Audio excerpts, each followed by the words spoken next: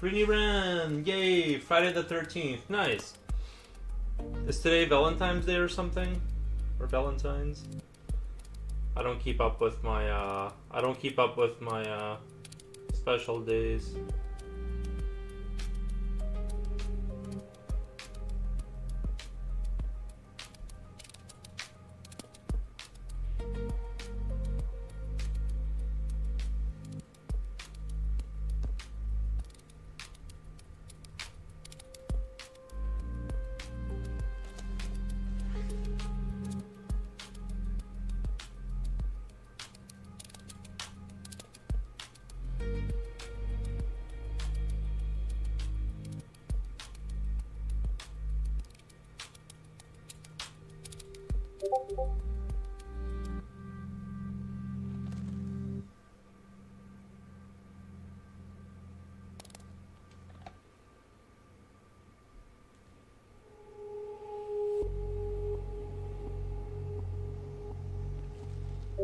Valentine's Day is tomorrow, and I ignored it as well. Nice, nice.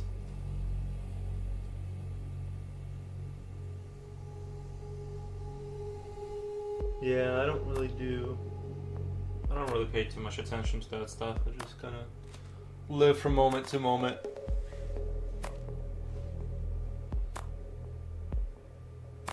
I did download Godot the other night, and I started tinkering with it. Might build some stuff in Godot, I don't know.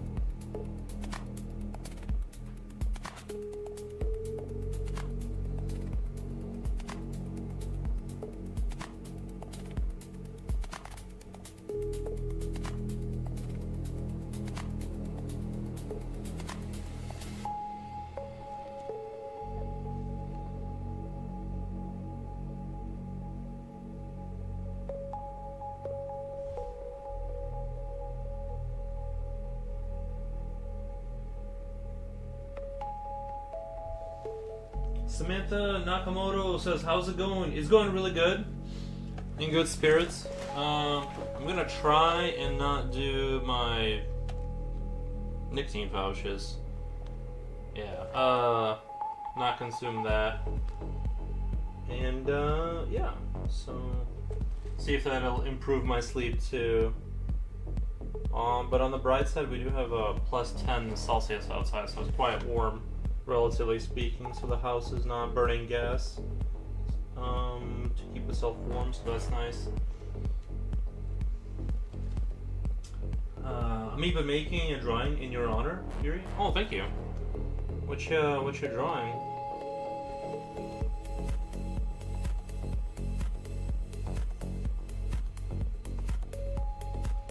Happy 13th. What is Happy 13th? Is that like a super special day or something?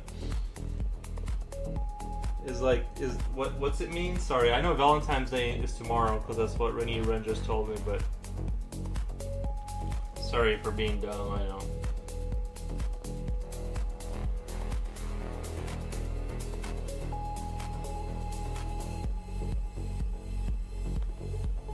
A bunch of demons. Okay. This art is pretty. This art is pretty amazing art. This is pretty amazing art. So, nice. Thank you. Thank you. Appreciate that.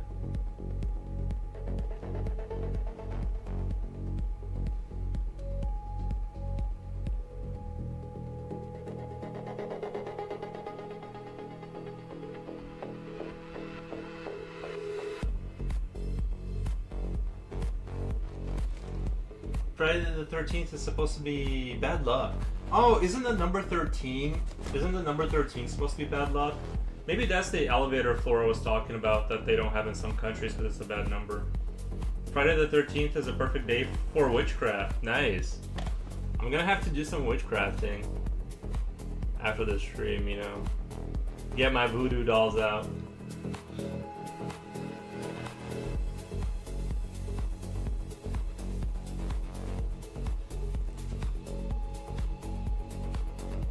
It's like a mini Halloween. Yeah, nice.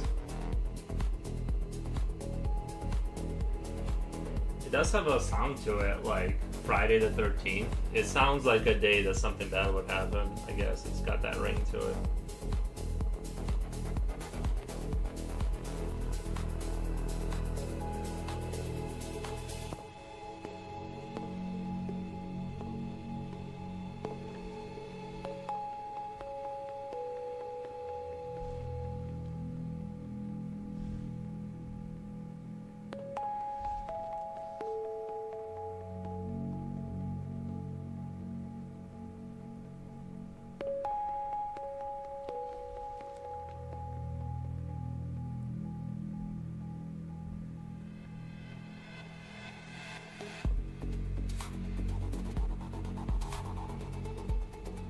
You should change the title of your live stream. Oh, to like Friday the 13th or something. Yeah, it just changing the title of the stream on YouTube is like it's a hassle. I have to go back into settings, open the stream. It's a to-do. It's not like I can just type in something different. On Twitch, it's really easy, but.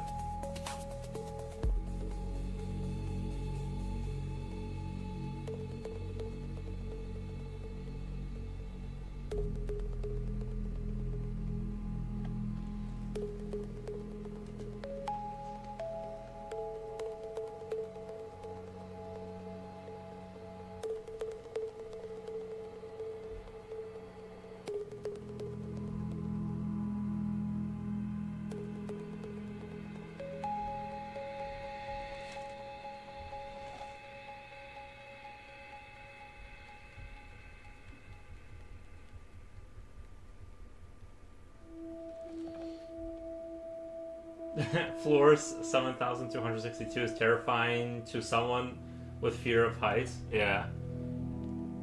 True. We watched a movie last night on Discord. It was called No One Is Going to Save You or something, and it was about this chick that like lives alone, and she like aliens come down, and she has to like survive all that.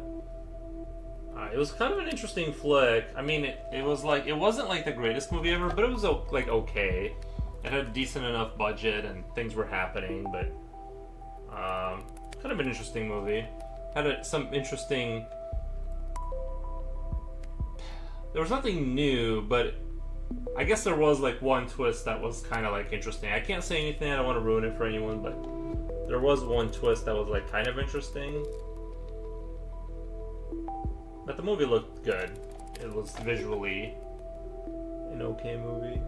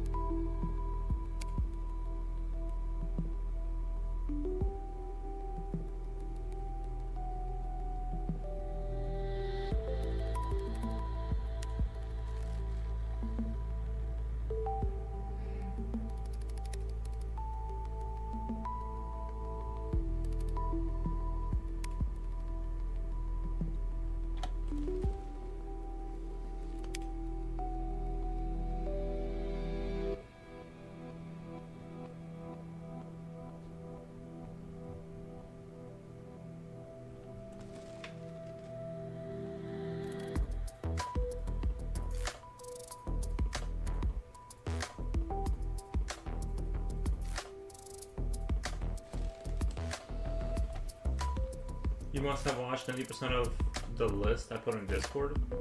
All of those movies are at least very good. You must have watched 90% of the. Yeah, probably have seen a lot of them.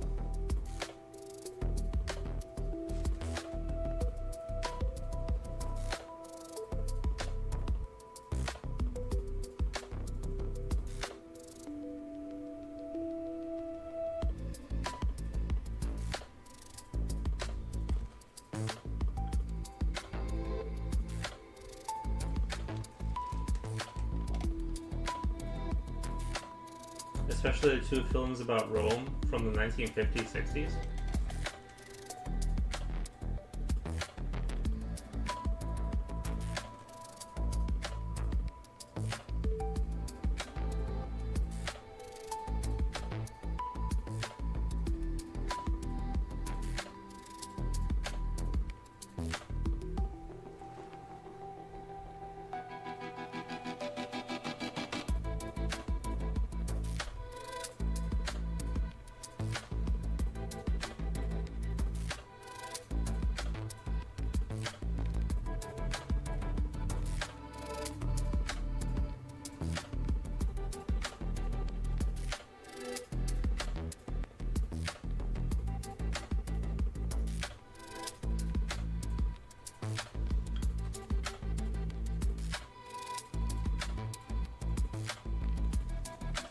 Coolio, whoa, it's the only and only Foros? It's the only and only Foros? Thank you, Coolio. Can you believe they filmed 10-minute chariot racing? The race was real? Yeah, that seems like today they wouldn't do that. Like an actual chariot race. Cool. Tapper Woman says hello. Hello, Tapper Woman. How's it going? How's it going?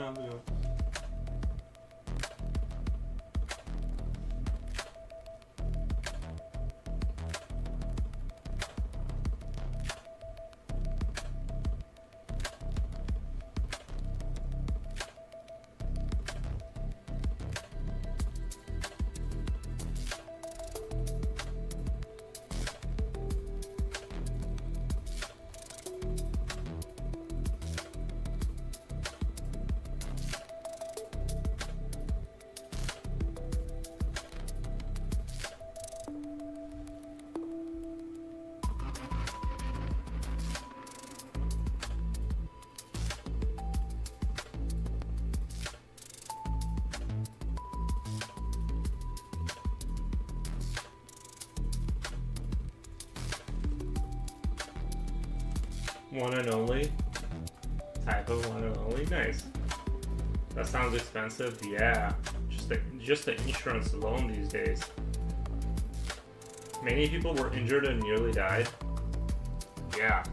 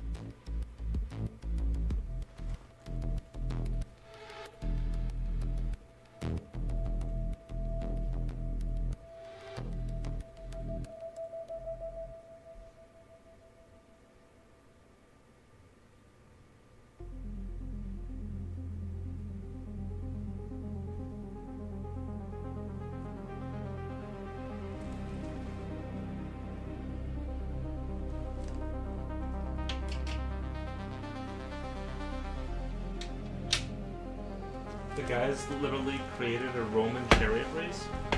Yeah, that sounds pretty intense. I don't know how people didn't fall out of those more often. I mean, I don't know if they did, but I'm not my cup of tea, you know. I'll watch a chariot race for sure, but I don't think I have any desire to actually do that, to be honest.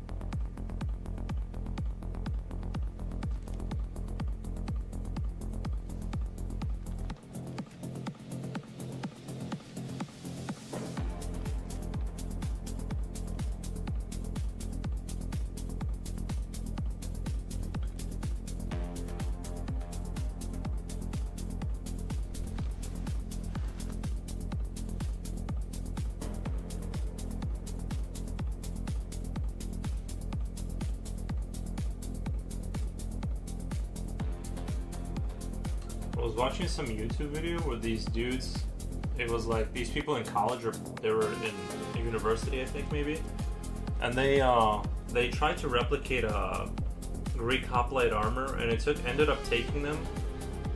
Well, it depends on how accurate you want to get with it, but it ended up taking them like a couple of years because they were trying to use like the right, like whatever glue that they would have used, and the more in detail they got with the armor build, it ended up taking like years to source the right kind. I think maybe the glue was the only thing they ended up kind of just using the closest thing to, but to harvest all of the resources and like, you know, it took quite a while to make a close replica that was actually made out of the same materials.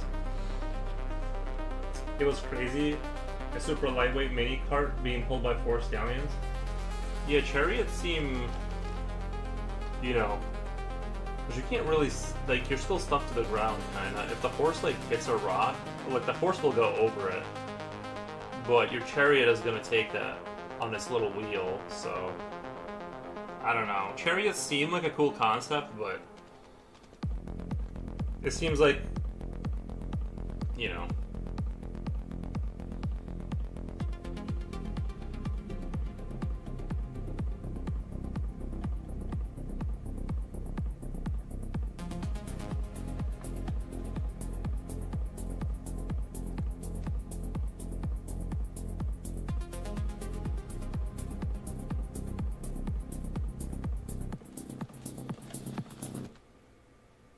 so you have an idea? Compound bows from that era began with the choice of wood 15 years before. Yeah. I would just like do what I would do. The grandfather gathered the wood that his grandson would use to make the bow.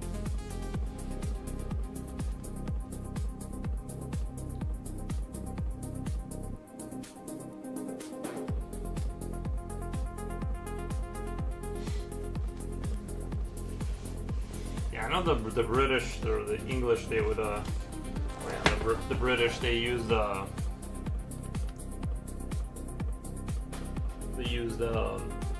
had like everyone train in marksmanship with bows for a while in the Middle Ages. Like everyone had to do it, which is pretty dope.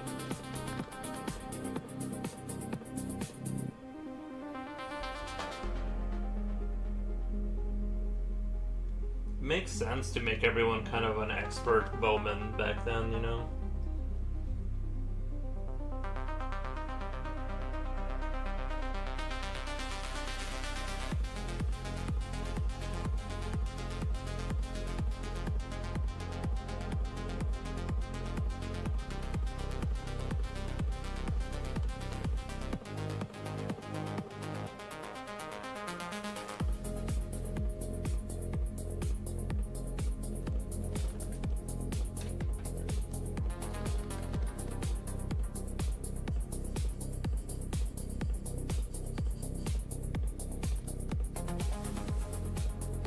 You have to do a little dance and manage to exert 100 kg of leverage force with your chest and arms.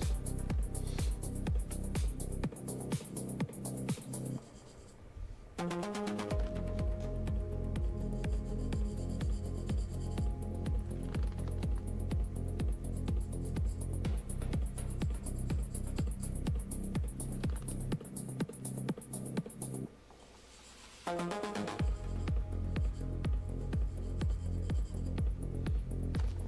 you had to be very strong for that.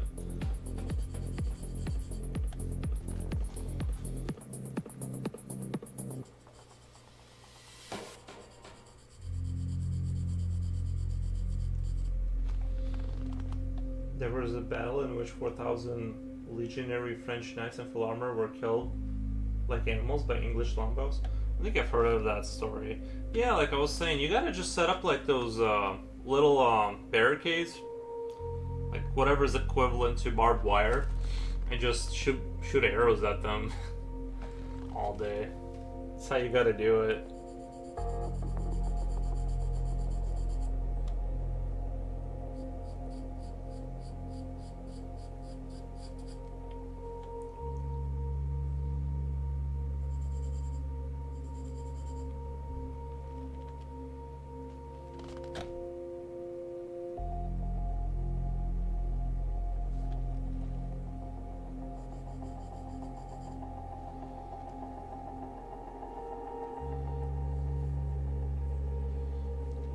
I think they've made. I'm pretty sure I've seen like movies about that event.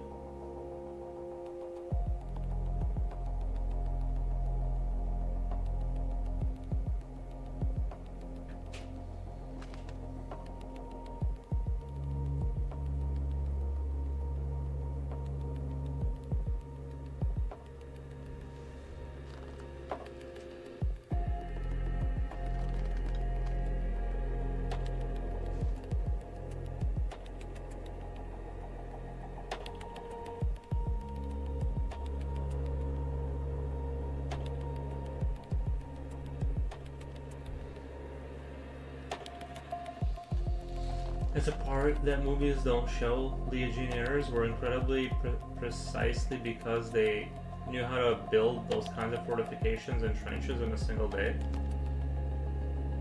Legionnaires were incredible precisely because they knew how to build those kinds of fortifications, trenches in a single day. Everything evolved around this type of fortification. Oh, the Romans? Yeah.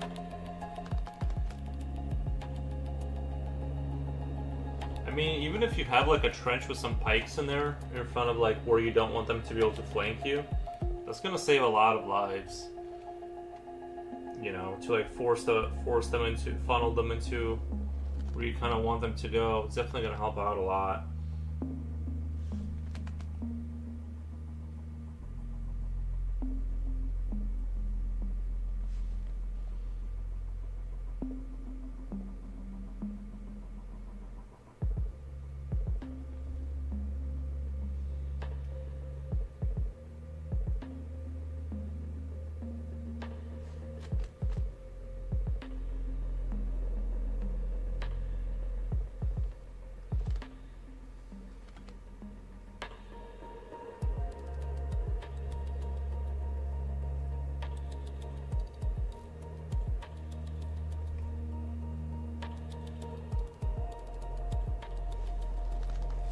What we see in the movies never happened.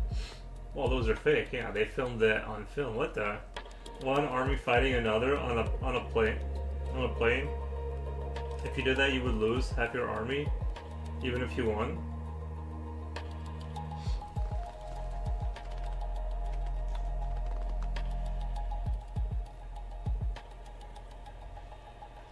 I heard that those clashes on open fields were extremely rare, and it was mostly just a series of sieges.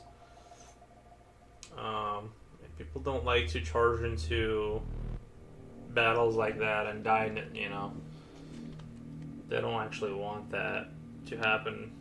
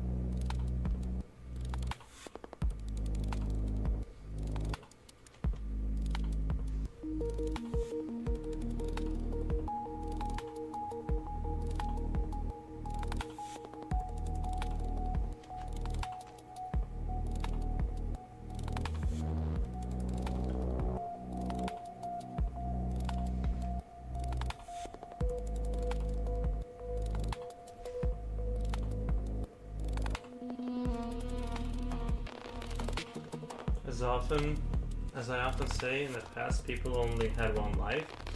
They didn't want to waste it. Nobody would throw themselves headlong into a wall of spears. Yeah, I think that's like... I'm sure there were some drugged up berserkers that did that. You know what I mean? Or something. I'm sure that's happened, but I think it mostly didn't happen. Although sometimes, I mean, you do see sometimes like crazy, like, you know, like when you watch like the Modern Warfare footage from you know what countries, there are some things that people do sometimes that seems kind of like video game-ish, like it does happen, where they just kind of do something crazy, but generally speaking, people are kind of trying to be careful.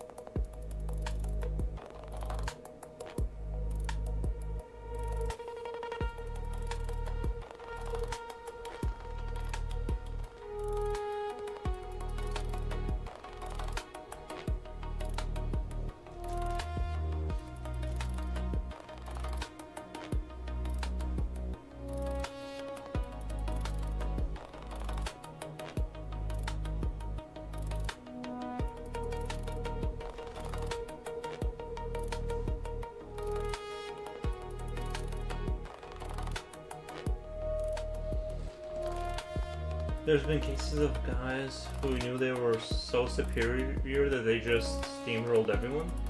Right. Yeah, I'm sure, yeah. They had guys who wanted to perform heroic feats or were driven by adrenaline. Yeah, I'm sure that's happened, you know.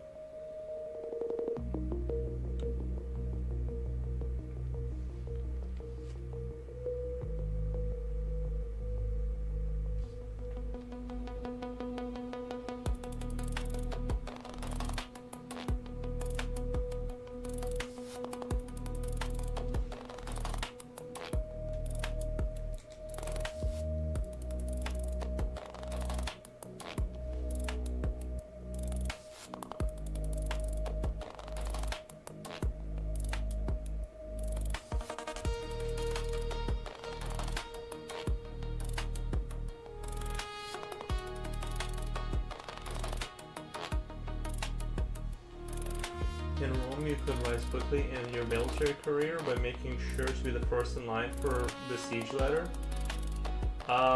Yeah. Yeah. You'd have to be. That's a pretty. I don't know. That first guy, he's getting hit for sure. Future Oil says, "What the? Nice."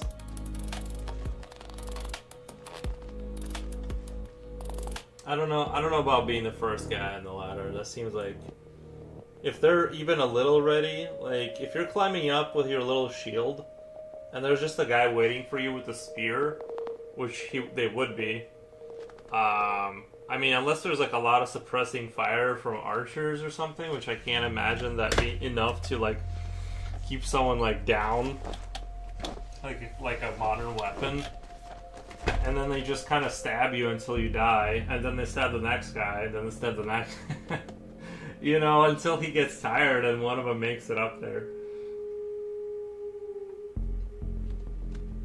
It's hard for me to believe that anyone was able to make it up those castle walls. town walls on any ladder. It just seems like impossible because they would just wait for you and hit you with a rock as soon as you get up. Like as soon as you're climbing over, you just hit them with a rock.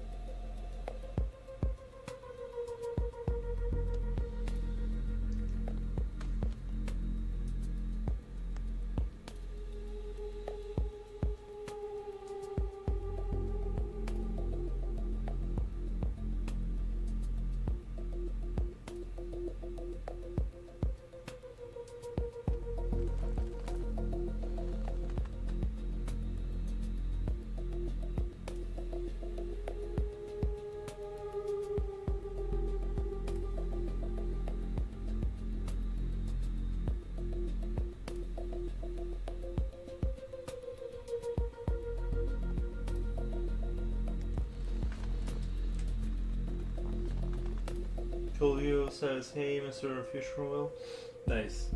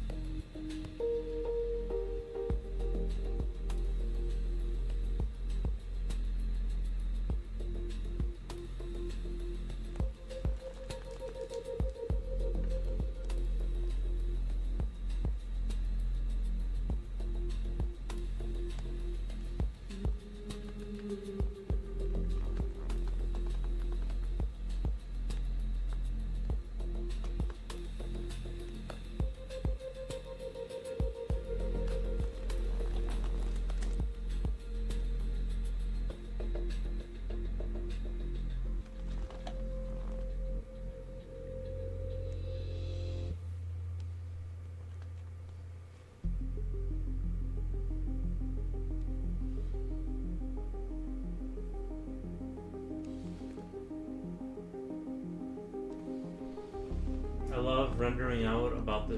I love nerding out about the subject. Then came the steppes people with such a unique war tactic that it took 7 years to understand it. The Mongolians, yeah. 120 what the? 120 what?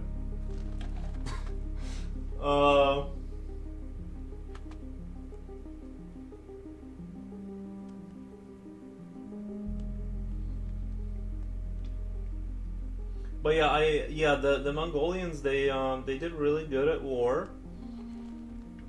What with their bows and all that.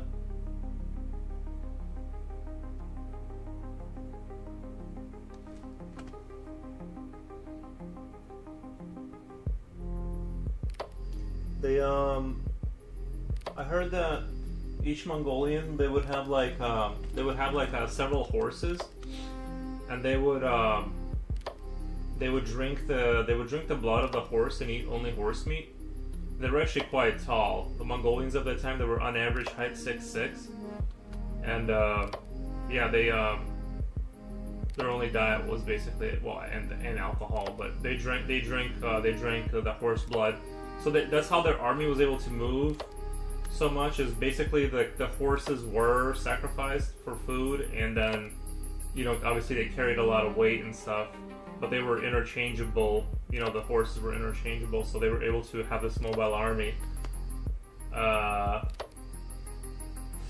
Where in the world is your studio, or is that not okay to ask? It's in my house. Like, it's in my living room. Oh my God.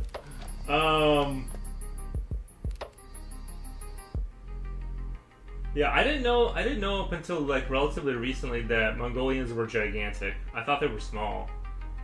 Apparently, they were gigantic. His studio is in Castle Grey, Skull Deep in the heart of Middle Earth. I sense that. Yeah, this is just my living room. Everyone thinks this room is like really small, but it's actually like I don't know. It's just I think it's because that wall curves around right there. And partially because of the way I have the camera set up. Because if it was any other way, you'd see all the way through my house, and I don't want that. You know, so.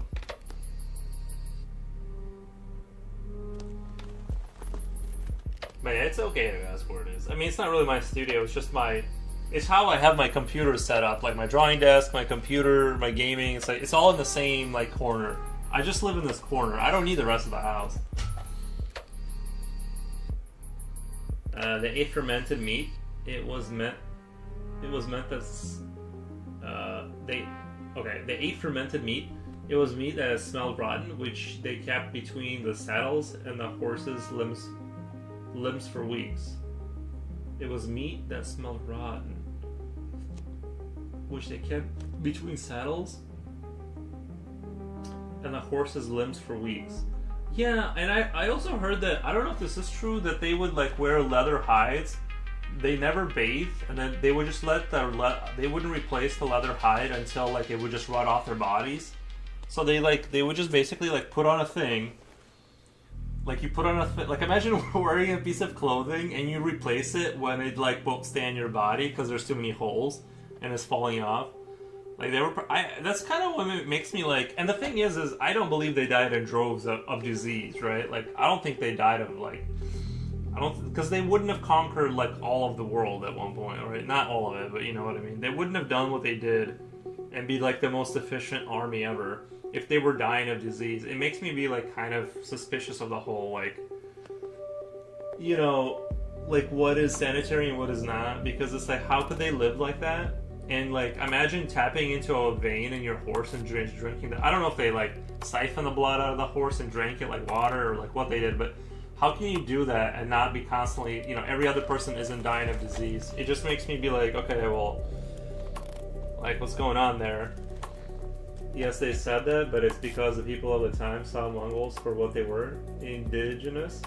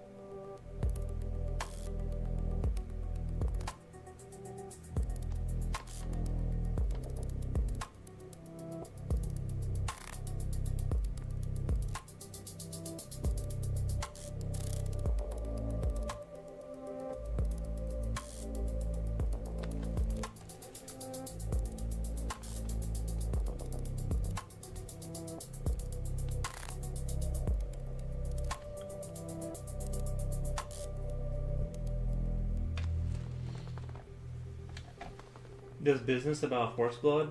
It was fresh blood and only used in moments of desperation and necessity, like they were crossing deserts and mountains. Noise. I recall reading that the Aztecs encountered the Spaniards. The Aztecs were taken aback by their foul stench.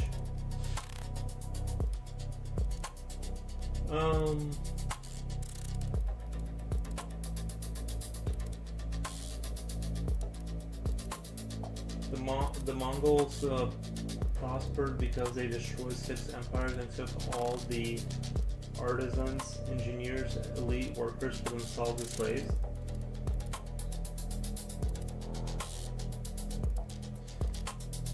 Yeah, but like, I feel like you're phrasing that wrong, because it's like, obviously you're gonna prosper by destroying 6 empires, but how do they destroy the 6 empires? Like, we skipped over like I feel like a major part of like the stepping stone. It's like, all you have to do, like, if you want to prosper, just destroy 6 empires. You know, the typical kind of like what you'd have to do is like, you just destroy all the competition that's in your way, and then you're good to go. Then yeah, you just enslave everyone that doesn't want to go. So if you can just do that, that'll be cool.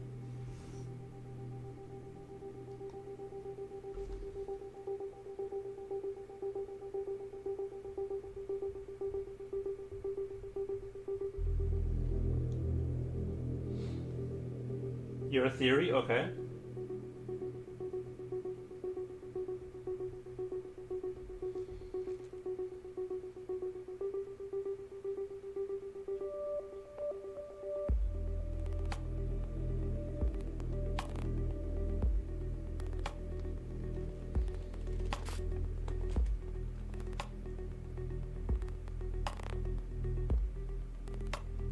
Spooky movie last night?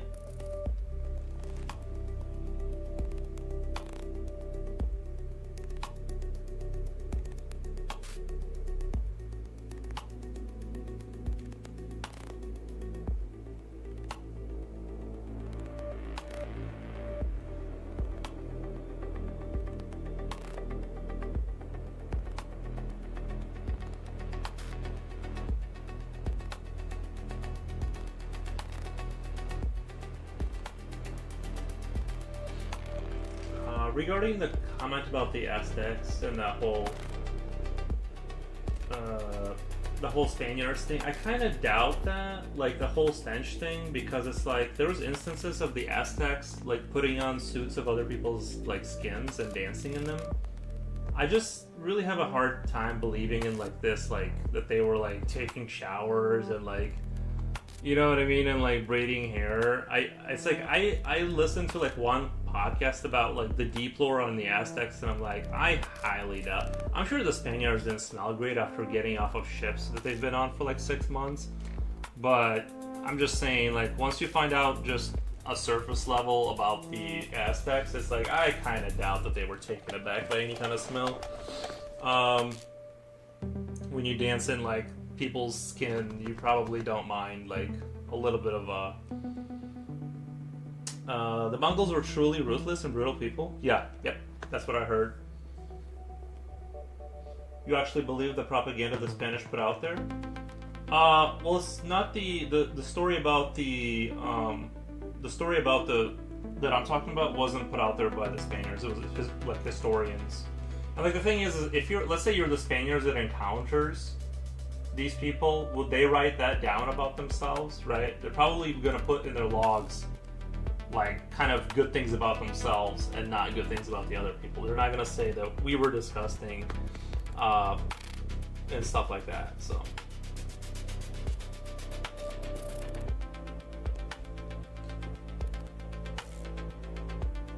I highly doubt that that's true. So.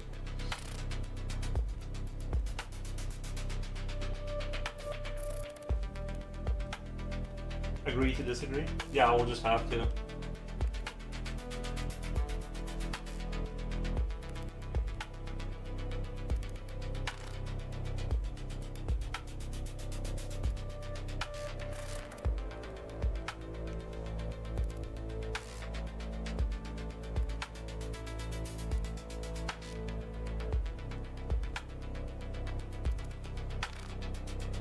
Bella Girard.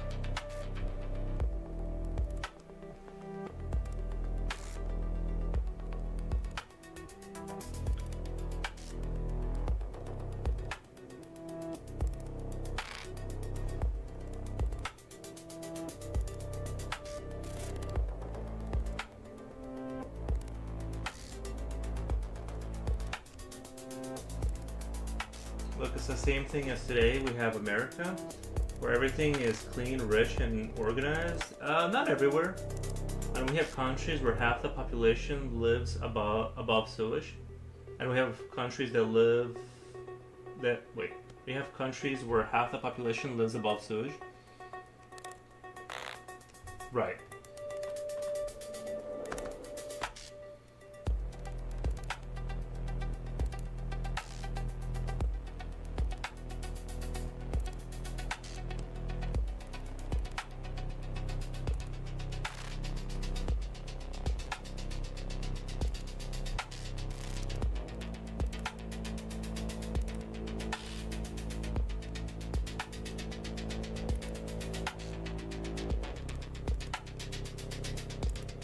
I'm absolutely certain that every human being has always known the difference between clean and dirty, fragrant and smelly. I think they do, but it just takes time, you know what I mean? Or whatever. You gotta have, I don't know, if you look at like England not that long ago when they went through the Industrial Revolution, everything was covered in black soot, you know what I mean? People like, and you know, a little bit before then they were dropping just like poop outside their window for someone to clean up. But like that wasn't really like that long ago.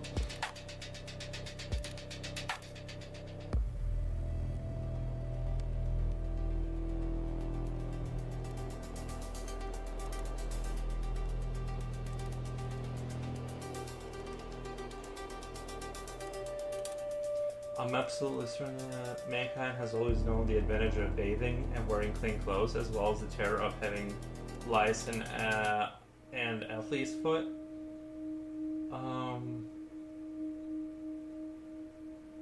Advantage of bathing and wearing clean clothes.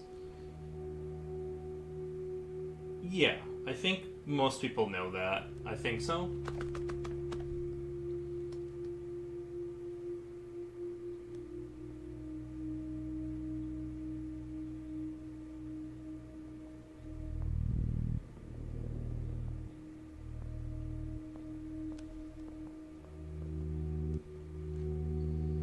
Kamuwamu said, "Hey man, what's up? What's up? What's up? What's up? What's up?"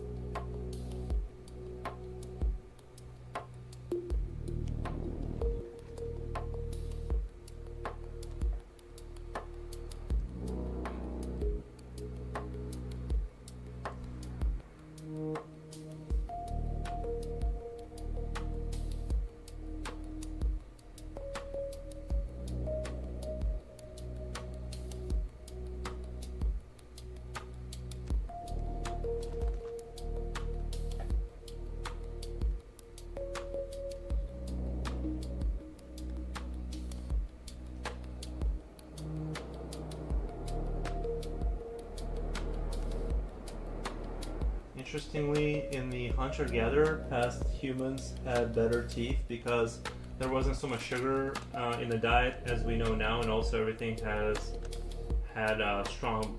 Everyone had a strong bite. That's 100% true.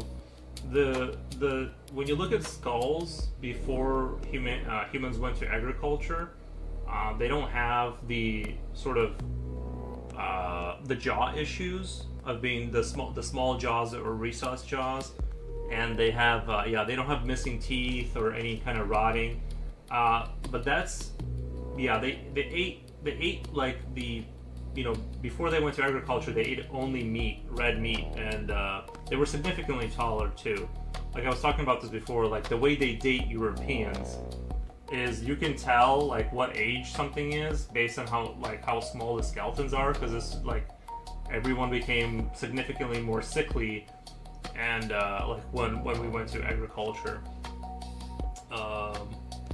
So yeah, there wasn't this kind of there wasn't these same issues that we have now with the diet. Beautiful teeth. Jen says hi. It is high hooks. Nice. It is cooked food. Soft food makes the child's teeth crowd together.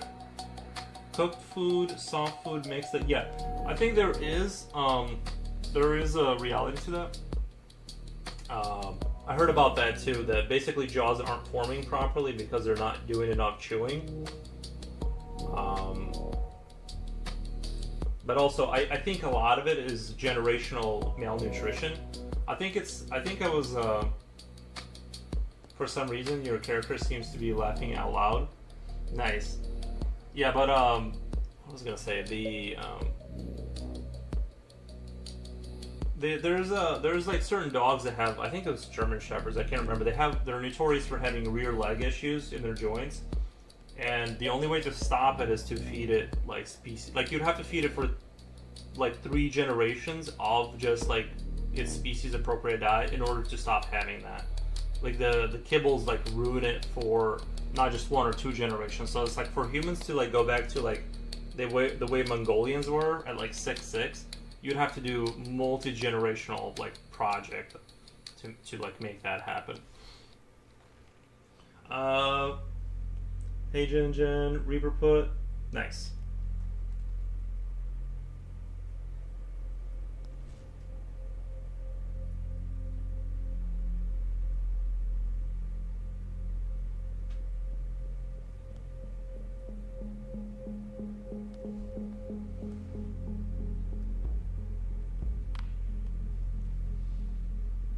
I 100% agree. Yeah, basically, yeah. You'd have to get rid of a lot of stuff.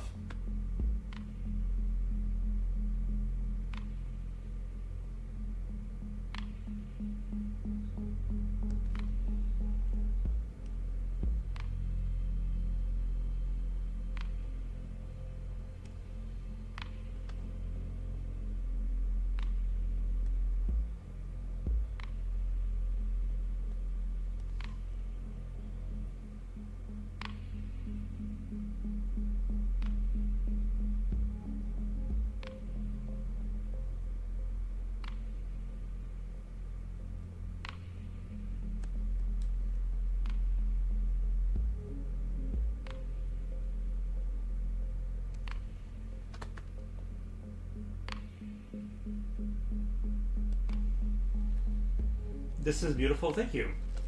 Ever thought of doing 2D animations? My brother started a course. I'm gonna play around in Godot. And see what I can do. Because you can animate characters in there for their animations and stuff, so I might do something like that. People don't discuss how common incest has been throughout history. This also causes many problems. But does it though? Because if you look at the Amish, they derive from like the American Amish. They derive from that. Everyone that's in the Amish community came from originally from 200 people, and now they're at 200,000. I think like they're growing, and like I think like their population doubles every 2 years because they have so many kids. And it's like they do have some certain genetic issues, because if you take a small small sample of the population, like whatever they had is going to get passed on. So they do have like very like specific issues, but they don't look like they're not thriving to me. You know what I mean? They look like they're doing just fine, unless you mean like incest, like real close. Like I mean, they all have to be like super right? Because if you're like talking about 100 men and 100 women, they all have to be like pretty closely related. and but they seem to be thriving. You know what I mean? They seem like they're still expanding, and as far as I know, the problem is marrying a first cousin is, or worse, a sister. As far as I know, the problem is marrying first cousin or worse, a sister. That's great, yeah. Yeah, genetic drift is strong in smaller populations. Yeah. I mean, if you just take like, right, like a specific set of group of people, and I think they did something like that. It was like one of those Nordic countries that kind of did like, they just kind of kept not letting, I'm gonna say it in a way that's like coded. Like they more or less did like eugenics. Sorry, I was gonna not say that, but like they basically didn't let certain babies live that had certain diseases, and they just like, I forget what country this is. It's like one of those really cold countries, and they got rid of those genetic traits. Like just got rid of it.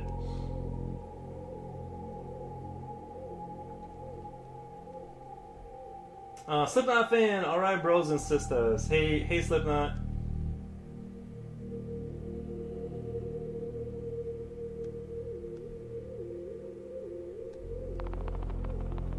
This sounds scientifically off. That's how they presented it. There's a whole documentary on YouTube.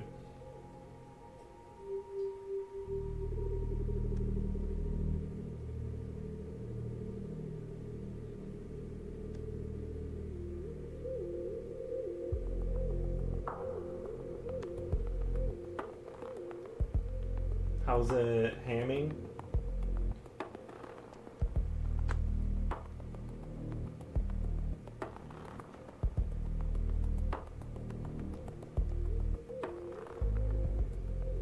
Almost everyone is a subject nobody likes. Eugenics was a subject until 80 years ago. Almost everyone. It's a subject nobody likes. Yeah.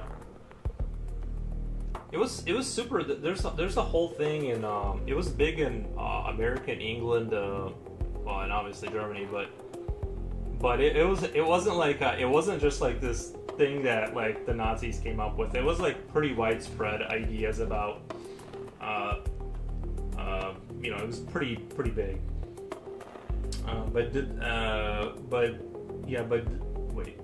But they kind of off the grid. They didn't report Jack to society. They're kind of off grid. They don't report Jack to society. You mean the Amish?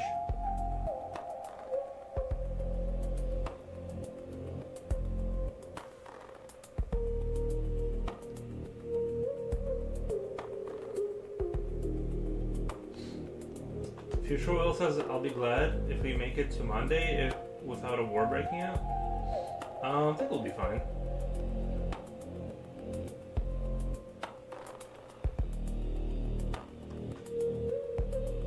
Slippy, that piggies make me hungry.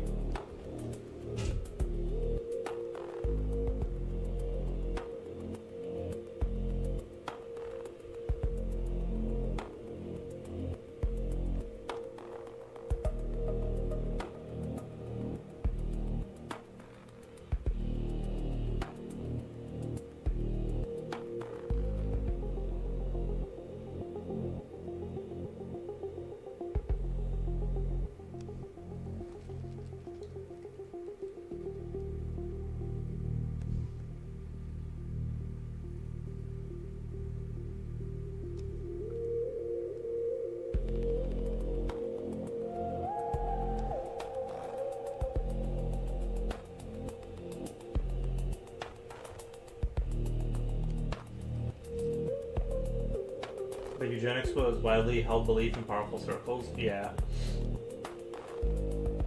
Future says, Gen, I need to eat. And I wouldn't call 20th leaders great at all. I wouldn't call 20th century leaders great at all. Yeah.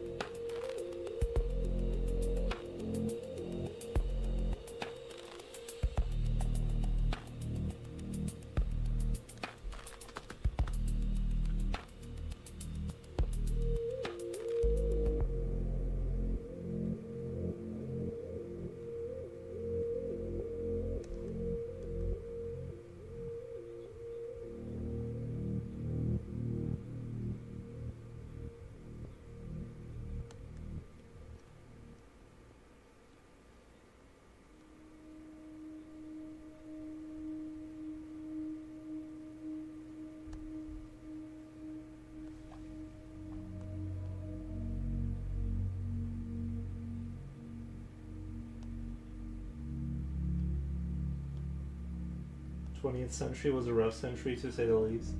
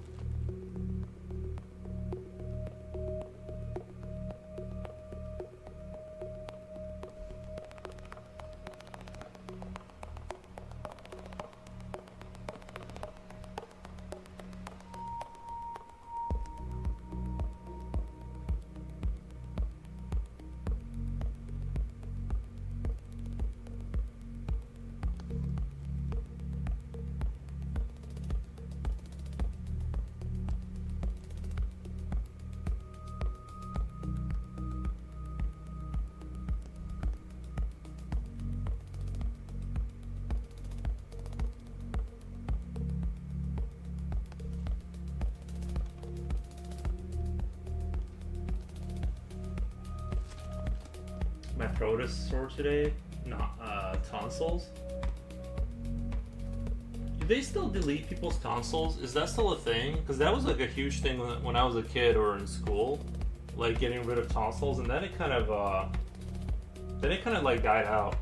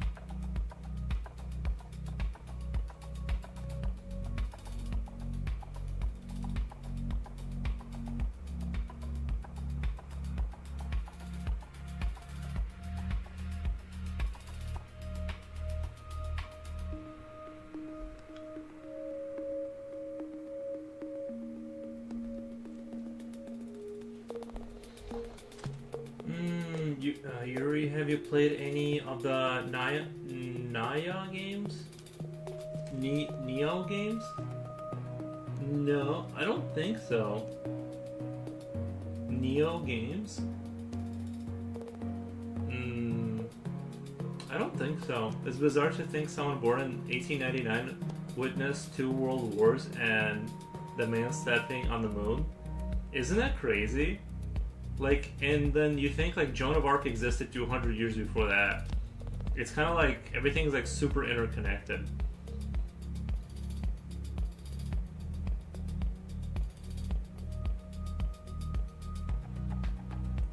Or like, yeah, it's just like you think like it's like, you know, the 1600s was like a gajillion years ago, but like it's like, you know what I mean? Like there's some, I don't know, it is kind of crazy. And then like people, like wouldn't it be bizarre if like people who were like born in like the 90s, like if you were born in the 90s, we got to live through like all of this technological revolution all the way to like post-work society where just nobody works anymore. Like it happens, like if that happened in our lifetime, like it just takes over and like we just kind of hang out and chill. They do, but not as much now. I struggled with that my whole life, but my doctor always told my mom not to get surgery. Don't know why though. Oh, they do, but not as much now. I struggle with that my whole child life, but my doctor always told my mom not to get the surgery. I don't know. Unnecessary surgery is unrecommended. Yeah, because like for a while, yeah, I never had anything removed. I've never had any issues. But yeah. Neo is a samurai game. There's 3 of them. I played like a samurai game on the original Xbox a million years ago, but I don't know if it was Neo. I played that one game with Ninja Gaiden. That's the closest thing I can think of. The sad reality is that nothing has changed. Post work would be really awesome, I'm not gonna lie. Yeah, my fear is that like most regular people are just not gonna be able to participate in the economy in any meaningful way, and unless they just let them die, then they're gonna have to. I don't know, you know. I have no idea. My younger sister has hers out. I never did. Neither did my other brothers and sisters. She was always getting sick, and that's why they removed them, I think. Yeah.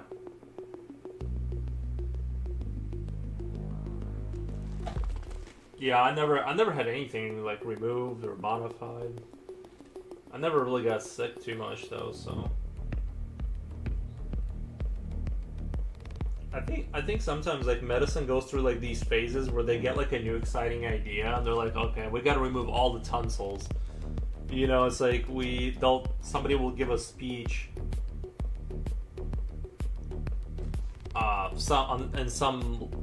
Some medical magazines will start publishing about the miracles of removing tonsils and the money that's in it and like how great it is for the patient and it improves their life, and they just go on like this little rampage for a decade.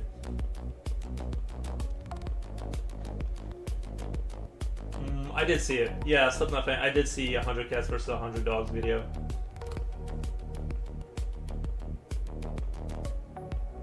Tonsils were once seen as a kind of useless vestigial organ. Today, it is known that they have several functions. Operation is only performed in extreme cases.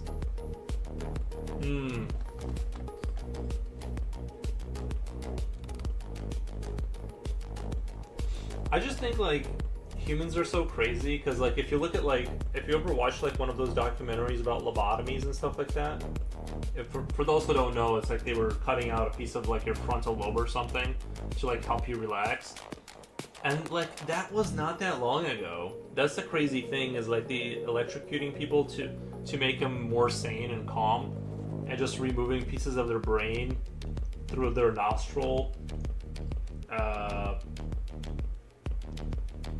It just like not that long ago they were just going ham on that stuff. It just seems like, I don't know. It's like, how much do they really know? Because that seems like obviously a bad idea. I kind of don't want them. Be gone, tonsils. So, like, what are they bothering you, or like your tonsils are bothering you? I don't even know like where they are. Like, isn't that the thing on the back of your like neck or something? Like, in older days, they had an instrument that literally ripped out the tonsils abruptly. Oof. Don't know why, because increasingly enough, frontal lobotomy sometimes worked.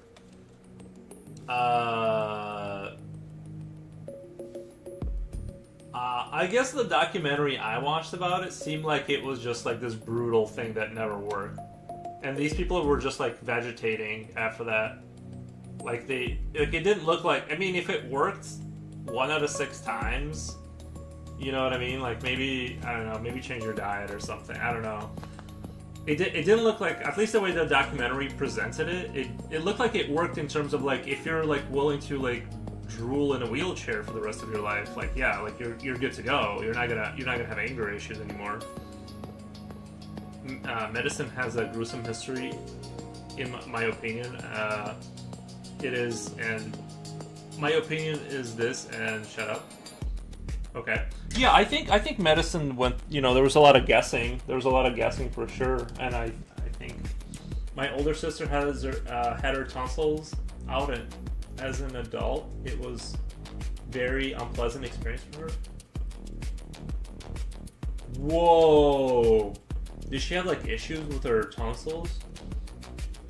Like, why do people get them? What's the thing? What's the thing with them? Why do people even get them removed?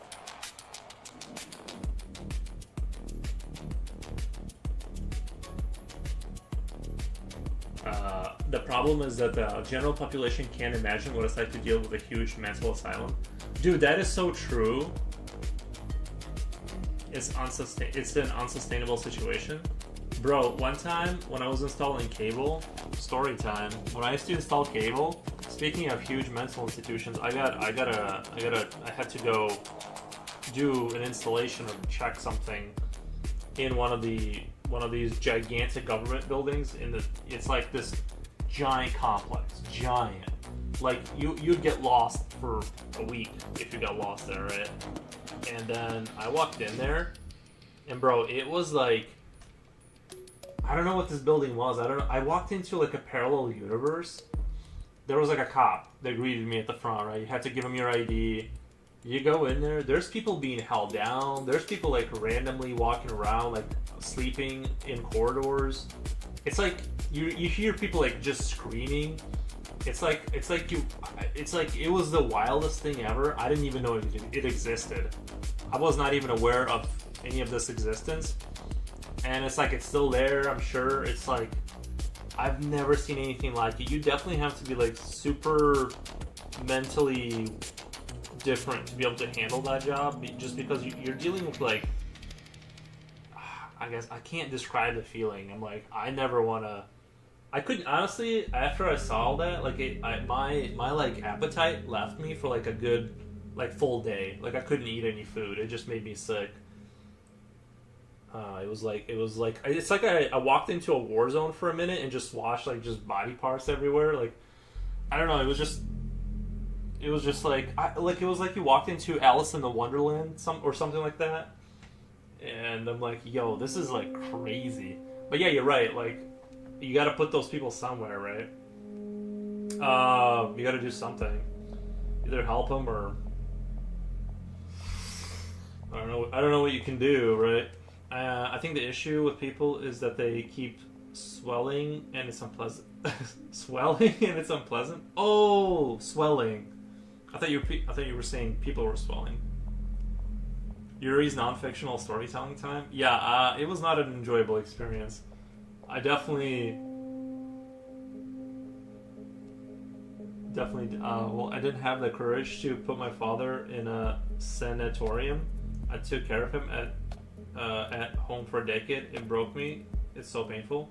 Yeah. Caretaking is so hard, dude. It is rough. It is rough.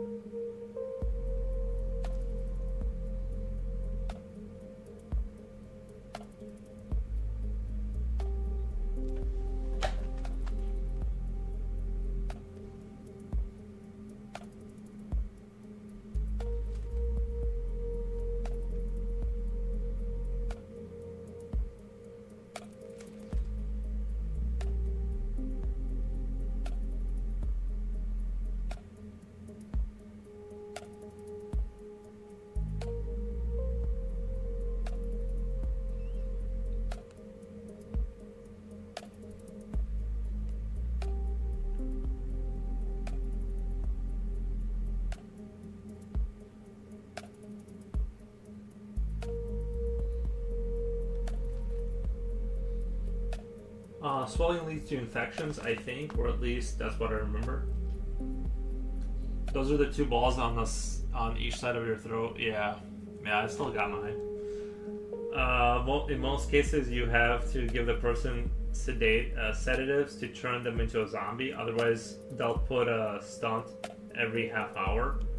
Yeah, they'll put a stunt every half hour. Yeah, that's what I saw a lot of too. It's just like these kind of like people, their hair is unkempt. They're like kind of wearing like those medical robes that like either they're not wearing any clothing. It's just like this sheet, just sitting there, just staring off into the distance. Sometimes it's like they're just in the hallway standing there like leaning on something. I'm like, yo, this is crazy. Like I didn't even know this existed. Right? Like I was like, I don't know, man. Like I couldn't eat food for a little bit. Like I had to wait till the next day till I could eat food because it like kind of made me sick. Like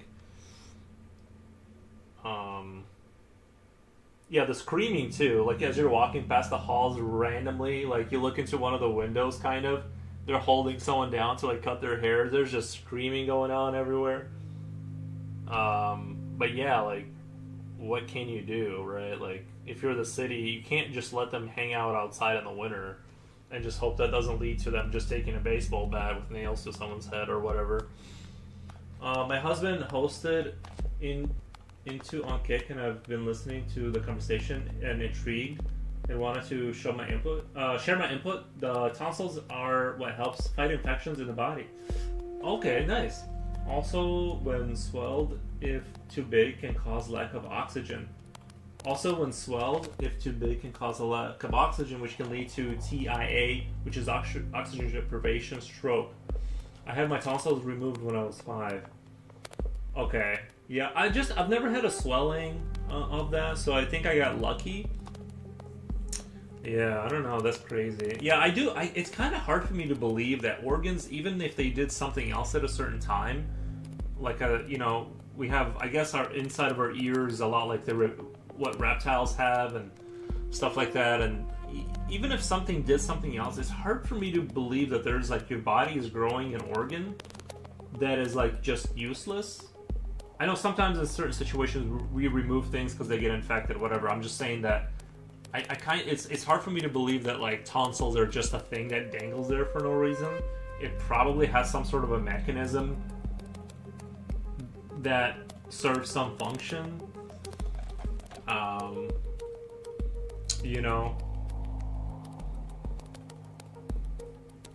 In most cases, you have to turn sedatives.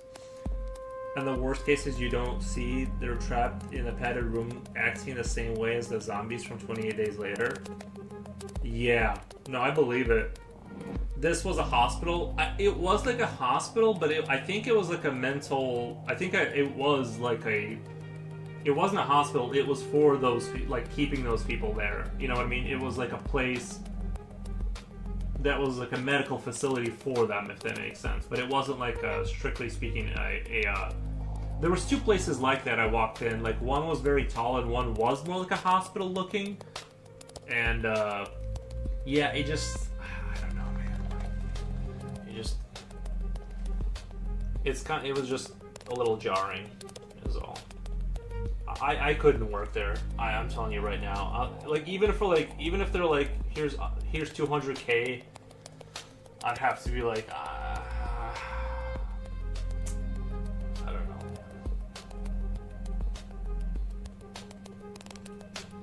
There are people out there with issues, but I don't believe we should assume anything about them without knowledge of their story. That's a good thing to assume. Like a clinic? Yeah, it was like a clinic. My friend works at a place like that. She says it's always a fun day of work though. Yeah, I mean, it's definitely action-packed for sure. It seems like, you know what I mean? You gotta have your wits about you.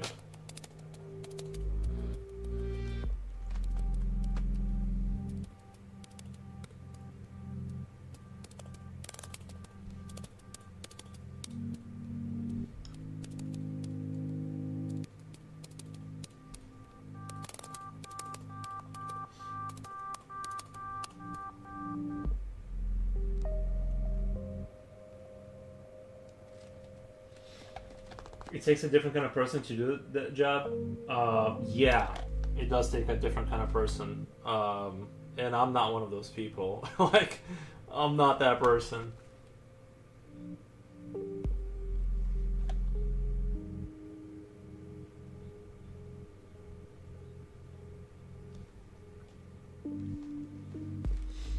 Your art is sick, by the way. I love it. Thank you. Thank you. Tonsils aren't useless. Wait. Tonsils aren't useless as they help fight infection. Yet, if they themselves become too infected, then they need to be removed because then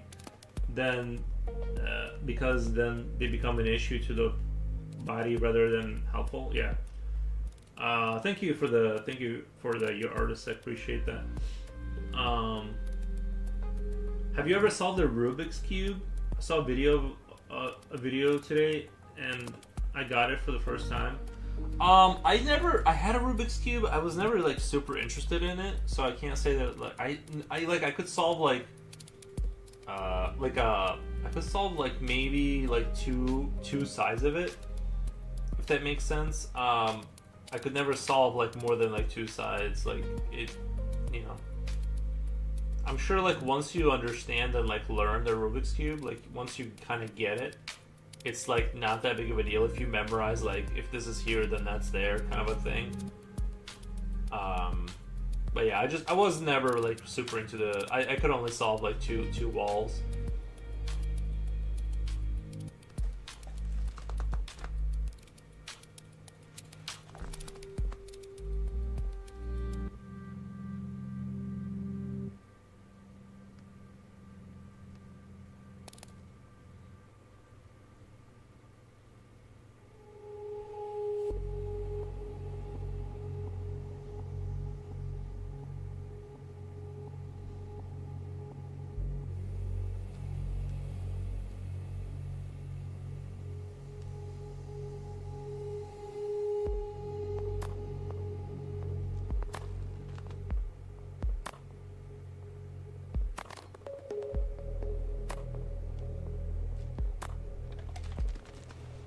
Same, yeah. It's too hard. It's too hard. I tried. I don't know.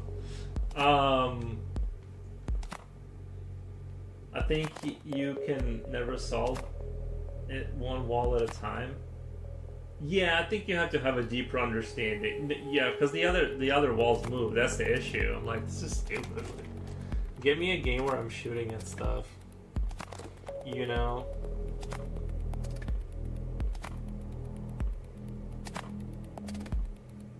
The trick is if you throw the Rubik's Cube against the wall, the pieces go flying everywhere, and you just reassemble it however you feel like it. So, pro tip.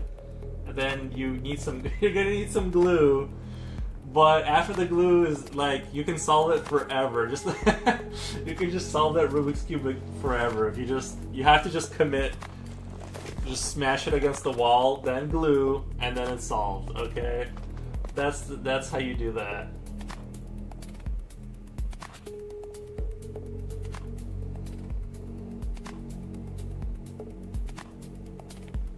Okay, to be fair, I was like you can't do it because we have drywall like walls here. You're gonna damage your walls. Like I'm thinking of like if you have a concrete wall, then do that.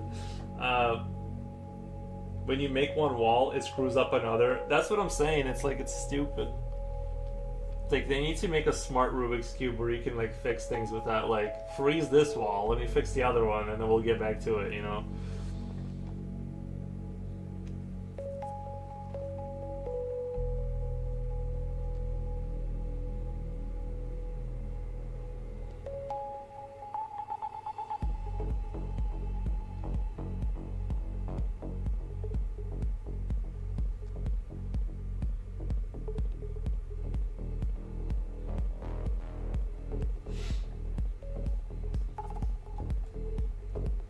Brick wall.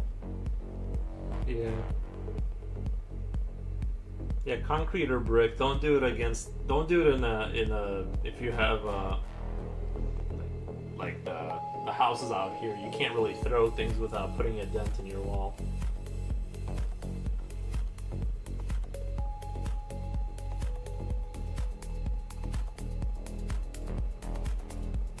That was a little bit of a culture shock too. Like when I first came to America, like all of the walls in Belarus are made out of concrete and or wood if it's like a little house in a dacha or something like the village.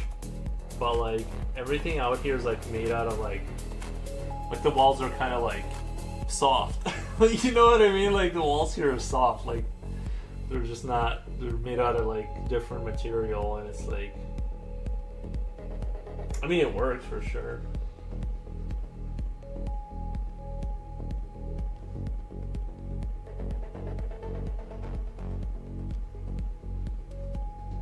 All houses in England are made with brick walls. Yeah.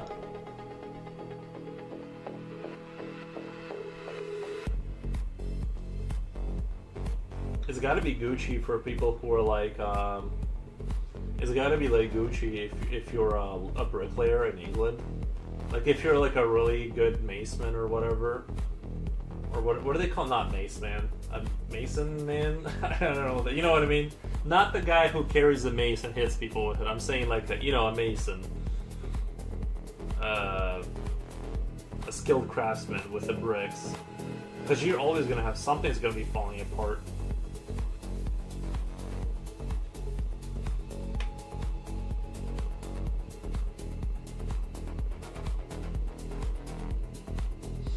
I do like the cozy English kind of vibe. You know what I mean?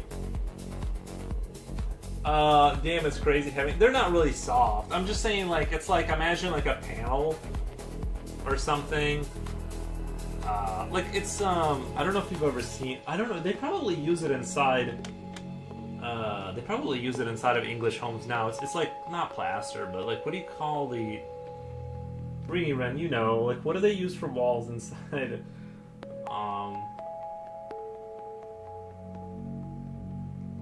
I can't believe I'm blanking on this. They use drywall. Oh my god, drywall, right? Like drywall is kind of bendy, but if you drywall, it's kind of bendy, like, but it's not like bent. It's not like once it's installed, it's not like soft. I'm just saying like when you knock on it, you hear like this hollowness. Whereas a concrete wall, it's like, if you live in an apartment that's like made out of concrete, you don't feel the outside. It can be like storming or whatever, like you don't feel anything inside. Like you're completely isolated from the outside, like feeling wise. It doesn't sway. You don't hear any noise. It's like a completely different experience to like an American house that's made out of wood and has drywall or whatever.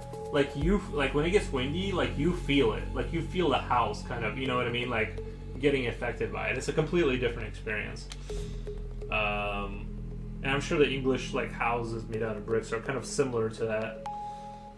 In that kind of foundational way where you're isolated from the outside, and you know, these are sentences.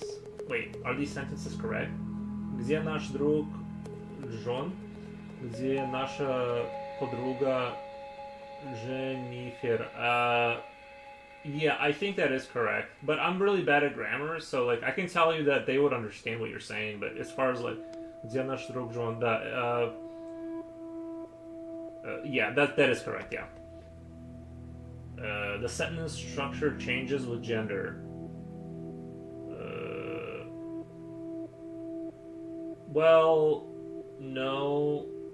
The sentence structure stayed the same, except где, like nash and nasha are, it's like male and female words. Do you know what I mean? And then друг, подруга, yeah, that's male and female. So yeah, like it changed the words to like the female version of those names for the female, but the core sentence is the same, if that makes sense. But yeah, it does. I don't even think about that stuff, but yeah, like now that I'm thinking about it, there's a lot of the female male kind of words. I mean, not structure, the words change. Yeah, the words change. The structure stays the same, but the words do have like the male female kind of flipperoos going on there. This was Guild. You hired master stonemasons, sorry, and it's truly impressive. Those stained glass windows in cathedrals, for example, are 300 pieces of stone perfectly handcrafted.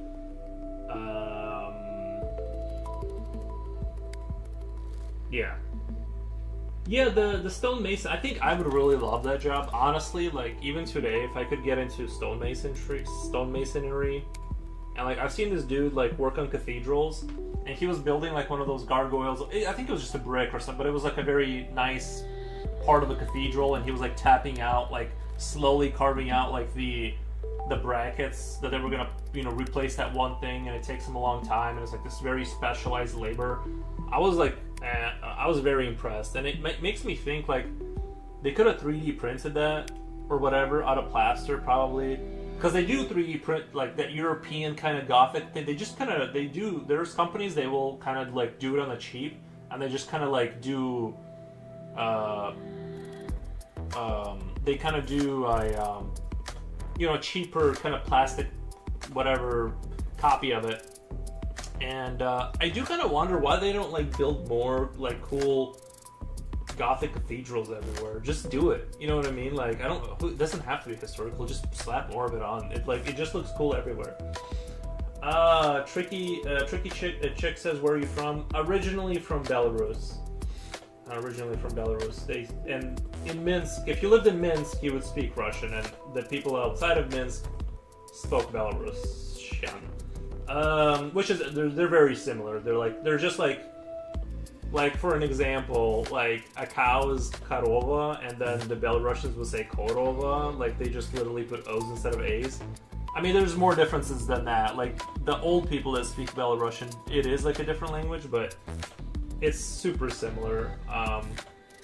You guys heard of that doctors in Spain have found a cure for pancreatic cancer? I have not heard that.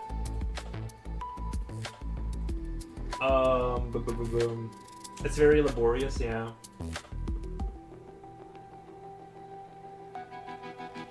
Oh, that's awesome. I'm from the States. Well, I'm in the States now. I live in Illinois now. I've lived in Illinois since I was like 9. But I'm saying that I was originally from, like, I've been Americanized for a while, but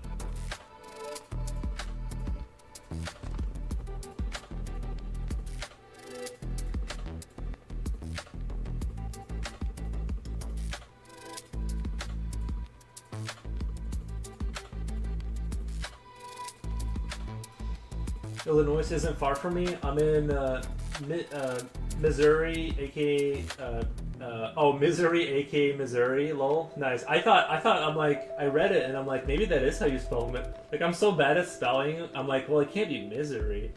I thought, I'm like, maybe that is how you spell Missouri. I don't know. But that's nice. Yeah, I like it out here. It's alright. I think the Midwest is underrated. Well, like, I think Midwest is great if you have internet and you're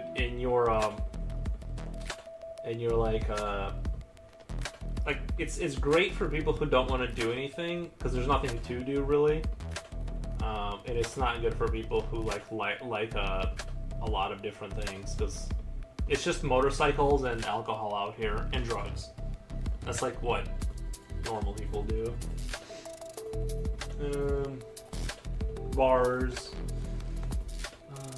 When you see the Gothic cathedrals, a single window session was the work of 10 masters craftsmen over 5 years. Damn, that's crazy. Oh, Jen has to go. All right, bye Jen. Have a good one. Thank you. Chicago has the bean, bro. That is so embarrassing. Chicago has the bean. Yeah, like we do have the bean, don't we?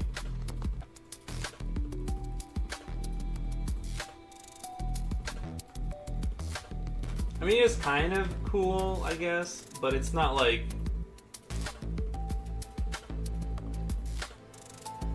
It's sort of you have to be there cool.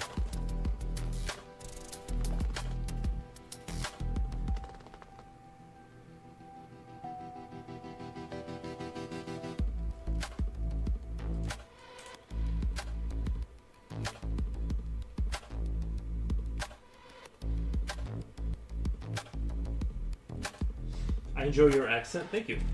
I live in a rural area of Missouri, but that's the way I like it, honestly. Yeah. Especially as I get older, I outgrew the phase where I kind of wanted to move to the city. I'm completely fine, like, just visiting Chicago once in a while, and then like just being out here. It's quieter. It's way more chill. I like it. I feel you there. Yeah, especially if like once you get older, all you want to do is never see anyone ever. It's like. You know what I mean? As soon as you make enough money to like be inside your house, it's like that's the greatest experience. like especially with internet getting so good, and I grew up in Ohio. I moved out here in about 2019 or so. Thank you for the follow. Uh-oh, did we hit 2100 today? I think we did. Nice. Very cool. Thank you guys. 2100. I grew up in Ohio.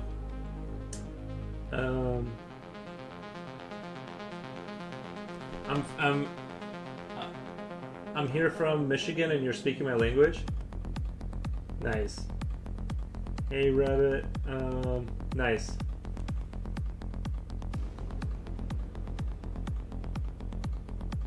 As an artist, what do you think of like art like that? As an artist, what do you think of art like that, abstract art? I think that being in contrast. See, the thing is that it's not that the bean is horrific. It's just that it's in context of Chicago's like brutalist kind of industrial, like sort of like it has a lot of sort of, you know, skyscrapers, and like it just doesn't fit. Like I don't understand how they thought it fits into that aesthetic, right? Like it doesn't complement the city. It just stands in like stark contrast to its like spirit. I feel like this kind of like industrial, dark, kind of like gritty, you know, Arkham Asylum, like kind of like Batman kind of like vibes. You know what I mean? Like I don't think it's like, I don't hate the bean. I just hate that it's in Chicago, because the Chicago isn't the right city for that. But in terms of abstract art, I don't hate abstract art. I do think there's a lot of lazy abstract art, and I think it puts a bad name on other people's abstract art, because it's so easy to make. I used to just hate it outright, but I think I'm growing to appreciate it, because I have seen some good abstract art, but I think that there's just a lot of slop out there, and it kind of puts a bad name on other art, you know, on other abstract art that is actually should be viewed.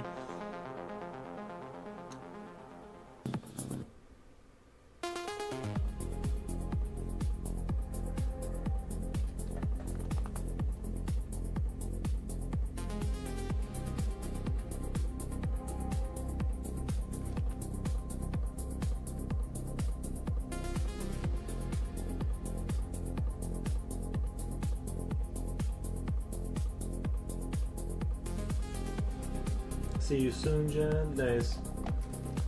But that's basically my take on the whole abstract art. I don't hate it. I used to dislike it more, but like now because I have seen good ones. It's just that the problem is usually when you see art, abstract art, you're presented with like these ridiculous scenarios where it's like a banana taped to a wall, or a black square, or whatever, or like some slop, and then you're like, okay, this is all garbage, whatever, just mental illness on paper. And then, but then you see down the road, you do see like people who put thought into it, like, and you can see the quality and the thought, and like, and it's like, oh, it's just that I saw, or what was presented to me was just trash, and you know, because it is easy to make fun of. You know, it's like an easy target, because I think even the good abstract art isn't for everyone. So it's kind of like this. It's kind of like in this very small thing that's hard to encapsulate. Yuri, you thank you for the follow. You would win in this situation. The elephant versus who would win in this situation? An elephant versus 215 large pit bulls, 65 pound each. Well, my dog is 125. I think he's like 118 pounds. And I don't think, if this was a full male elephant, I don't think, even if you had 1,000 Areses, I don't think they could do anything, because it's like it would take no energy for the elephant to stomp on them. So I think it's kind of like, yeah. I just don't think, I don't see how pit bulls would ever win. They just can't do any damage to an elephant. Oi Stop says, wow, that's so cool. Thank you. My dog's about 160, 180 or so. Lol. Named Brutus. He's a big boy. Nice. Yeah. What breed? What breed is he? Is that like a mastiff? Let me let my dog in really quick. Let me let the dog in.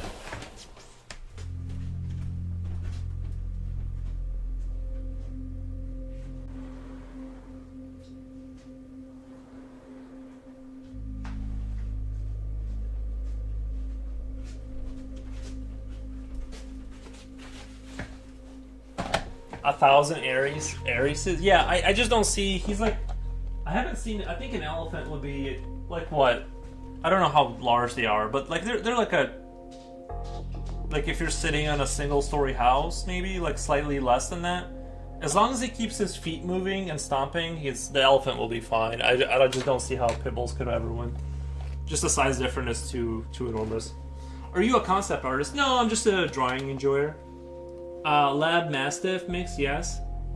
That's good, boy. Brutus, nice. Nice.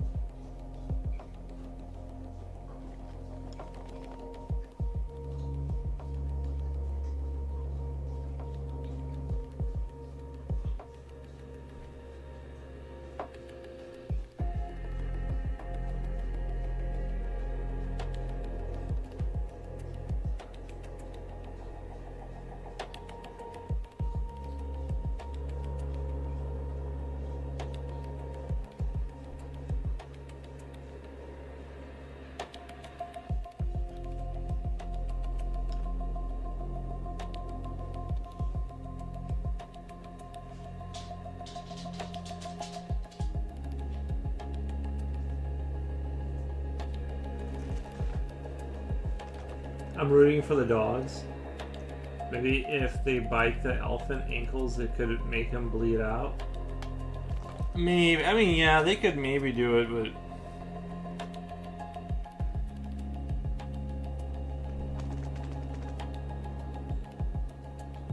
because they can jump up there, but... plus, elephants are actually kind of fast. I didn't really realize that how fast they can run. I think as long as the elephant just keeps running in circles and just kind of getting a dog here and there, just kind of wearing down the pack, I think it would eventually win. Seeing your art scroll by, I can't say enough how beautiful your work is to me. Thank you, Tricky Chick. I appreciate that. Yeah.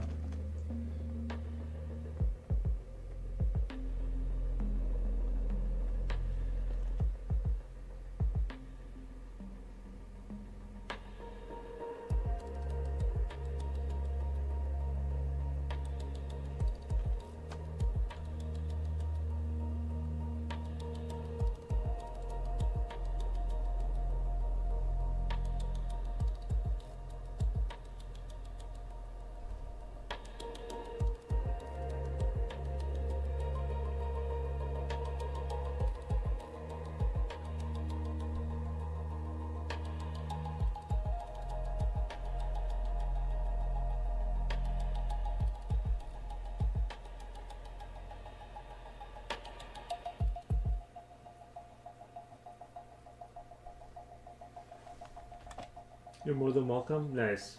How long have you been drawing for? Probably just, I've always kind of drawn, you know what I mean? It's always been like a kind of a thing I do. I didn't have like a starting date. I just kind of did it as a kid and then just kind of did it more. And yeah.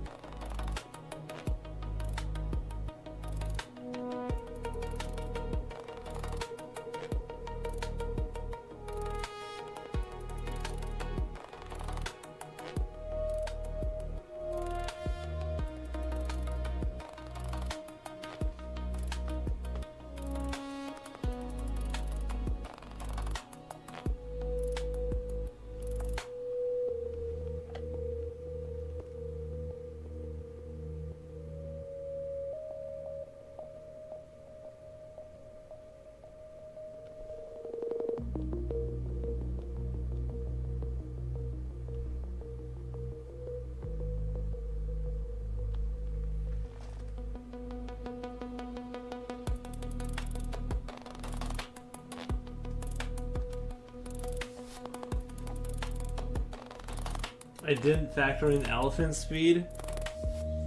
Nice. The music for your stream is really cool. What's it called, if you don't mind me asking? Coding music for Flow State.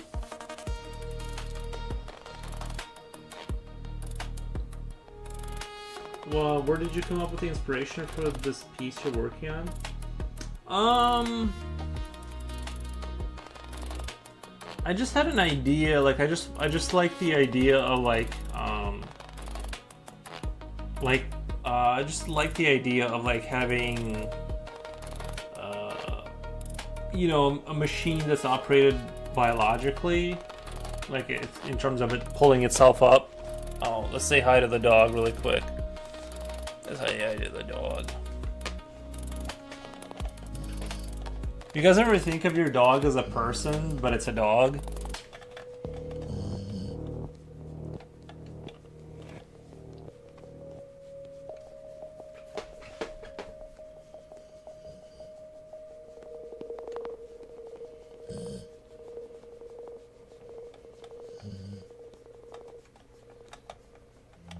My dogs are my kids. Yeah. I kind of think of it. Sometimes I'm like, if he was a person, I can kind of see like what kind of a person he would be. You know, it's like a.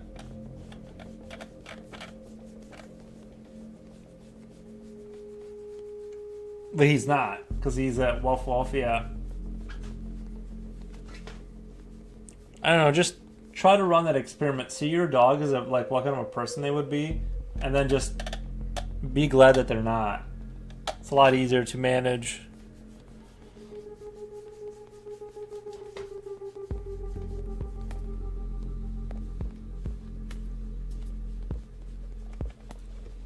Oh, yeah, baby.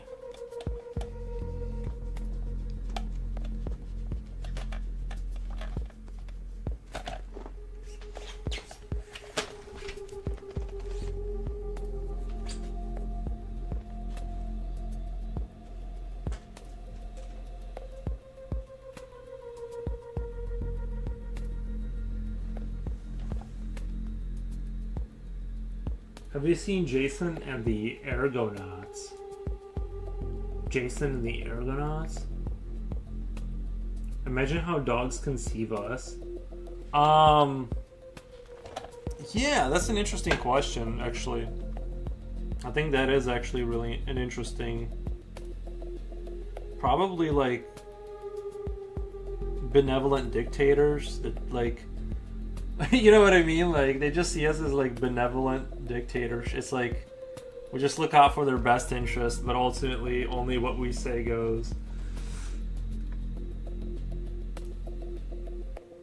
With the sword fighting skeletons? I have seen, I think the sword fighting, it was like stop motion, right? What you're talking about. Have you seen Jason and Argonauts? I think that's a stop motion thing from like the 60s or something, but I'm not sure. But I've seen a clip of a skeleton fighting in that Greek mythos or whatever movie.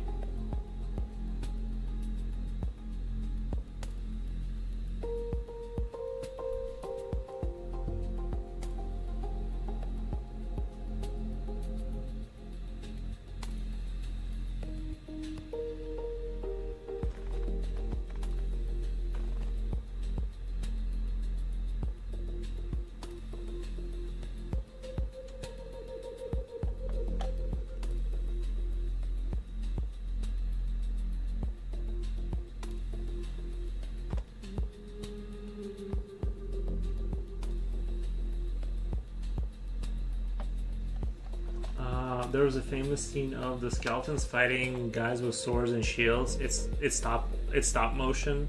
Yeah, I like that stuff. I do like stop motion.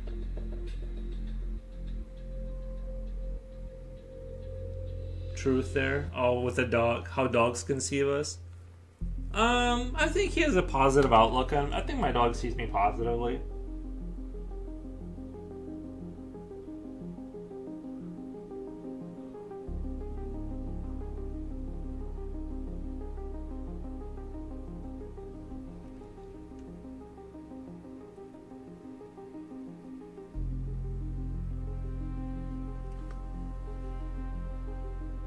The only thing I'm not looking forward to during the summertime is my neighbor. He likes to weed whack his like front lawn, and they don't really have a lawn. They just have like this tiny patch of grass. But somehow he finds 40 minutes of every day to be out there and trim the grass, even though there's nothing to trim. It's kind of crazy how I spend 25 minutes every 2 weeks, and he's always out there, like with his little weed whacker. And I'm just like, but there's nothing to do. It's like you have like 4 square foot of grass. Like, what are you doing out there?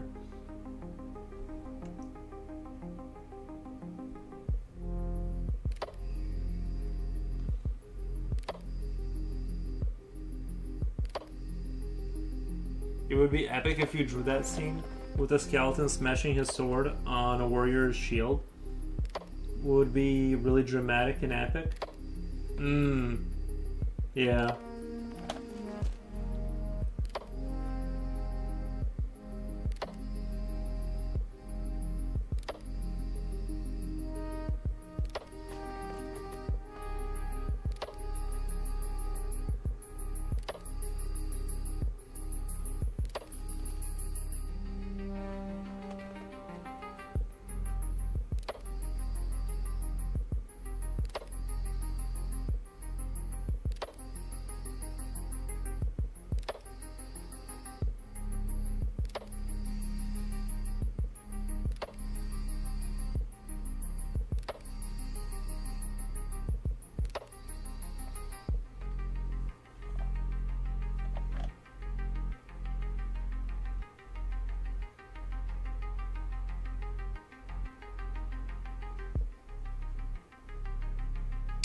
You know what I was just thinking is that, you know how heart valves have, I was thinking of how to not, because I like the idea of this creature only pulling itself out by its limbs and its own strength, and the motor kind of helping it out. But I could even go further in the lore and say that, for instance, that it's pumping like a sort of an pressurized oil through like the mechanisms to push the gears.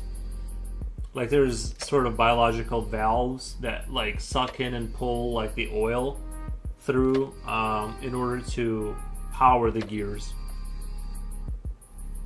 Runner Bean says hello, good sir. Awesome piece. Thank you, Runner Bean. Appreciate that. Ask him if he would come over and we'd whip your yard. Could be recipe for disaster, who knows? Yeah, it's just annoying because it's like right next to my window, and he's just like, I'm like, when's he gonna be done? Because he does it every day. Like, I swear, like every other day he's out there, and I'm like, grass doesn't even grow that fast. Justifying his own existence. I think it's like the same way that people have hobbies. That's his hobby. Like, he just loves to be out there and trimming things, and it doesn't even look that different from any other yard. You would think with that kind of time investment, it would just look like super stellar. It looks okay, you know what I mean? But it doesn't look. It looks 20% better than my yard that I mow twice a week. Wagging for the sake of wagging, lol. I remember a drawing that shows this.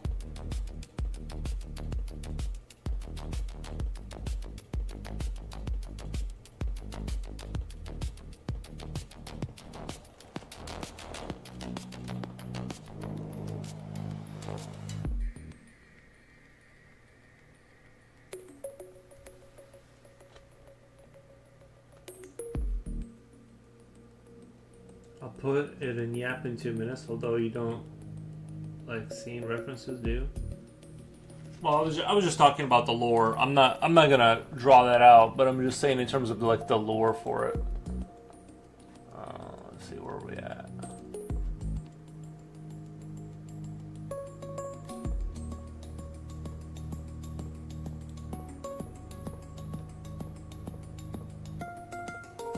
Okay, I think you haven't posted it yet.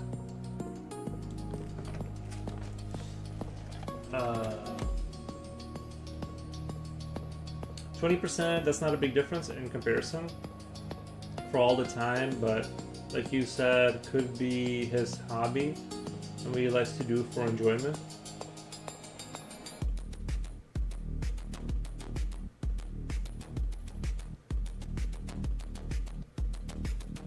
That's not a bit. Yeah, I think it's. Yeah, I think that's just like his thing.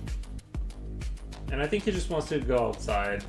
Faros, you got me hooked on the UT3 soundtrack. Unreal Tournament 3, yeah, such good sketchy music. Yeah, thank you. Yeah, that is good music for that kind of thing.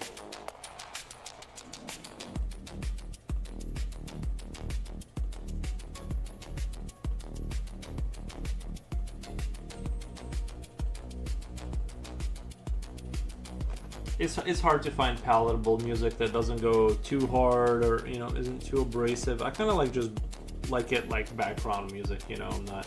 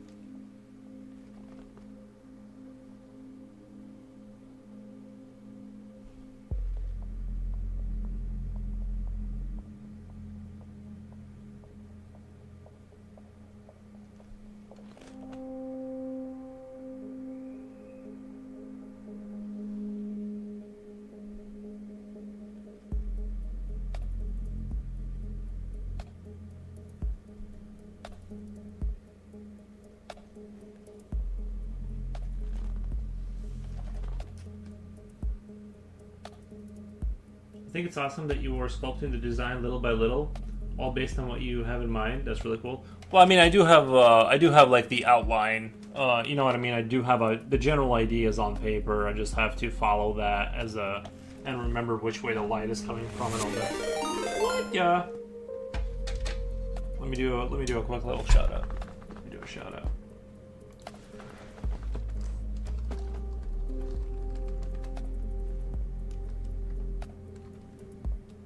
Shout out given. How's it going? Hope you have a great stream. I'll leave a lurk for a while, getting ready to eat lunch. Thank you, Tricky Chicky, appreciate your company.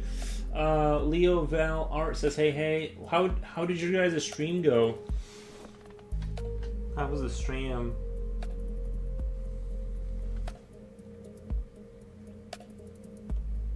I kind of want to draw down there as we get down to where like the base of the leg starts, or the arm leg things. I kind of want to do a whole slew of them, and then yeah,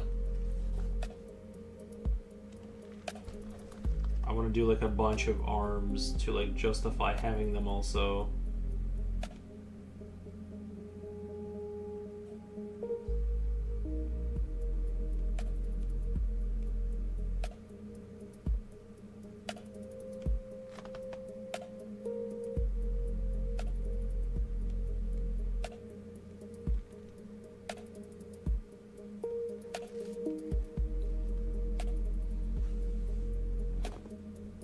Stream was good. A lot of rendering today. Got on today on a portfolio piece. Nice.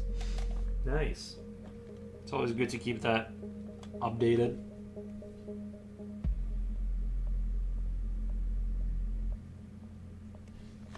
Yeah, I'm just doing an elevator commish. Just your average day elevator.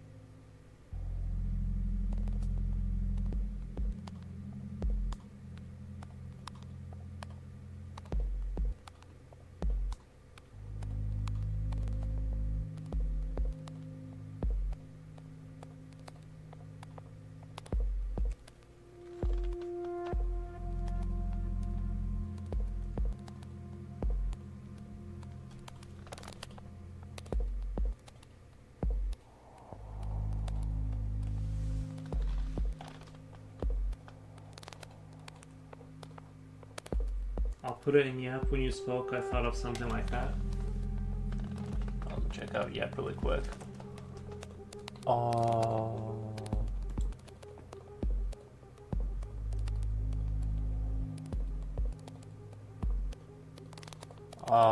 Okay. Is that from World of Warcraft? It looks like it's from World of Warcraft or something. Yeah, no, I meant like the internal mechanisms of the like whatever motor push it up or down the rail,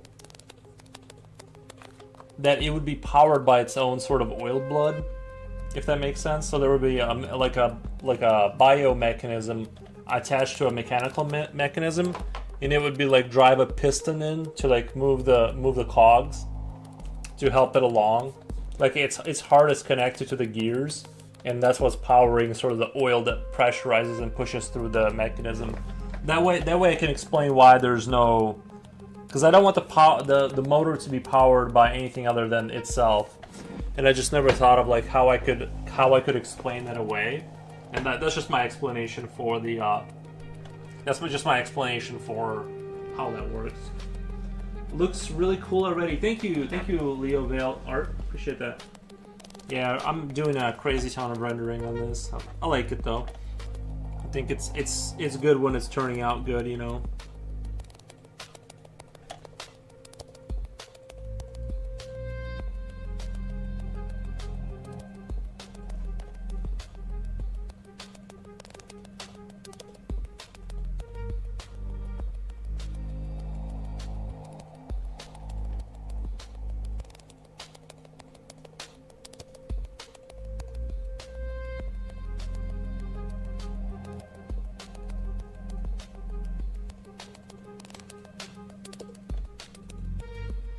You should write down your idea. Sounds great. No, I'll forget. It's fine. Someone else can have it. Well, not legally, but I mean, like, I think that's a shared universal idea. We all own that idea. Having biological components push oil through a machine to power the motors. I think that's Has any of your artwork been used in anything commercially related? The only time I did a like a logo for a chicken company. Like they did like this kind of like a feeder, and I did like a chicken logo. Well, it was like for roosters and like or like what's the other chickens? There's like 3 of them. You got your turkey, you got your chicken, then you got some other bird. A rooster? I don't know. There's like another bird. There was like 3 birds, and the three great chickens of the sea, or whatever. Anyway, I drew those. It was like stylized though. It was like a lot more like there was like thick black lines and stuff like that. It looked pretty cool. It was like a. But yeah, that's nothing that I did here. Like this stuff hasn't made it out to like a video game or anything. But that would be cool.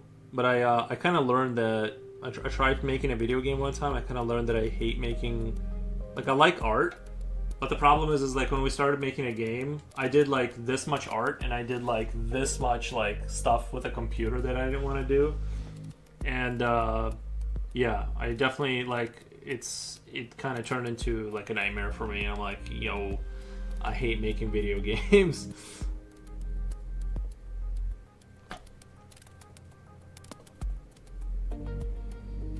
And well, mostly also I didn't like the idea of the game. We were Chickens of the Sea. Yeah, I don't know. I was just saying something silly, but you know what I mean. It was like a chicken, a turkey, and then there was some other bird, maybe a duck or something. I don't remember. Yeah.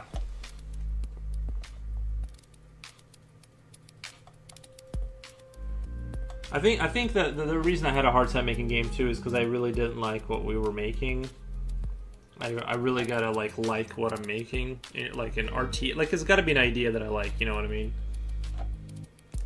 That's it. I'm calling ducks chickens of the sea forever now. Yeah.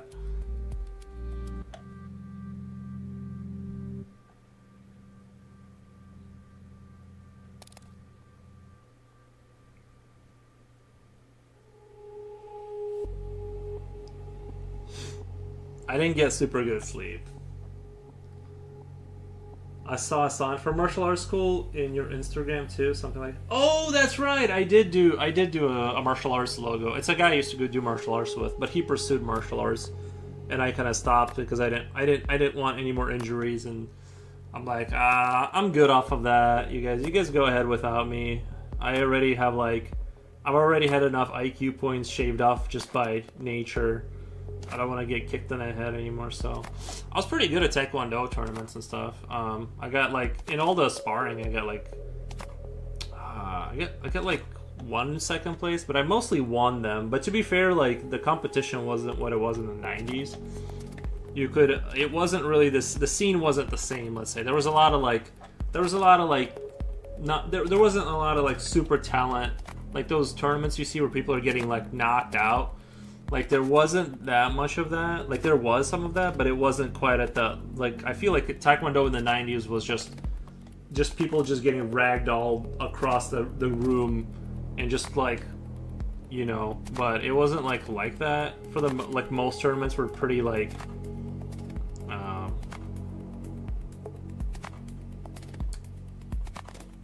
You know, but yeah, I like that stuff, but it's just like I kind of feel like that there's like, for me, that whole the martial arts and kickboxing and stuff, it kind of seems like the ceiling is too low in terms of like you're gonna get the results based on your sort of natural aptitude, and if you sustain an injury and you just get unlucky, it just doesn't matter how talented you are.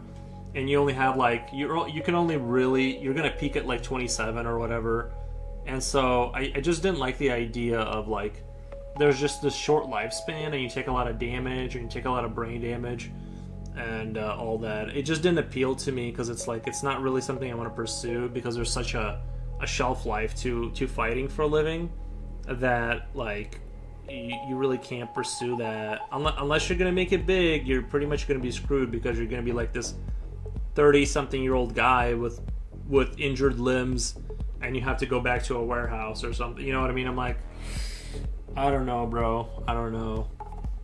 Like, unless you're gonna open up your own school or something. So yeah, it wasn't. I really, my heart wasn't in it. My heart wasn't in it. So.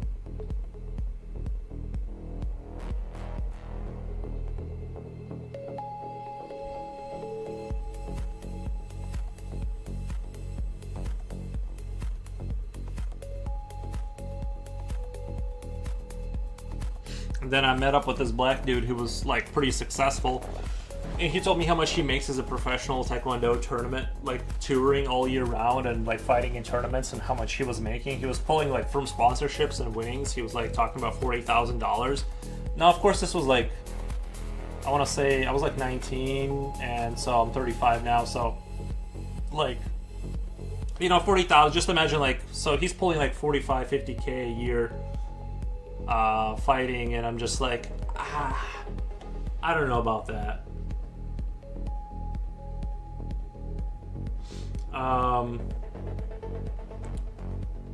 So yeah, I was like, you know, like 50K, you know, for about 10 years until you like age out. I used to be crazy about martial arts. Today I see it as barbaric. It is exhilarating and fun. Like fighting is like a lot of fun. It's just the reality is like, what are the chances that you have the health to make it? Let's say you're a UFC guy, that you're gonna, because those guys don't make money, not real money. They make like, you know, enough to make it to the next tournament, and they don't make any real kind of money. Like, so a lot of them have to fight injured. A lot of them have to go to fight camps injured. It's I will say it is a lot of fun, but I would just caution against it because, you know,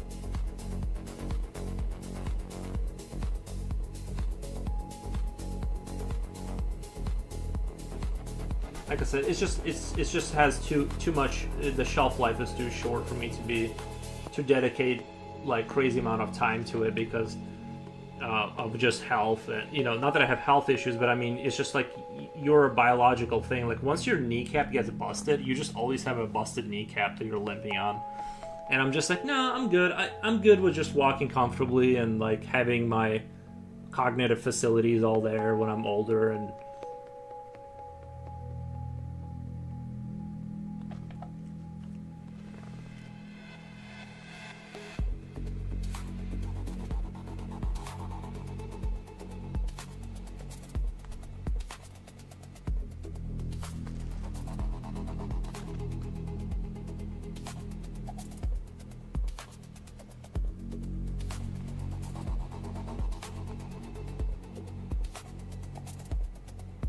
ooh, I should put a pressure gauge on him somewhere. People only think the UFC is cool because the fighters sign contracts and force them to treat their injuries with their mouth shut. UFC is cool because fighters sign... No, I think people think UFC is cool because... I mean, people who are into UFC, they understand the injuries. I think it's visceral and fun to watch people fight. Like, it really is. Like, I'm not saying it's not barbaric or anything like that. It is exhilarating. It is fun. It's a great time. You know what? I don't like watch sports except for like if there's a fight on, like at my buddy's house. It's hard not to watch because you're like, I need to see what happens. But no, I don't think they think it's cool because the dangers of it are hidden from them. Because like, I mean, maybe that's part of it. Like in football, they don't talk about the head trauma people take in. Like the amount of brain damage that those footballers experience is like horrific. What? Nina Jane Art, thank you so much. Let me do a shout out. Shout out Nina Jane Art. Thank you so much for the raid. How was your guys' stream? My boy, thank you for the emojis. I hope you guys had a good stream. Yeah, I'm just doing a commish, an elevator monster. It uses its own blood to pump the oil to help itself move up and down. It's a good idea. The truth is that half end up with brain damage, and other half spend their entire lives undergoing joint surgery. Well, my father was a caretaker. My father was a caretaker for older people, and he took care. Like, there was this like black dude who was a basketball player. He had like really bad knees. Like, he kind of like, he did good with his money. He didn't spend it, but he had like the, you know, he became very unhealthy because, you know, and yeah, like, just if you go into sports and you're going to become successful, you better be good. I mean, you better not be spending that money because you're going to need it down the road. Nina Jane R says he's spooky. No, he's actually really friendly, but he's like, you definitely have to like keep this brace on. Like, it like flips over and goes down when they let him out to feed, because he will get out and eat people. But it's like, as long as he's like sedated and inside the suit, he's totally fine. He's misunderstood. Exactly. Yeah, no, he's fine. He's fine. He is carnivorous and all that, but you know, stay away from the sharp teeth. And it's there's a reason why there's a guard there that forces his head up. It is a little unsettling, but every one of my pictures is along this theme, so.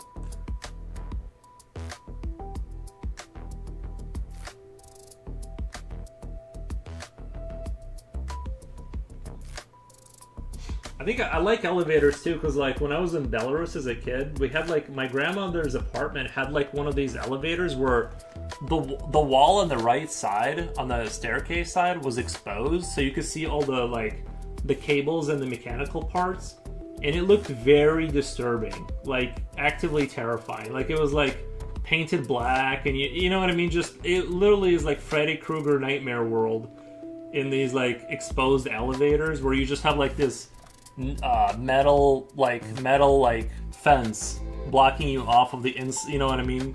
It's like, it was very like not fun to look at, but it does inspire me. Like, now I kind of like that stuff, the industrial kind of coldness of it. My sister has trauma with elevators because we were in a library once and she was trapped in one for a while. Now imagine seeing an elevator that you step inside of that you're trapped in for a while, but you saw the insides of it and how wonky that looked. Like, you're just being pulled up by a cable and you're just, you know what I mean? It's like, yeah, I'm not a... It's kind of... Yeah. The UFC that made me stop watching was that famous flying knee from 2021. The opponent took a knee to the head temple and the sound was like a coconut breaking. This is barbaric. This is a pit fight. I mean, I agree. Like, you're not wrong about anything you're saying. I'm just saying that you're not wrong. And I totally agree. Like, I would highly like not discourage, but it's just, like I said, it's just that, like, once you get an injury, it's not like you get to reset that, and you know, you just got to be real careful, especially like in the gym. If you go to a bad gym where people like aren't very smart, let's say. Like, I remember I was put up against this kid. This was like when we were first grappling. I got into like another school and we were grappling, and like this kid, this was like my day one, and they just dropped me like on my head, right, like on the back of my neck, and that kind of resolved itself, and I don't have any issues. But like something like that where you just have like dumb people, like dumb low IQ people just dropping each other in the head, and that's where the danger is, right? It's sort of like you have just like non-professional people that know techniques and they're taking it out on new people, and you can end up like injured, and there's nothing you can do, right? Because they're just not teaching you anything. So yeah, you just gotta be, that's the thing, is the school, you have to be very careful. Even if you want to go down that path, you gotta be very smart about who you train with, because people will get jealous and like try to injure you sometimes. So yeah, but fighting is it is fun. I just don't recommend it necessarily.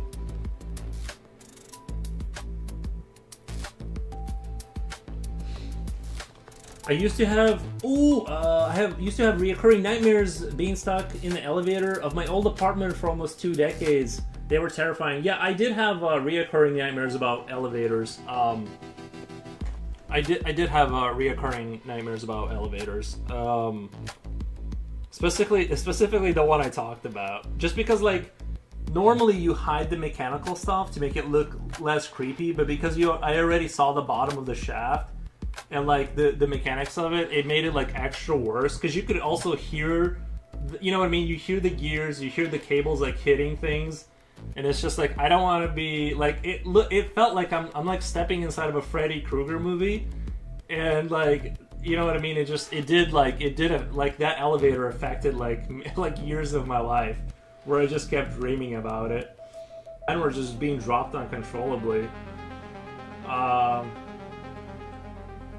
In a judo championship, a guy threw me to the ground with all his might, and I cushioned the fall with the back of my with the back of my yeah, exactly, yeah. And something like that, you can walk away just in a wheelchair for the rest of your life. You know, I mean, you were in a tournament, so that's like you can that's not more understandable. You're trying to win. But in sparring, like when you're training, you should take more precautions. And like I was almost like done there. I had really dark dreams as a kid. Yeah, isn't that weird? All of my dreams now, like my bad dreams now, is being like kind of like uncomfortably lost in some building, and like or being in some unfamiliar place. But like yeah, as a kid, thank you for the follow. But as a kid, all my dreams were like horrific Freddy Krueger style nightmares, industrial hellscapes, and like things of that nature. It's weird how that kind of went away with age. I never really get like the worst of the worst, and I kind of think it's because my brain adapted, and it kind of knows that if something is too odd, I'll just wake up and know it's fake. Like I'll wake up often because I'm like, no, this is fake. This is a dream, right? So it kind of like tamed down the difficulty because it knows it's like it can't pull that off anymore because I'll just wake up because it's too unrealistic. Ordian Oral says, hello, how's it going? It's going really well.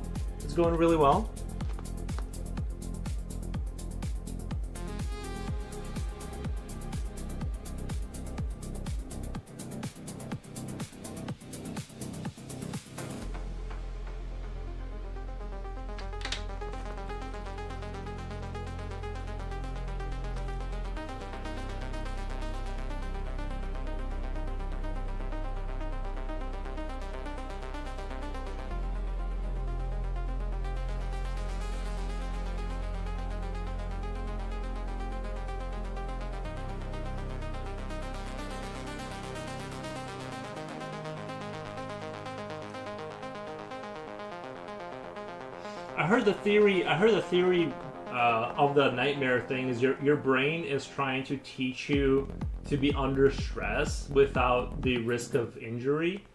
Is like what I heard. It's like your brain is trying to stress test you, which kind of makes sense because we kind of live fairly docile lives nowadays, right? We're not hunting mammoths, so it kind of makes sense. But at the same time, I don't know. I wish it would stop like teaching me lessons while I'm sleeping. I just want to sleep.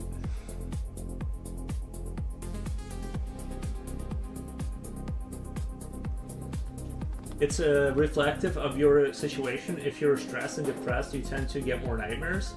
I guess I was stressed and depressed as a kid because I had a lot of nightmares, and then they all they just went away.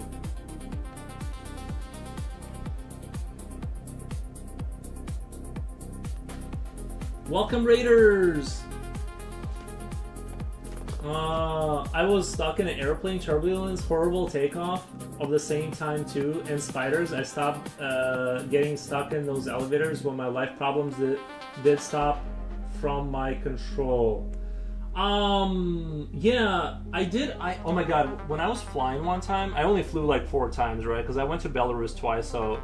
Wait, I flew to America, then I flew back and forth and back and forth. So I've flown like 5 times in my life. And I had one time when you know how the airplane hits a certain frequency, I want to say. I'm not really sure too much, but the plane started like falling for like a couple seconds. I'm sure it was just like a wind tunnel or something that kind of drags the plane down. But yeah, anytime the plane does anything weird, I'm like, we're gonna die. We're dying. I just accept it. You know what I mean? It's like, I don't like that. Also, the spider dreams. I did have like a dream where I was like in an apartment and like I saw like a big bug, but then like as I tried to leave, there was like more big bugs, and then like they kept getting bigger as I was like walking into different rooms. There was like this giant tarantula in the corner that was like the size of the room, and like it just kept getting worse as I was trying to get out from the bug situation. So yeah, like insectoid style dreams are definitely like very not fun, uncomfortable. I dream in color though, and sometimes you don't want to see nightmares in color. It makes it way worse. Yeah, I dream in color too. I think all my dreams are like how I see reality. I've never had a black and white dream. I was supposed to clip your Rubik's Cube wisdom today, but I had an error. Oh yeah. If you guys have a hard time, pro tip: if you guys can't solve a Rubik's Cube, what you do is you find a concrete wall and some glue. You throw it against the wall, and then you just glue it back together the way it's supposed to be, and you're done. It just saves a lot of time. Pro tip. Yeah, a lot of people don't tell you that trick. I'm just giving you that. It's a freebie.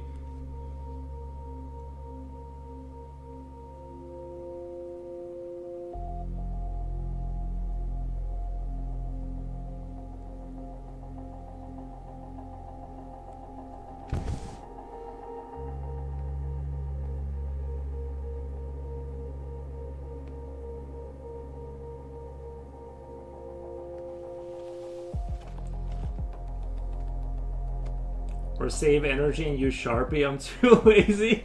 Yeah, just get some paint. Get some paint and just paint over it. Just be done with it. You're telling me FF has a sense of humor? Wait, you're telling me Foros has a sense of humor? I think sometimes sometimes I say funny things. Not often, but I try.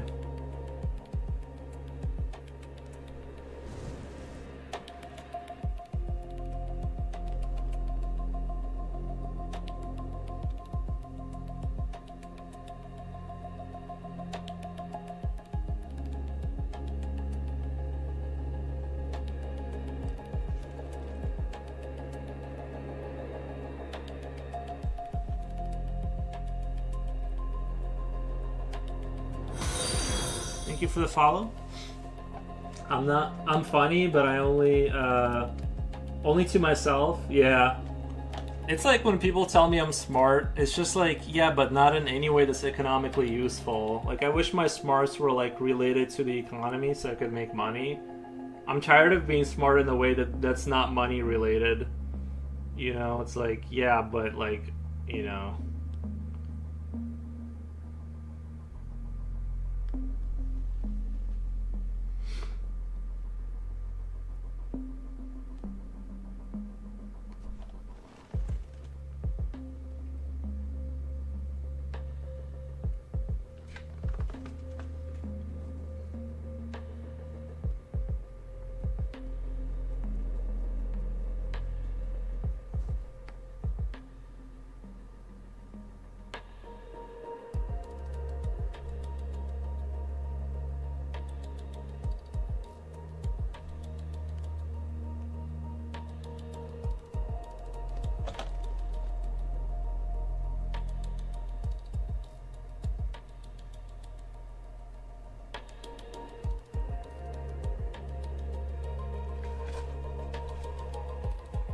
In the same way I can solve portal puzzles quickly when it comes but when it comes to math, yeah, math is not my friend. And I tried getting into math, not math, but you know, school math, and I was always terrible at it, and I still am. I have a hard time with numbers. I think it's like my dyslexia plus my disdain of numbers. It's like those two things put together makes a terrible combo.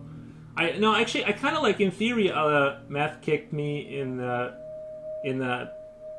8th.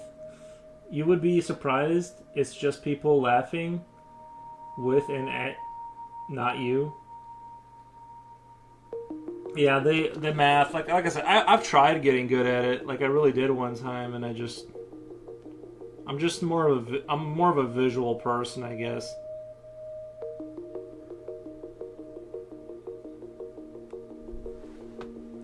I remember we had like this work consultation. They actually gave us college credits for this. It was like business lessons, and it was like super simple. Like the guy taught us, like, you know, when you meet some people, say hi, like, you know, shake their hand kind of stuff. Like it's like super like basic, like you know, business stuff. And he said a phrase. He's like, I'm a big idea guy. And ever since then, I've been trying to like find a way into like the big idea money. Like, where do those people work? Because like, I hate Excel. I want to get into the big idea area, you know.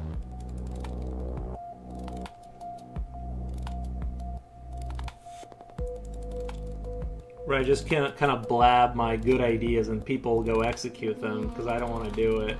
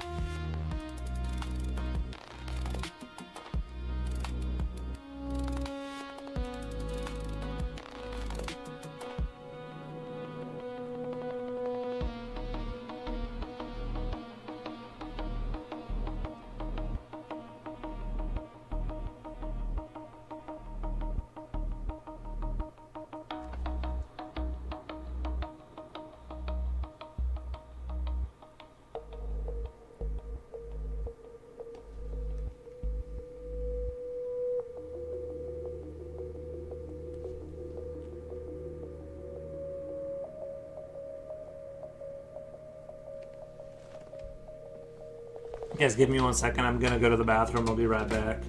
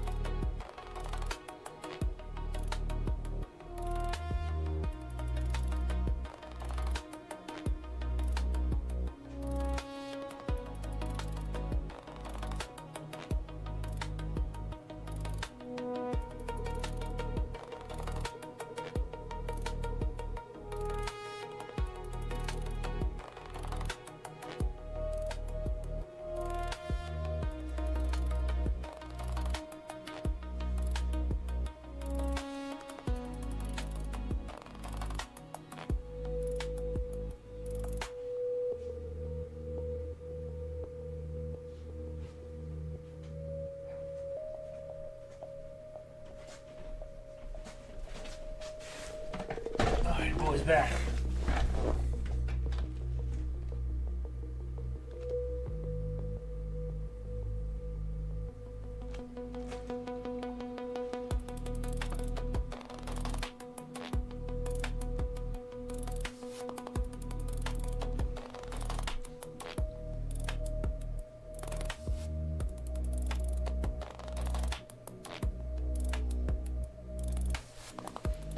Yeah, I don't understand why my brain isn't smart enough to memorize mathematic formulas, but does just fine memorizing Pokemon names and stats. Like, come on, brain, help me make money. Bro, so true. So true.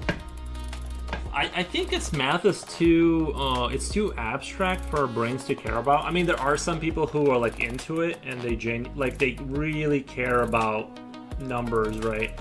And the structure of it and stuff like that. But like a normal person is a lot more visual and a lot more kind of like not inclined like that. I think it's kind of a rare model of a person that's like really they feel something about the idea of solving math problems, and therefore their brain kind of works in the background when they're not even thinking about it.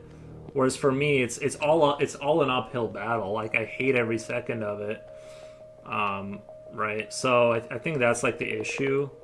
Is like you could force yourself to learn and be better, but it's just gonna take. You're gonna have to really drill it in there. But yeah, not a fan. At least now, like math for the most part is like very, it's like you don't have to know it necessarily. Is like as long as you understand like the instruments. You know what I mean? If you have like one of those calculators that does all the math and you know how to apply that correctly, but you still have to understand the principles behind it to kind of apply it even. So yeah, I'm not. I wish I was that kind of person, but.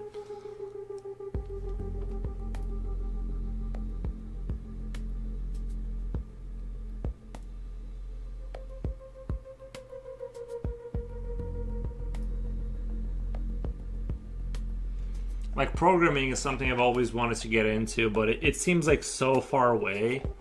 You know what I mean? It just seems like that's like on the other planet kind of a thing to like be the kind of person that enjoys programming. But I admire it. I just can't do it. It's too uphill, too much of an uphill battle. I mean, I'm sure if I sat here and drew for or whatever, like did coding for Vibe coded for 4 to 7 hours a day, I could also get good at that, but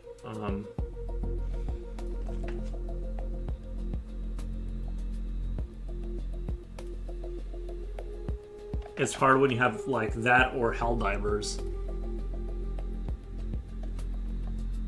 to play, you know.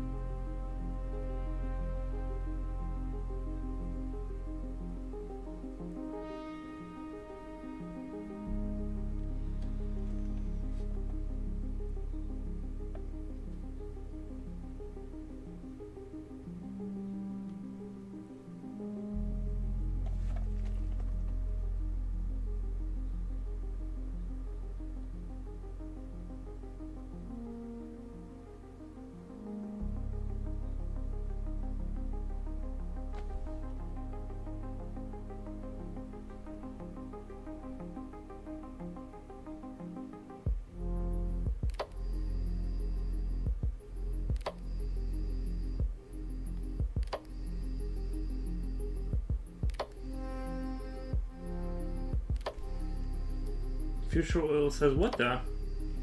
Nice.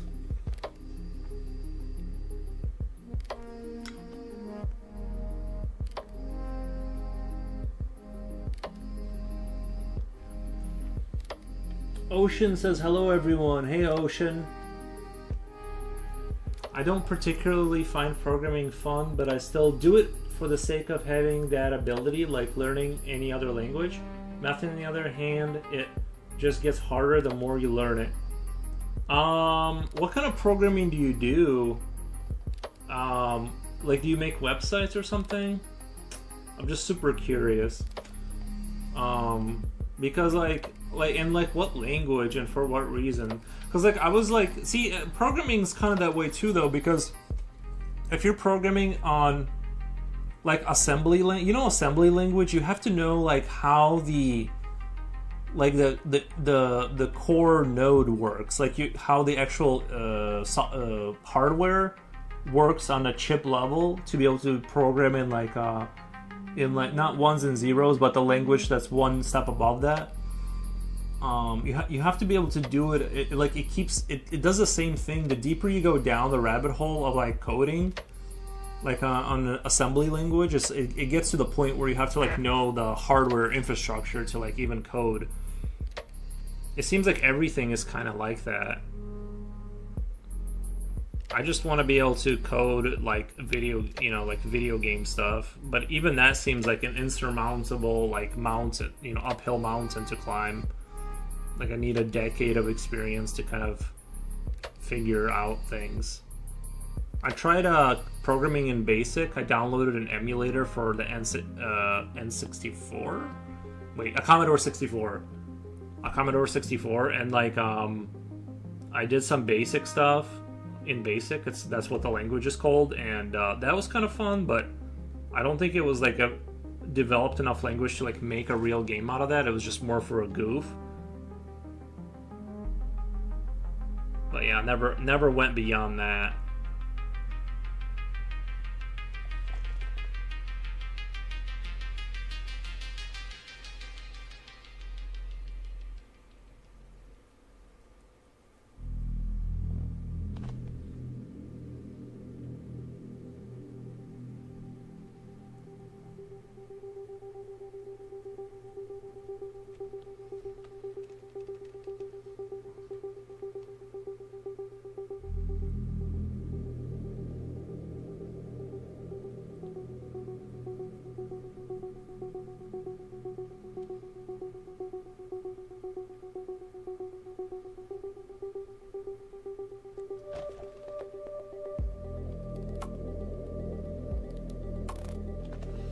I'm the same guy from yesterday who was talking about developing his own game in Godot.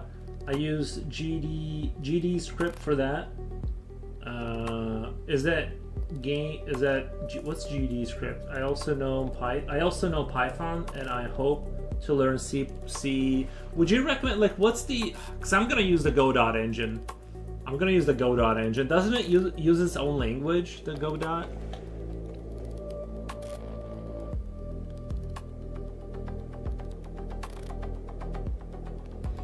I feel like the best kind of game I can make is like an art-based game where you're just walking around as like this little person. And I think for me, for like my level, as a total beginner, it would have to be like a very simple game with like very simple mechanics and a lot of artwork, and then post that on Steam. Like that game. Because I was thinking, like, I really want to make an RTS, but I'm like, that's going to be like a decade of learning intricate like tricks of the trade. And yeah, thank you for the follow. Thank you.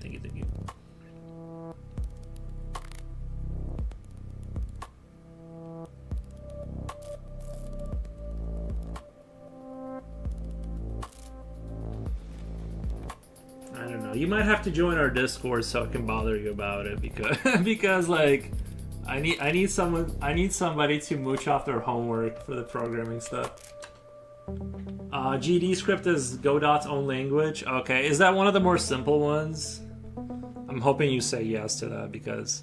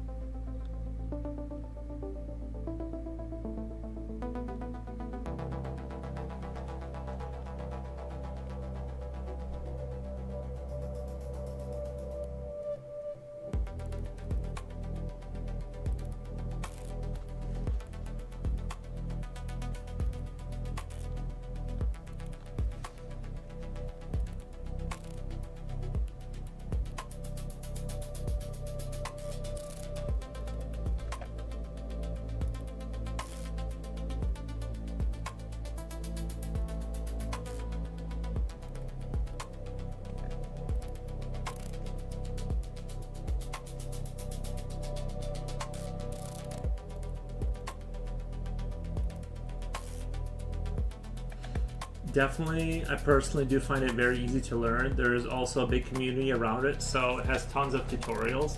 Nice, yeah.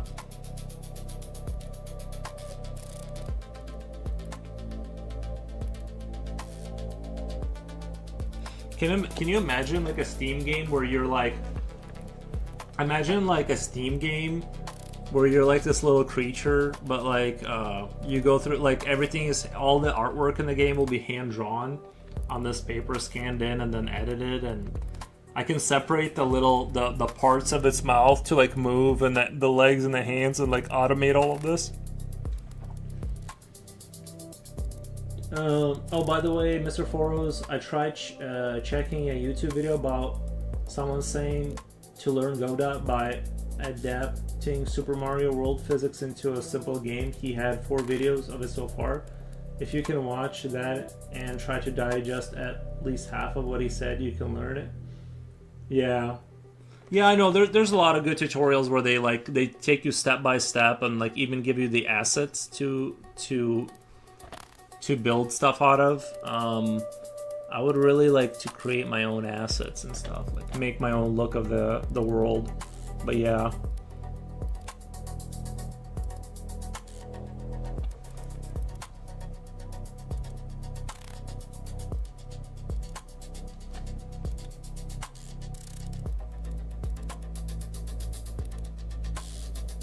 I think my strongest suit would be my artwork, so I think it'd be better to make a simple point and click adventure game while doing like very simple gameplay of mostly just click on this, a node opens, you know, that kind of stuff.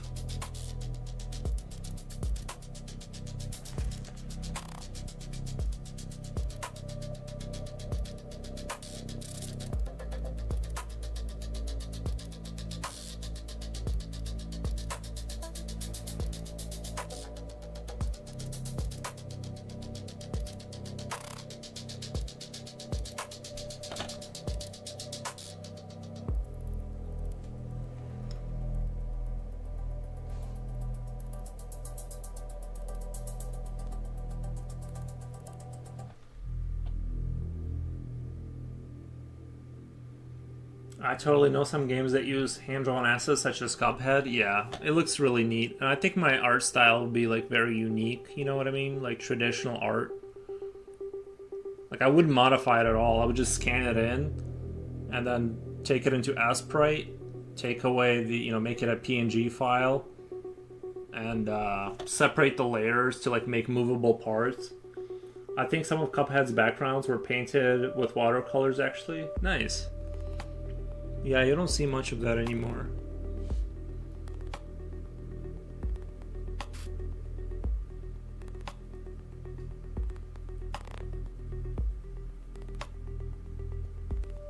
Like, I don't necessarily want to make a side scroller because those tend to perform very poorly on Steam for some reason. That's just what I was told. It doesn't matter how good the game is. They just are notorious for being just not doing well on Steam. Thank you for the follow. Thank you.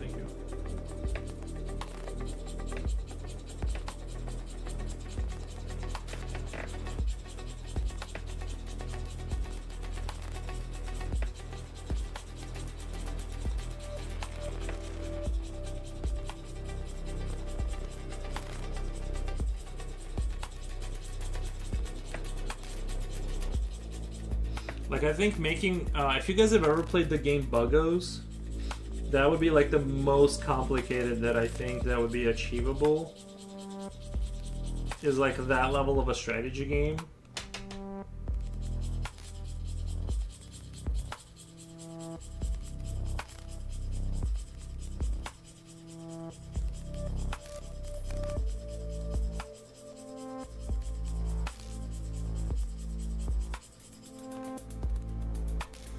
Because that's a relatively simple RTS that I feel like I'd be able to pull off somehow.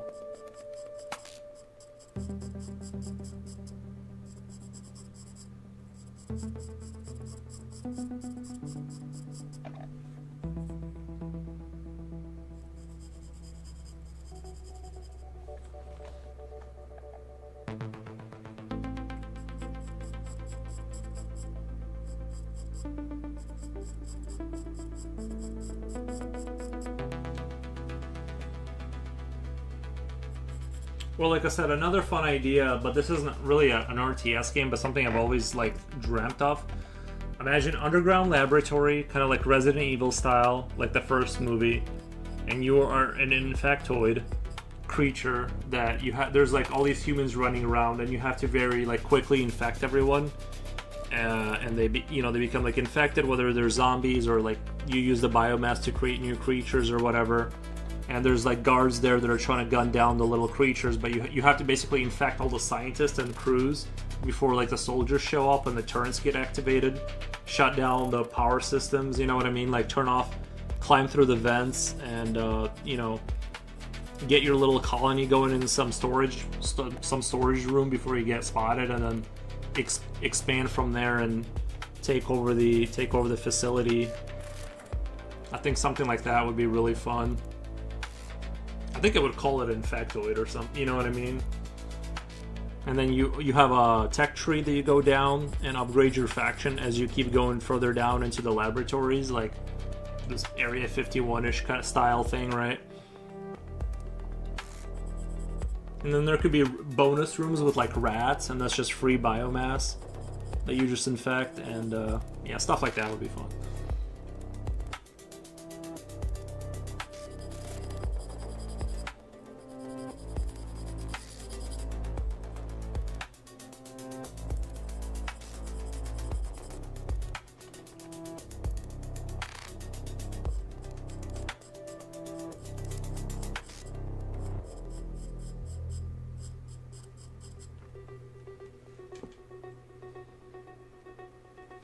That does sound fun, almost like reverse Alien Isolation. Yeah, reverse Alien Isolation.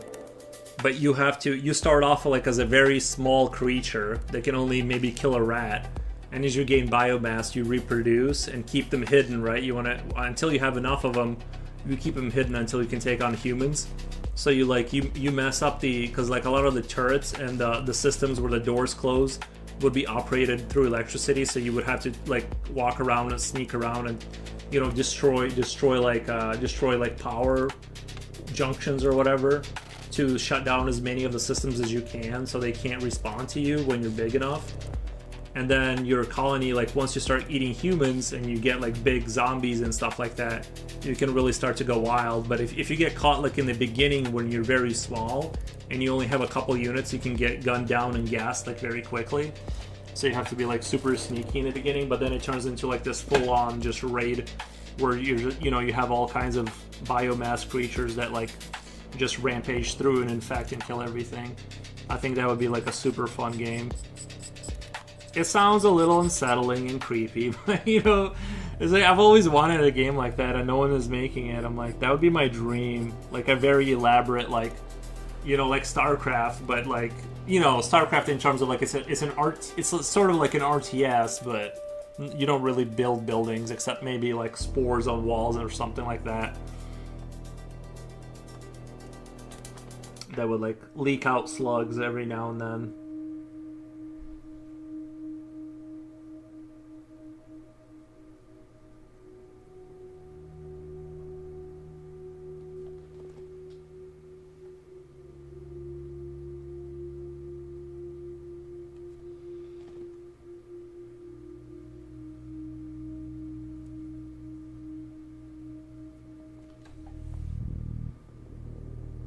there's kind of a game like that. I think it's called. It starts with a C, but you play as like one monster, and it's kind of what I'm describing. But you just play as like one big creature that keeps getting more biomass, and it just keeps getting more powers by itself. So it's kind of like what I want, but it's more around just that one creature. I want there to be, it's centered around. It turns into an RTS when you get mini units kind of thing.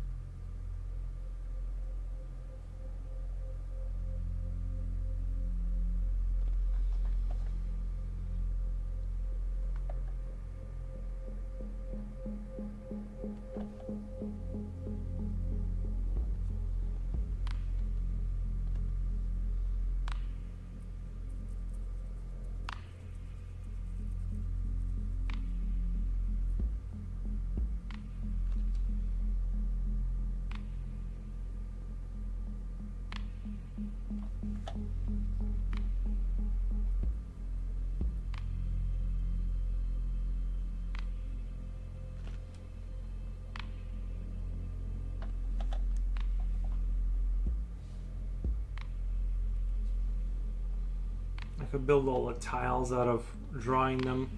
I think my art style would go really well with like a Godot's game engine. I think it would look really neat.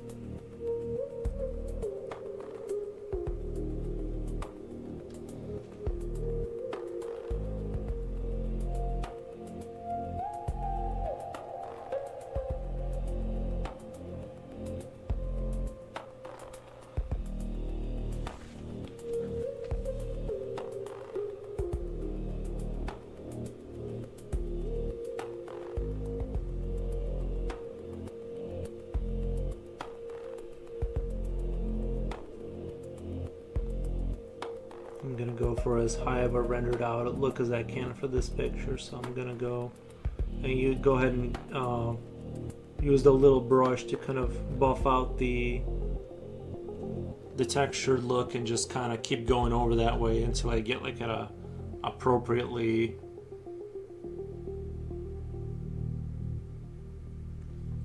the appropriate look that I'm looking for, which is going to be as highly rendered as I can get it.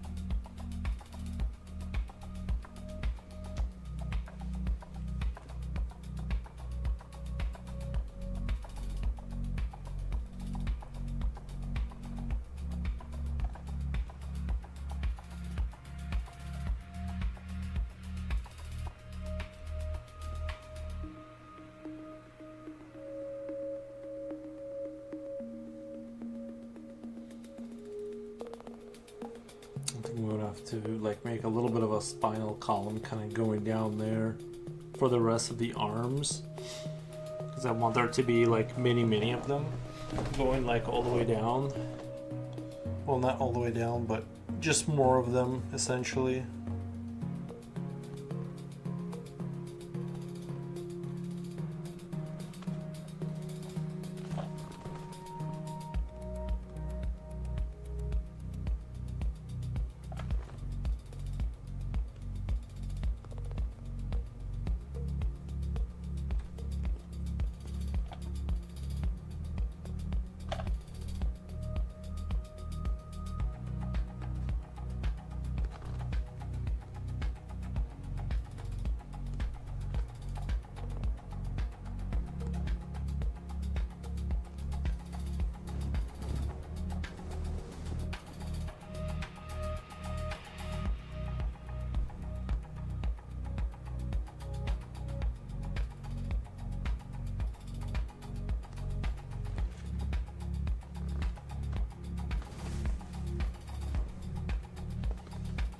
I went with like that orange kind of maybe I overdid a little bit, but the orange kind of makes the metal look like a copper, and that's kind of what I kind of like. I've done it before, and I think it worked really well.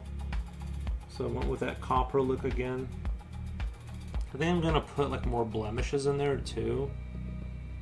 It's got some, but maybe a couple more scratches and dents in the carcass, or external sort of.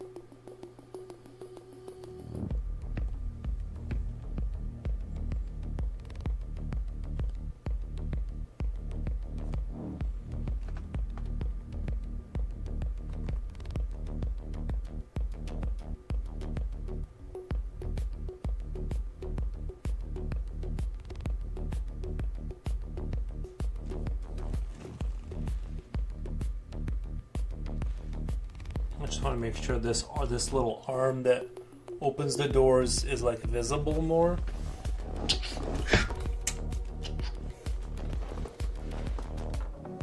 Let me go pour myself some water. I'm like really thirsty from drawing for some reason.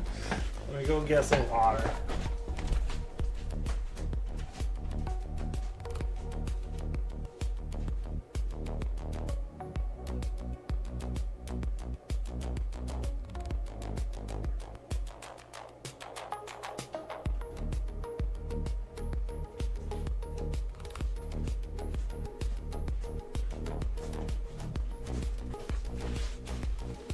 I got a nice Brita drool check too. Oh, on the dog. No, he doesn't get the drool. I think he gets the drool like when he drinks water.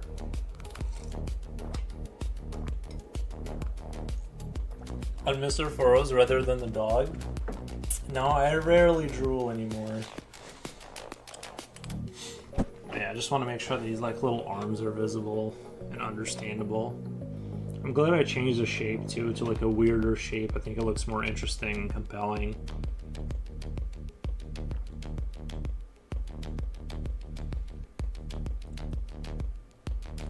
And he gets the drool from like the water, and he like just carries it over with him, and it like sits there.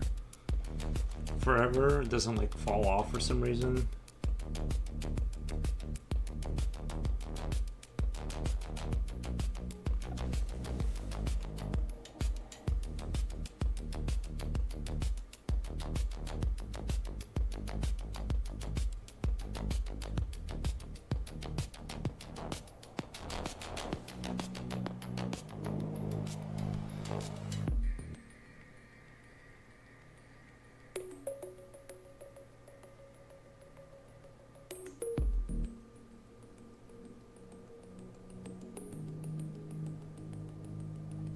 I think I just have to play with the contrast and just slowly up the contrast here so it kind of stands out a little bit more. Maybe hit it with white a little bit. Maybe play around with the white charcoal just a little bit to kind of give it that, to lighten it up a little bit. I'm gonna try that. Give that a go.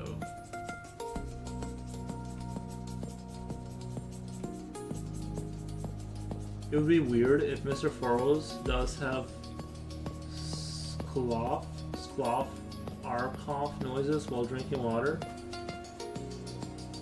No, I think I drink pretty, like, reasonably quiet.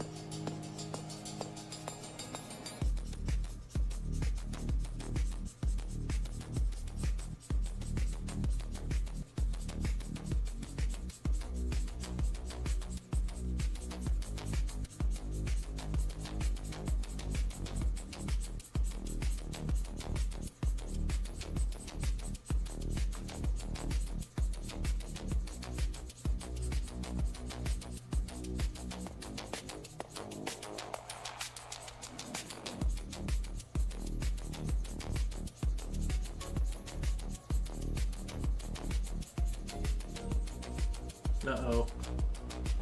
My monitors just turned off on this PC. There we go. That was scary. Both monitors went black for a little bit.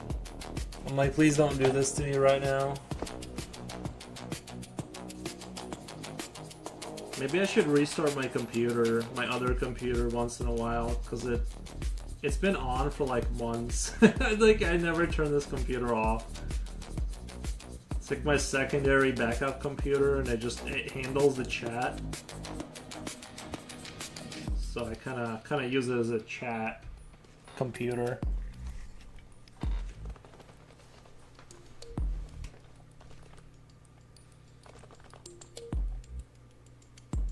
Maybe some light white highlights here will help accentuate some of the.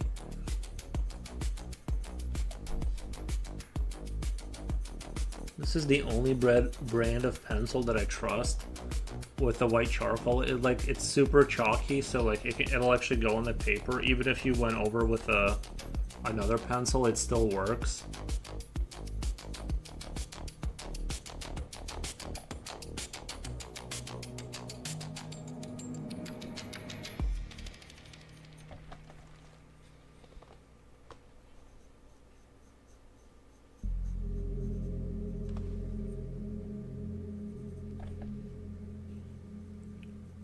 What I could do here too is a harsher light here.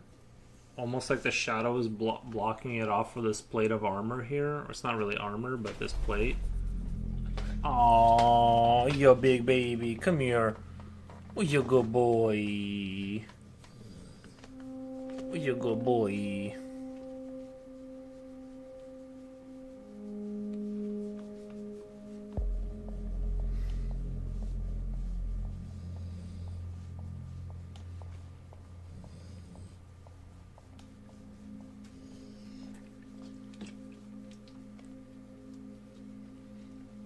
Baby Roo, yeah.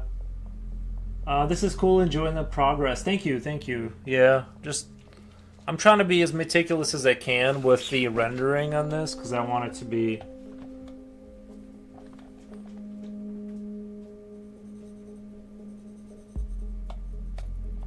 as nice as I can make it.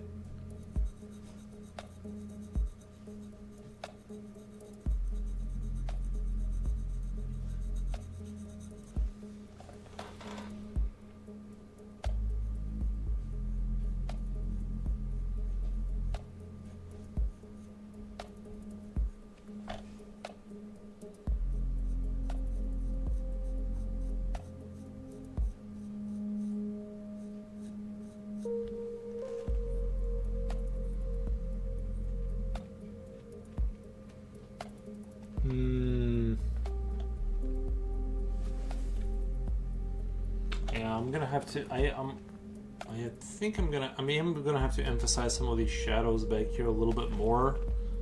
Kind of coming off of this mechanism here. I feel like it's not really dark enough next to it.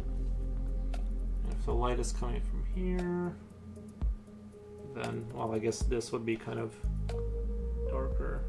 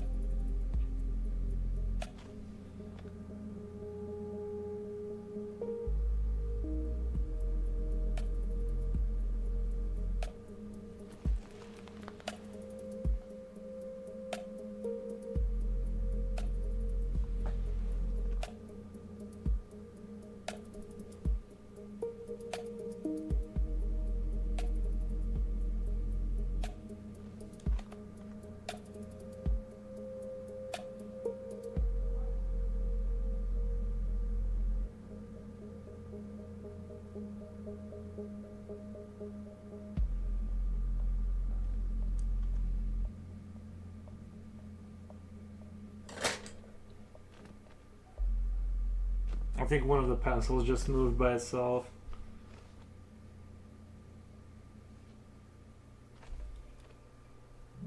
That was crazy loud for a pencil that just moved.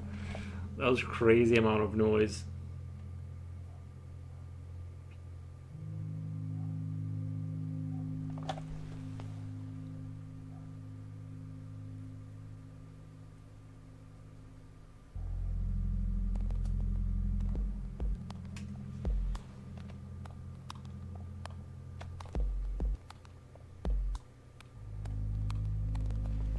Ghosts? I know.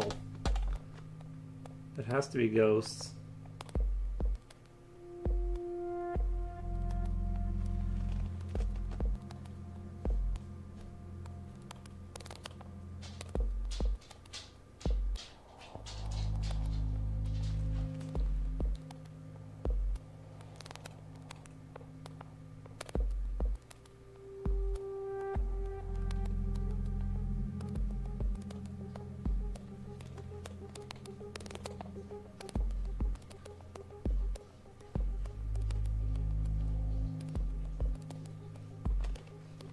I heard Tippy Taps. Yeah, he's drinking water again.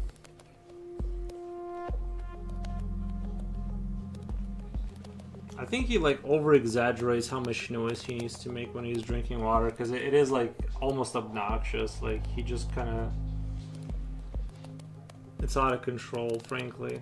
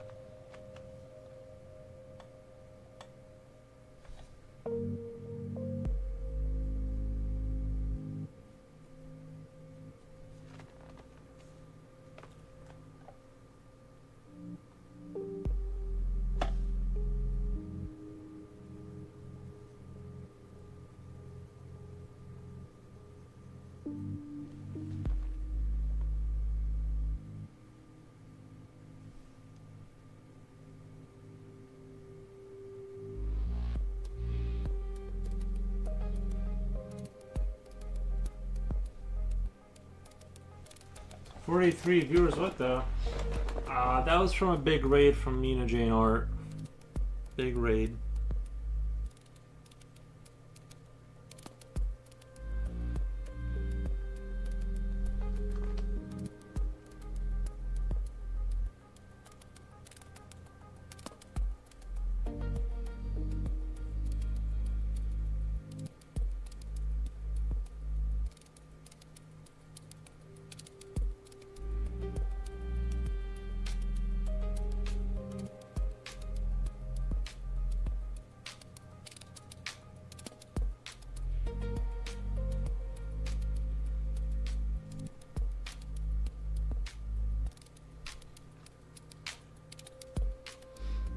Was on a phone with my manager while my 5-year-old was screaming and crying. That was bad. I'm sure he understands. You work from home.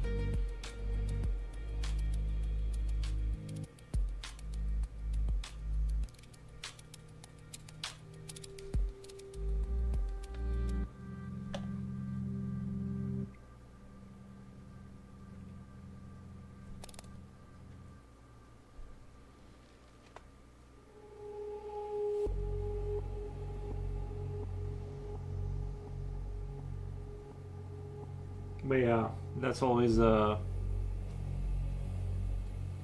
noise management during calls is quite important.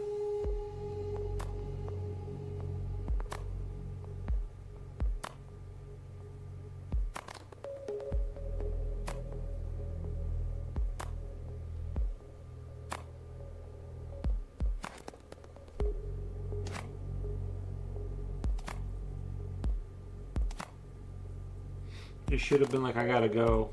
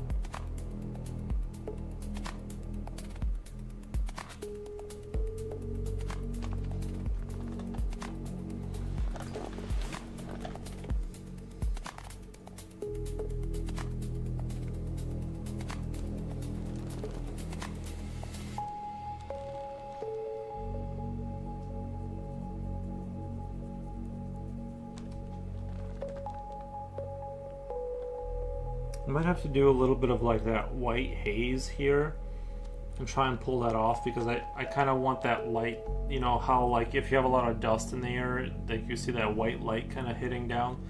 I kind of want to do that. I'm just a little afraid I'm gonna ruin something and it's gonna be not very good. So I'm trying to like think if that's really necessary or if I'm gonna waste a lot of time and energy doing that. But I kind of like the idea that you can kind of see the inside of the rib cage there, inside of its sort of suit. So I'm still debating whether I'm gonna try and tackle that effect.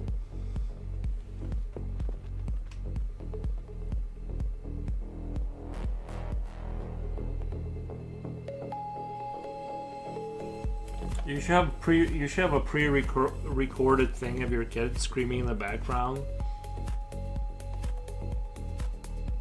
and just start playing it. Just start playing it in the middle of a conversation, and then you can get out of phone calls that way. Pro tip.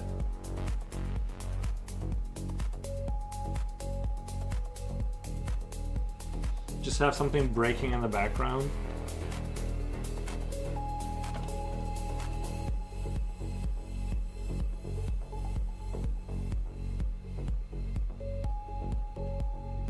Yeah, just drop a plate on the ground, like record that, and then have, hey, I gotta go, they just broke something.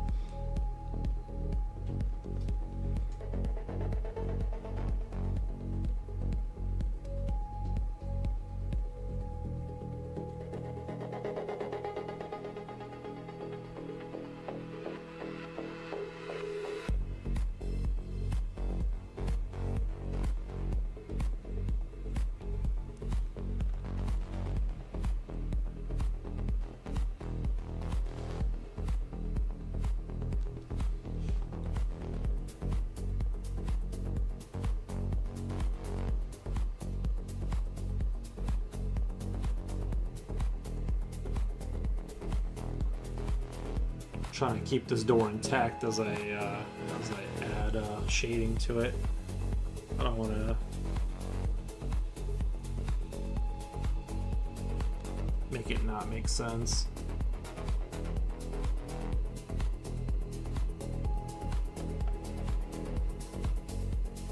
The drawing's looking pretty good. Thank you.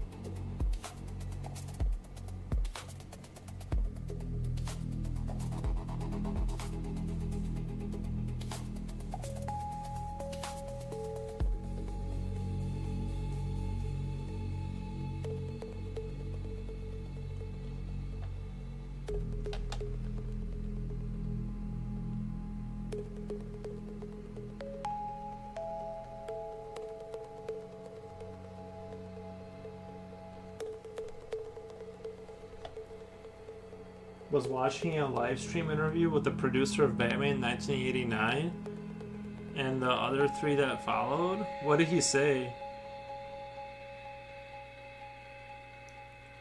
What are those hands behind the creature? Those are his hands coming off the bottom to pull himself up. I asked the moderator if he's going to take any questions from chat. He said yes. Why did you ask him?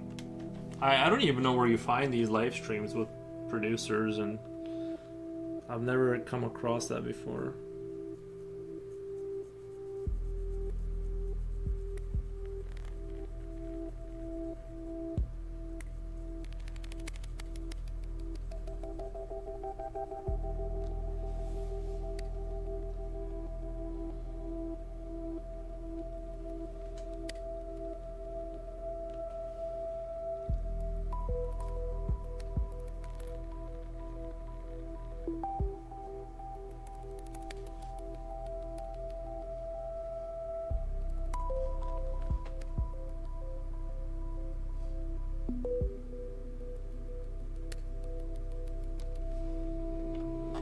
He ended up leaving and not taking any questions from the chat. Nice. Nice.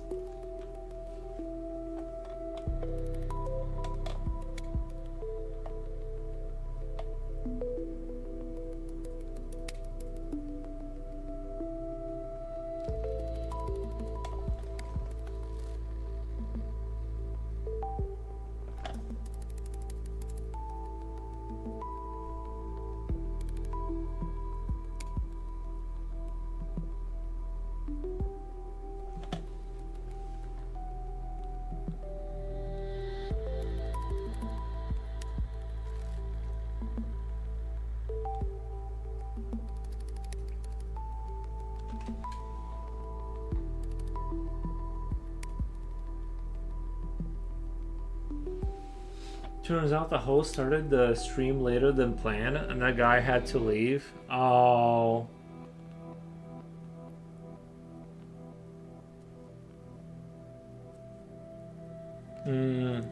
That's too bad. So it's not like he was just, it's not like he changed his mind. He just had to go. Understandable, I guess.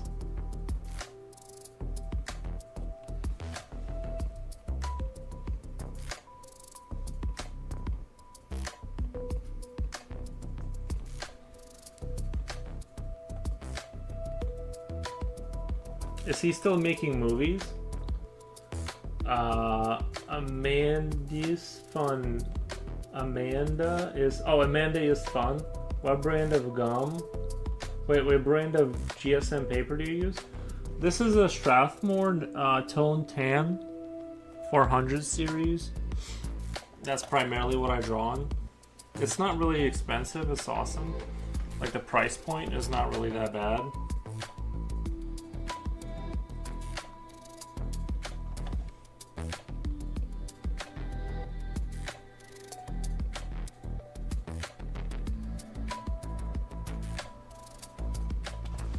Coolio says tan paper, nice. Yes, that's fairly inexpensive. Yeah, I think they're pretty reasonable. Insert Foro's affiliate link here. I need to get affiliate links. I do need to get those. If you want to draw like this, follow my system.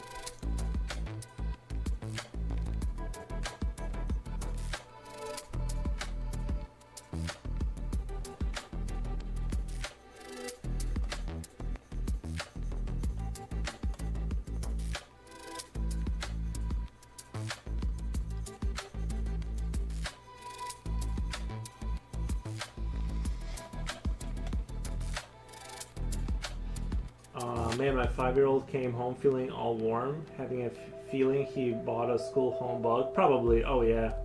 Crossing my finger. Oh no, it's gonna spread. Oh yeah, I would. He's friends with Stan Lee. Didn't Stan Lee? Isn't he? He kind of didn't he? I heard some bad stuff about like because he got old and someone was trying to take advantage of him. And like someone was trying to like I don't know, I remember seeing this whole thing on YouTube, like Stan Lee is like kind of Stan Lee is kind of like really old. I heard like last I heard he was like not doing that well. The guy's name is Michael E. Uslan. He literally knows everything about Batman. I hope he's okay. Stan Lee. Yeah, like it was like years back. I heard stories about he was like getting so old that people were trying to like I don't know, someone was trying to take advantage of him in some way or something like that.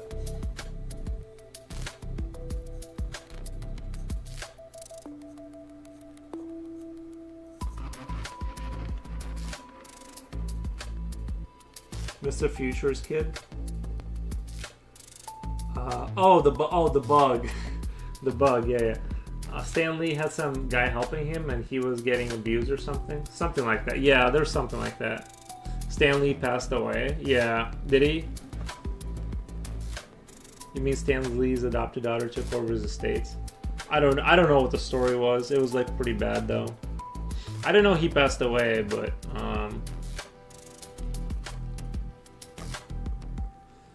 Mr. Stan Lee is doited already. Yeah, I didn't know he died. I heard like a few years back, like maybe 5 years ago, that he was getting like abused in some horrible situation.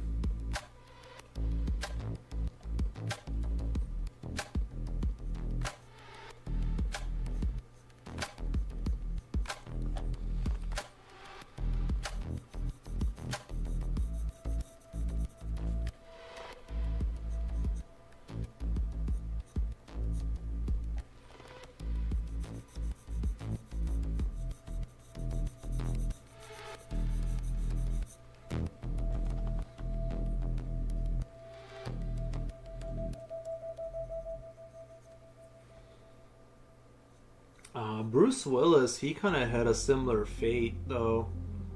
He started getting dementia, and like, well, people were like, there was no like any kind of evidence. It was just like he was getting when he was like deep into dementia. His family like kind of got him to do a bunch of movies at the end there, like a bunch of like cheap kind of action movies he was in. But he was in there for like a few seconds, like he would like say a line and then not be there anymore. And people were suspecting that they were pushing him, like squeezing the last out of him that they could. But I don't know if that's true, but it was a little strange that a man that's like suffering from dementia is in like suddenly in like so many like, you know, action movies at the end there.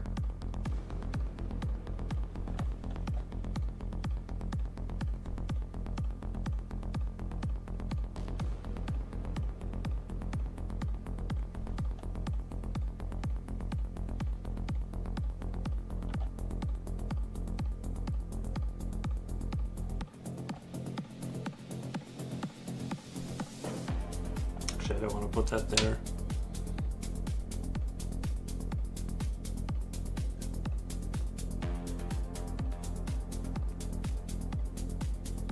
I'd still want to put a gauge somewhere, like a pressure gauge, like an oil pressure gauge.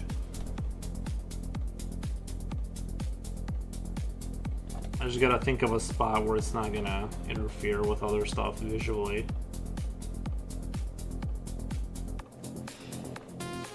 Just Google it. Stanley's biological daughter accused of elder abuse. Oof.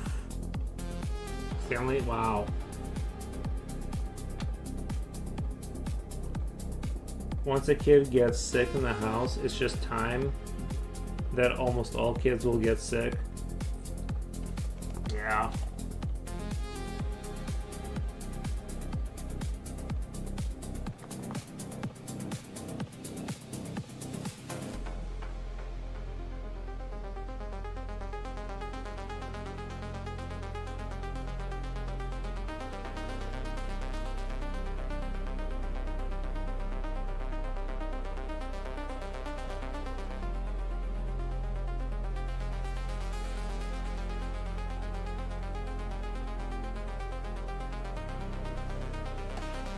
Amanda's son, they're not naturally born hand washers. They are not naturally born hand washers. True.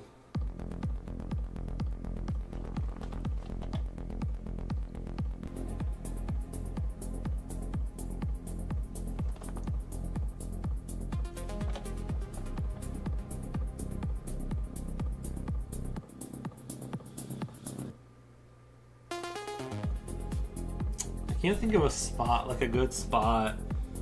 I could put it like down here by the arm somewhere, like a few pressure gauges. And I think it would look really neat. I just don't want to, I like the way the motor thing looks here. I don't want to ruin it by putting nonsense over, like more nonsense over there.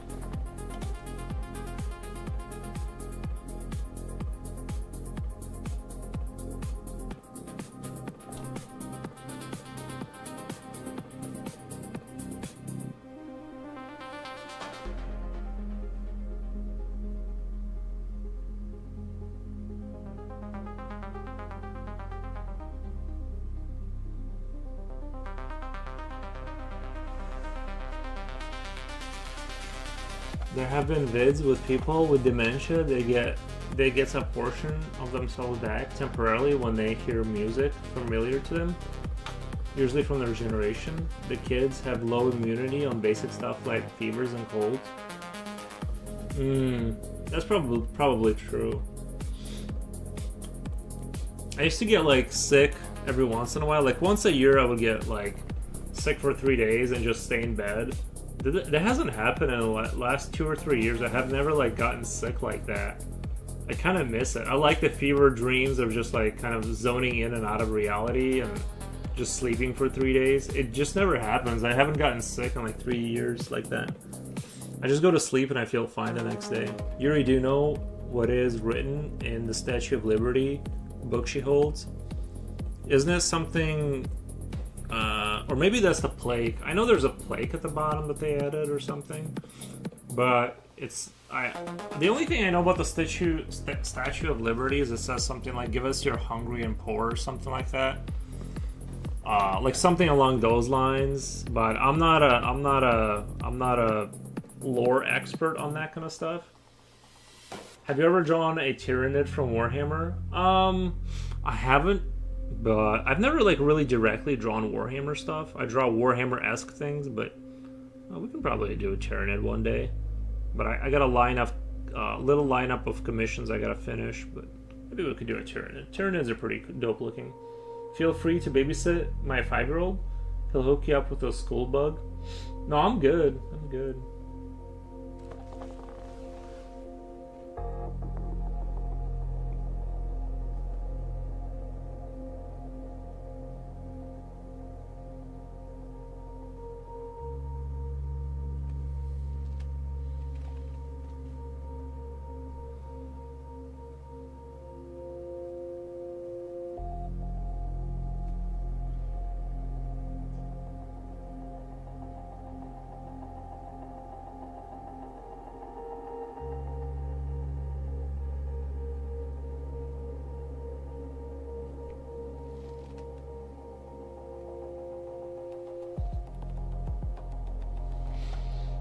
What I hate is that coughing fits, but of course no one wants to be sick in general. Yeah. I do enjoy the guilt-free sleep though you get from being sick. That's what I like.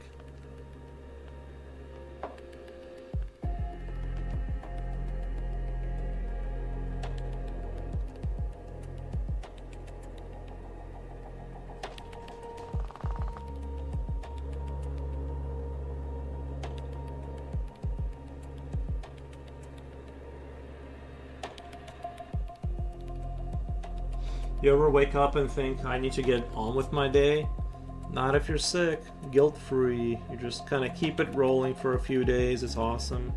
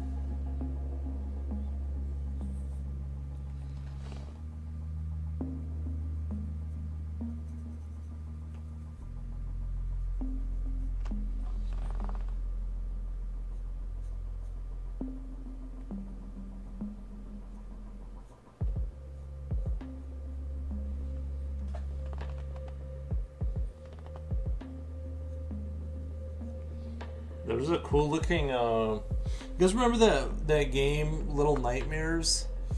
They're making like another one. It's like not called that, but it's got a similar kind of theme to it where you're running away from big things. It looks really artistically impressive. I'm really like interested in just like watching a playthrough of it. I don't want to play it or buy it, but I do like watching through them. They seem like very cool.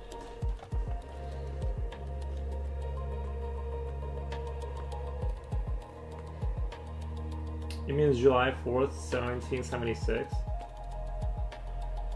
July 4th, yeah. That's cool.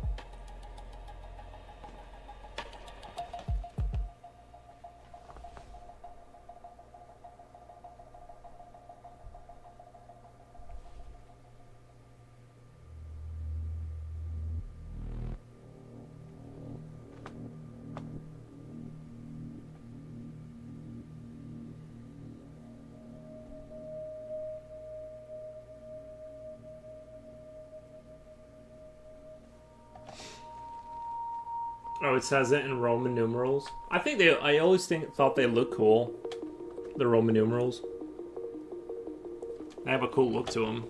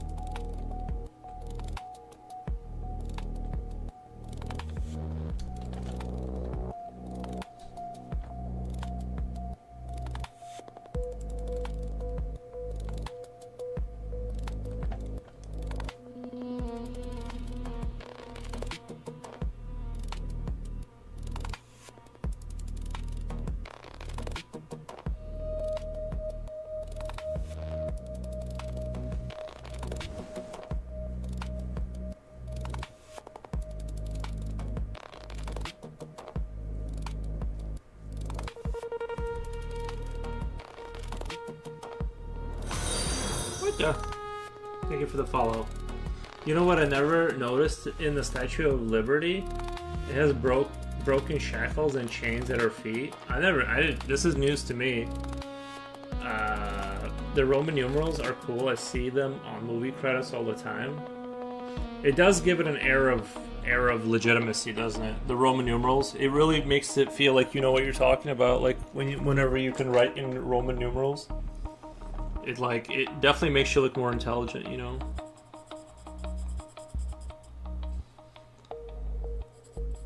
But yeah, I never noticed those shackles on her feet. I think it was France that gave us that statue, right?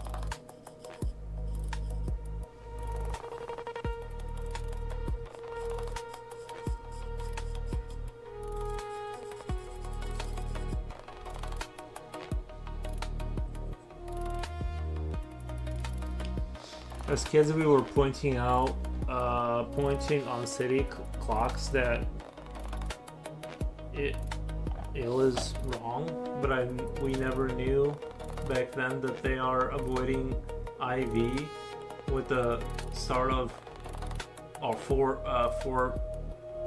Jupiter. I don't get it. 4 is wrong, but we never knew back then that they are avoiding the real 4, right? 5 and then 1, which is the start of Fort Peter Jupiter. You got in the Philippines, they have different clock system because of Jupiter.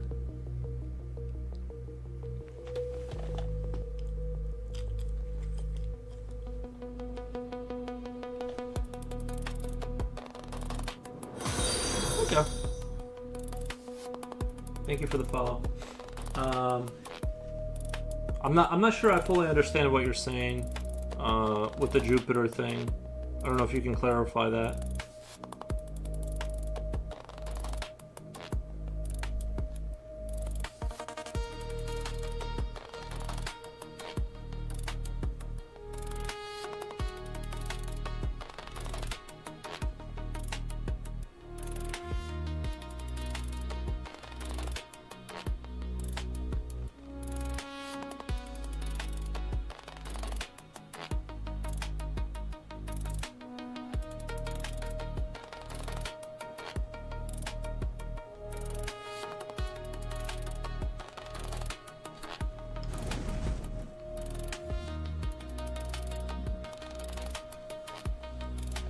Four is written as 4 rather than 4. Right, but why were they? Why does Jupiter have to do with it? Right, yeah, you put the 1 in front of the V to make a 4. Right, X10. I used to remember the Roman numerals. I don't anymore. I know the I in front of the V is 4 because you have to. If you need a 9, you put a whatever and then you put the thing in front of it. Like you put X and then I in front of it for a 9 or something, or like something like that. They had like kind of a weird system. Like I remember the basics of it, but I don't remember anymore the CDX stuff. Like I forget what stands for what anymore.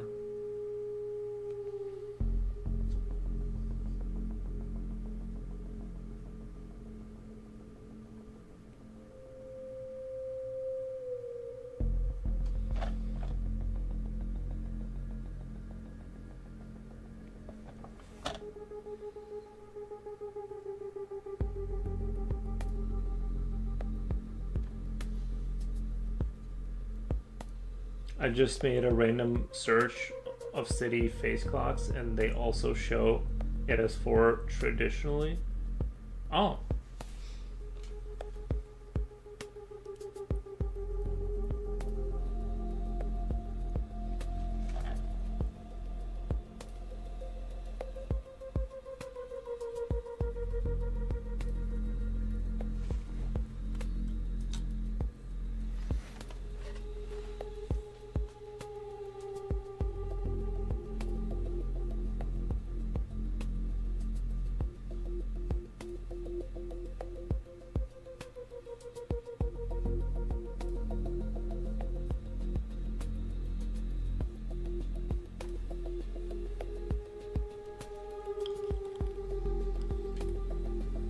I need to learn to count in the system. Do you though? That's the thing, is I used to remember it, and because I never used it, I forgot. That's why I'm like, wait, do I need to know this?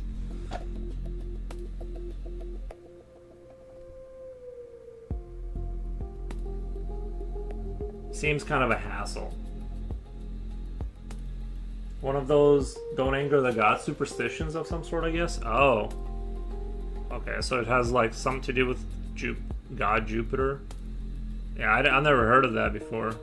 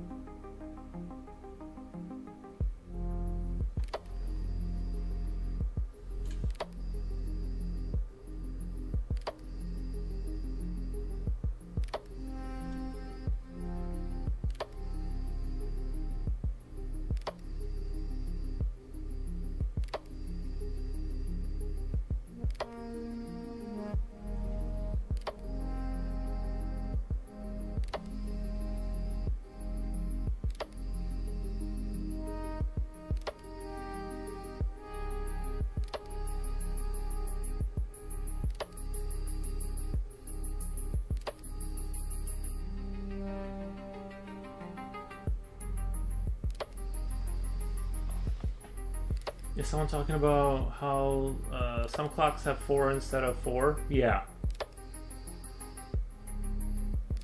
Posted images on YapChat? On the Discord? Yeah, okay. Yeah, I see the point, yeah. It doesn't look horrible like that. It doesn't look horrible.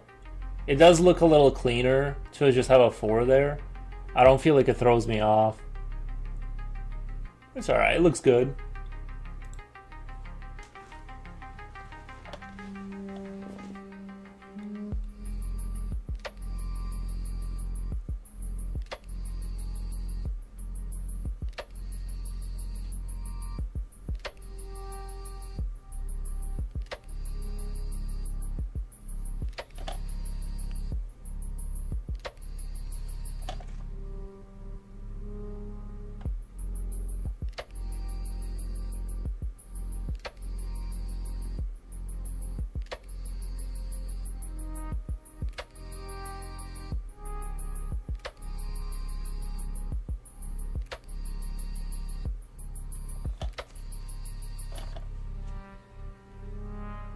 Google says theological reason ancient Romans avoided using I5 because it was the first two letters of their supreme god, Jupiter. If Peter in Latin. I've Peter in Latin. Nice. That makes sense.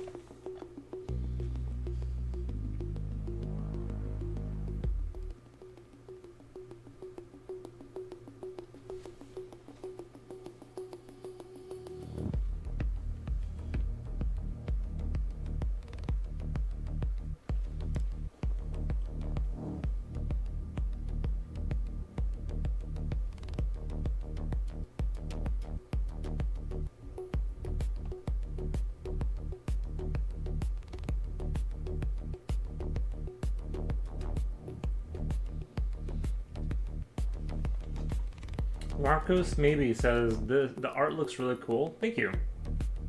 Thank you. Appreciate that.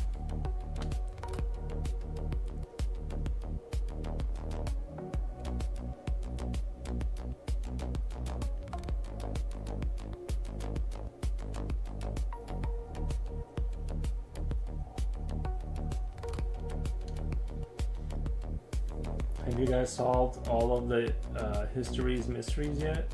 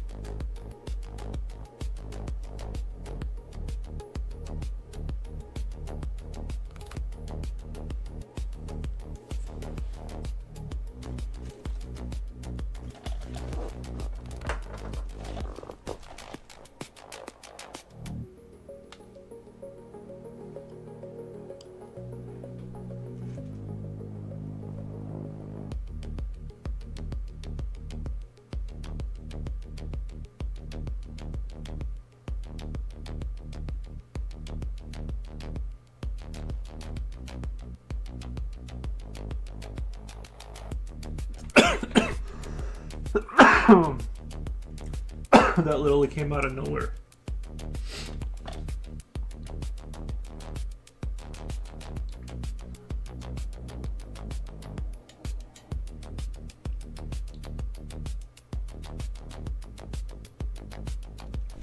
I'm gonna get the T-Rye.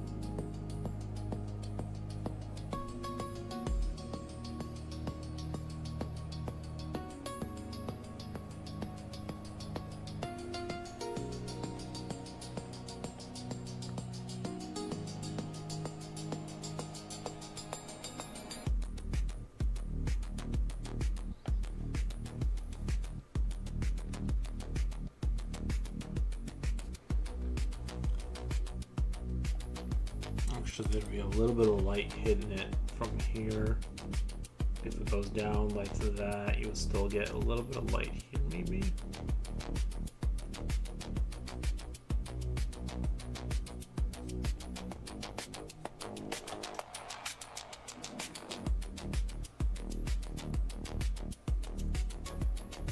I'd really like to touch on these fingers that are holding the platform or holding onto the platform. I really want to kind of touch on that today.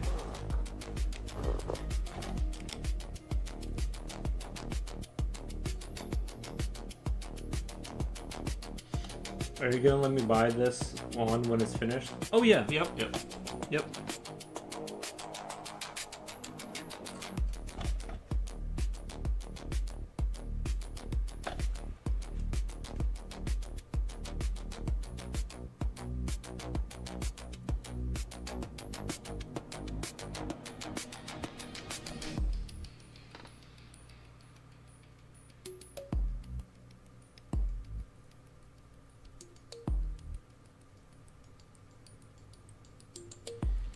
Yay, nice.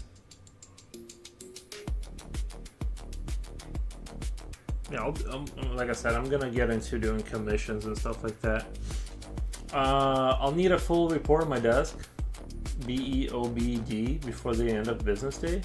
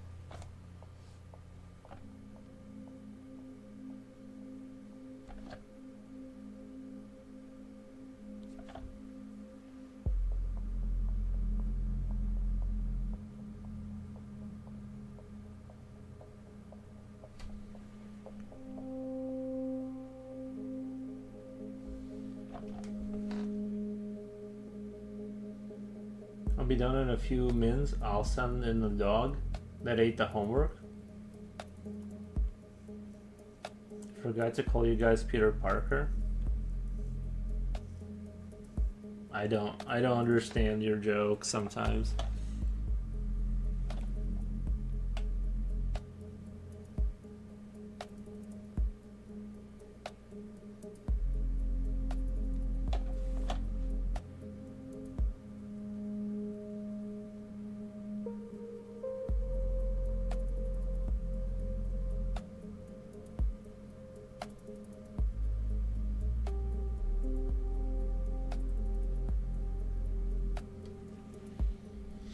You could add second worker working behind it.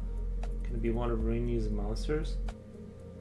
I don't want to change the composition of things because there's a rail and a cement wall back there.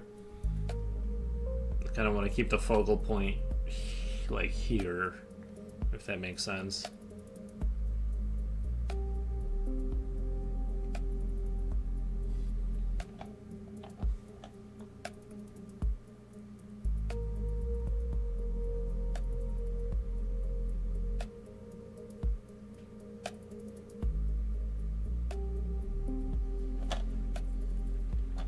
Peter Parker is Spider-Man and his boss, Jonah Jameson, would ask him to do stuff. Okay.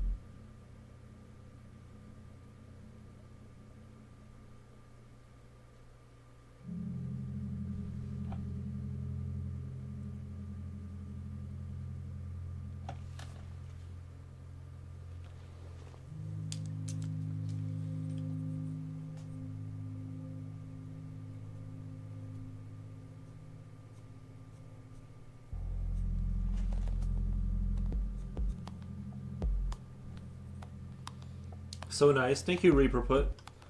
Yeah, I just don't want to change the Ask the Guy has been seen in AI trial. I can make like this guy look like more of like the Rainy Ren's monsters, but I don't want to change the overall composition and start adding extra elements.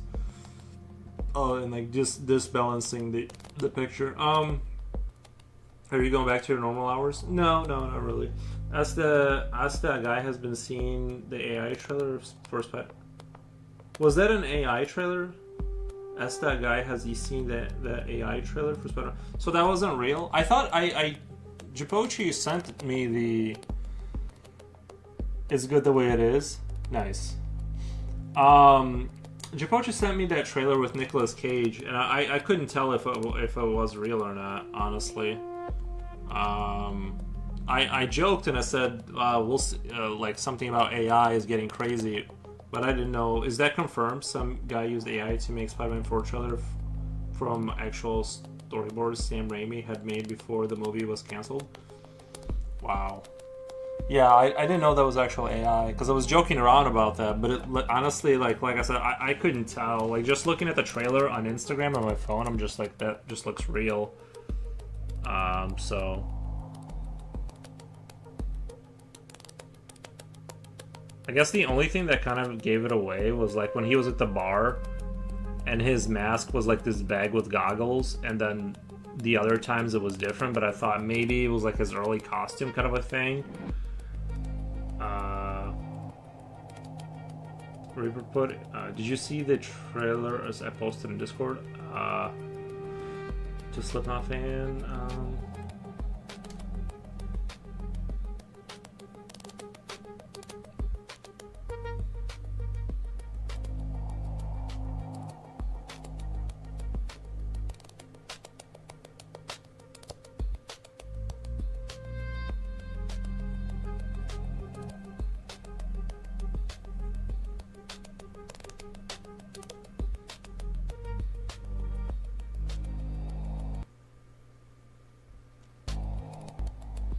yes, sir. It was Annie Hathaway playing Black Cat. What's normal hours or continuity errors? Yeah, that was the the trailer had like different masks, but also that could have been, I thought maybe that was like his early thing, like, you know what I mean? Like when Spider-Man made his first costume, it was like goofy looking, like in the original, so maybe I thought they were playing off that. But I thought, I'm like, other than Nicolas Cage looking kind of like younger and stuff. Well, not younger, but you know, he's aging, and I don't know. I couldn't tell. Have you seen the cinematics of Star Wars Old Republic? I've played the Star Wars Old Republic game a long time ago on the original Xbox. I know people like really swear by that game. Some people like really have fond memories of it, but basically no. But I do know of the game, and I have played it.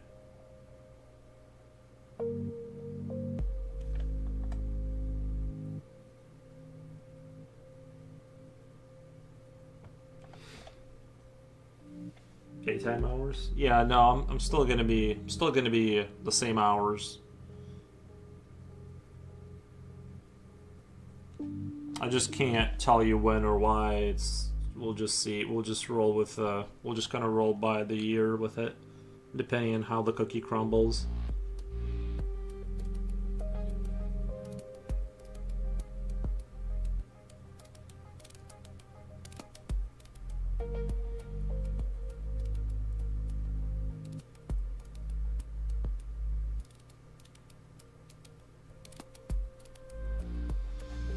I've never played it. The cinematics are pretty decent, better than the Disney trilogy.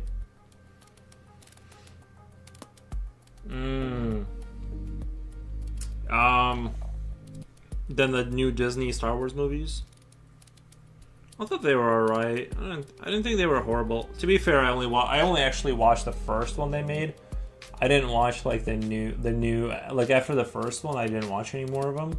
So I can't. But I mean, the movie looked good, I guess. It was alright. But to be fair, I was never like a big Star Wars guy anyway, so I didn't like really care that much about it, regardless of what happened.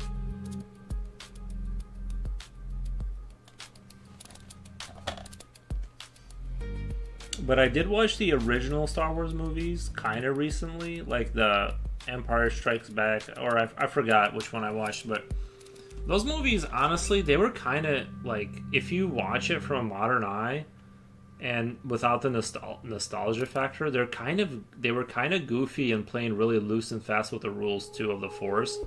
Like when that guy gets chopped down by Darth Vader and he clearly like disappears, like he folds into a cloak but his body's in there. Like I think that's clearly what they were trying to portray. So they could do that stuff back then too. Like I remember like there was a lot of complaints about how like the Force rules changed, but I'm like, yeah, but like in the original movie he like disappeared.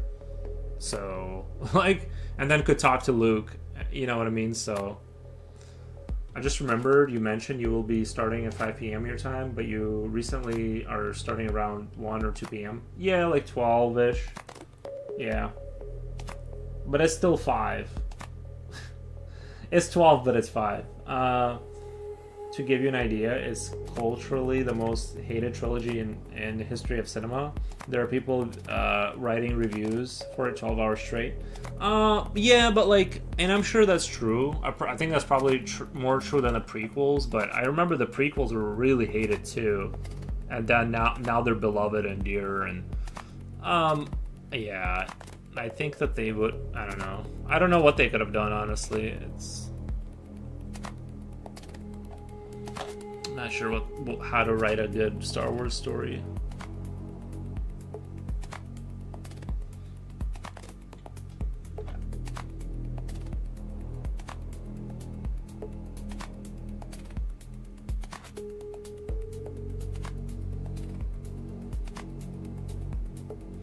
But I also kind of disagreed, like a little bit. I have to push back.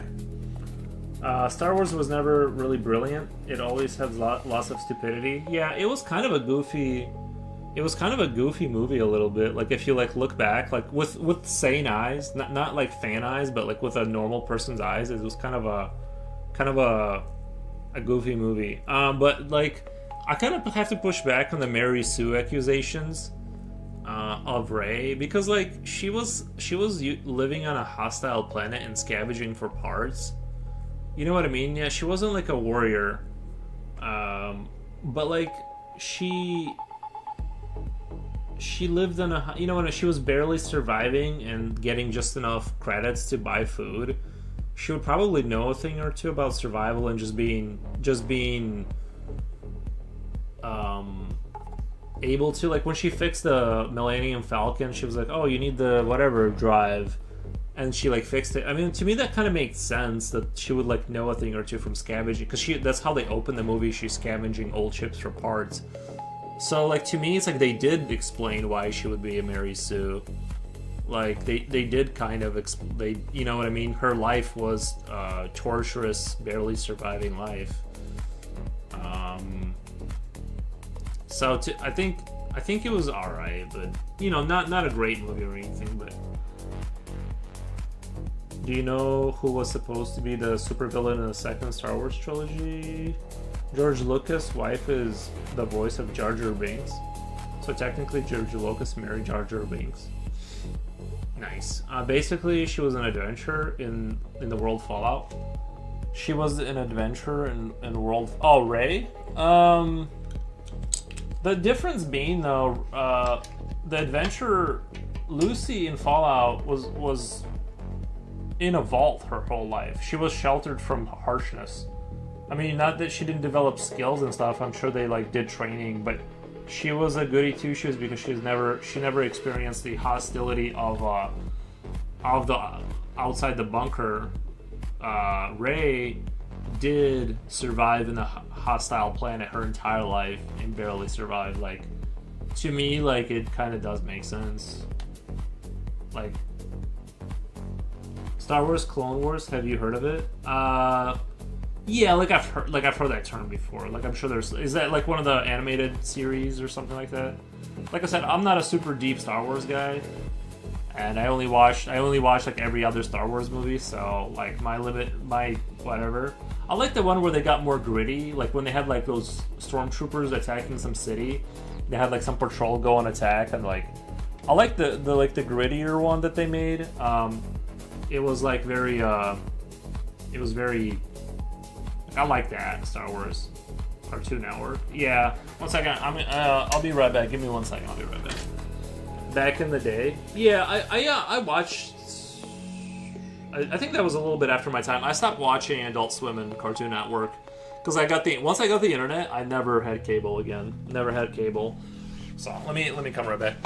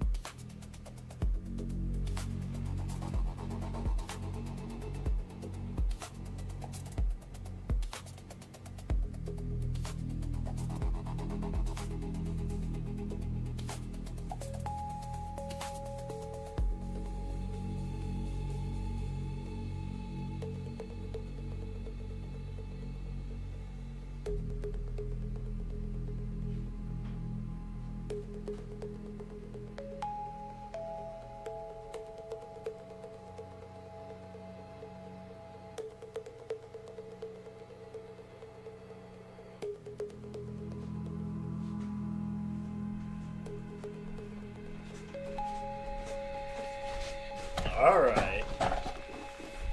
Here we go.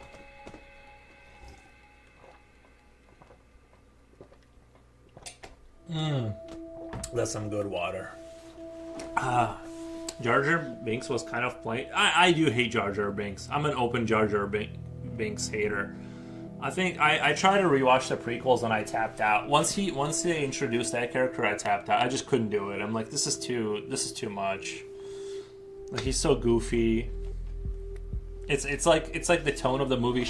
It's like he shifted the tone of the movie too much for me to where I just couldn't do it. Like, I tried liking Star Wars. I really did. I hate that creature. I'm sorry. Like, I hate Jar Jar Binks. I heard that Jar Jar theory. Is that really his wife's voice? Could have been a good idea. I'm not making this up. Watch Phantom Menace again. I won't. You can't. I just can't do it. Splash, splash, splash. Nice. No, I don't. I'm not a big Star Wars guy. I never was. The only thing that I like is the Empire, and I hate that they're losing the whole time. I'm like, come on, like, I like the way they look. Everything else is like, everyone else has a goofy styrofoam helmet, and I'm just like, guys, just finish them. I'm just tired of this, like.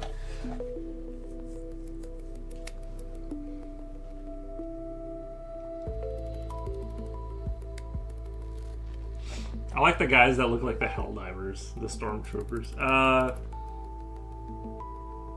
Star Wars Clone Wars had a lot of leeway because it was produced at Lucasfilms. Seems George Lucas was gonna pull a usual suspect style reveal with Jar Jar. A lot of character death in the Clone Wars. Oh, really? Yeah, I mean, when I was a kid and I watched that movie, like, I was blown away just because it was like so good looking and stuff and advanced, but I honestly, like, I don't really get too, like, super attached to any franchise anymore.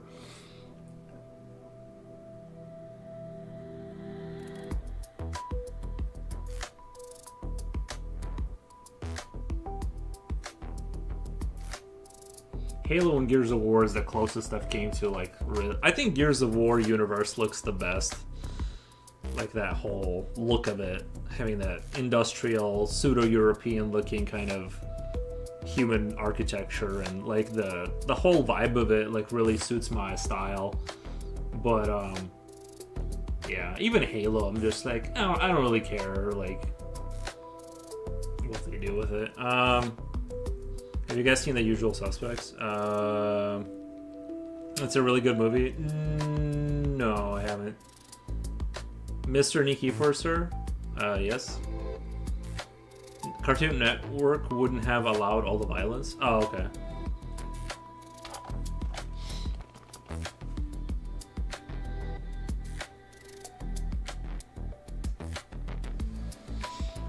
Have you seen Avatar: Last Airbender? I did not like. I don't.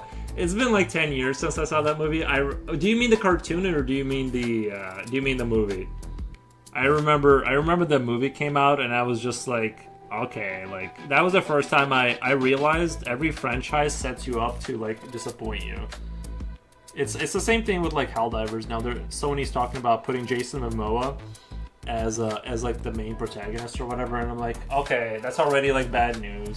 He's not the right guy. He's not the guy. I'm telling you guys right now, he's not the guy for that movie. That's so disappointing. Like he's not a bad actor. I don't think he's the guy for it. They don't like understand the spirit of it, I think. Scenes like these. Movies don't exist to me. Oh, movies don't exist to me. Yeah, I think the cartoon was really good. Like I remember the original cartoon was like, I remember liking it and stuff. I think the animation was really good. You should watch The Usual Suspects and film yourself doing a reaction. Really?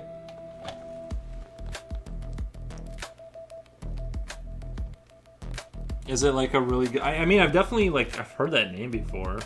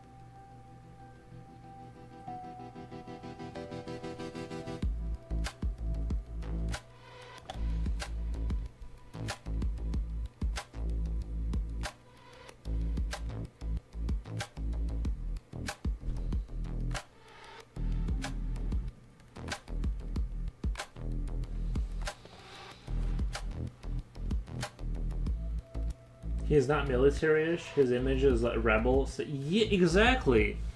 And he is not a man. I honestly like. I feel like somebody said this in Discord. I think like Tom Cruise would be. I honestly I think having Tom Cruise as like one of the people on board as like some propaganda artist or something like.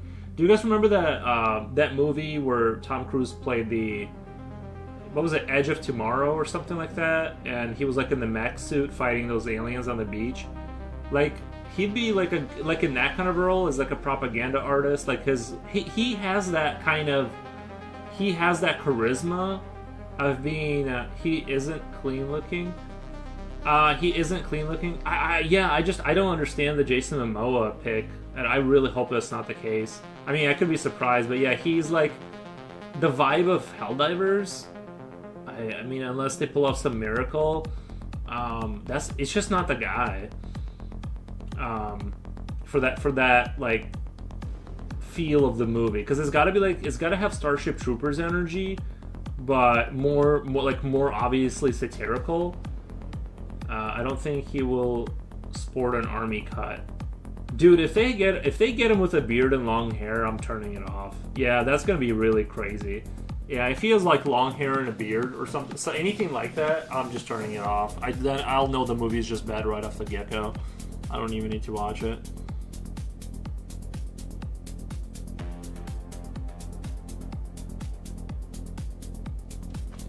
Who was that guy in Chris Pratt would be because he's like got a little bit of an oofy doofy energy to him. You kind of need like masculine men that are like kind of oofy doofies a little bit. Like, you know what I mean? Like, kind of, you can see them being gullible and succumbing to the propaganda of the state or whatever. Like, it's like a specific kind of like that. Tom Cruise has that energy a little bit. Yeah, they're just picking the wrong person. I think it's just because he has a big name right now, and I just think it's a mistake.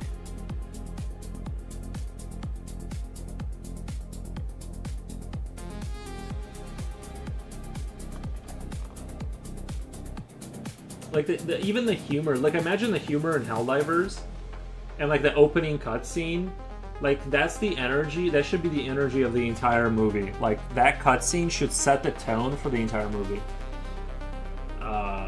He graduated from Harvard and then later Stanford, and he decided to write for an animated children's cartoon show. Star Wars wouldn't exist without Dune.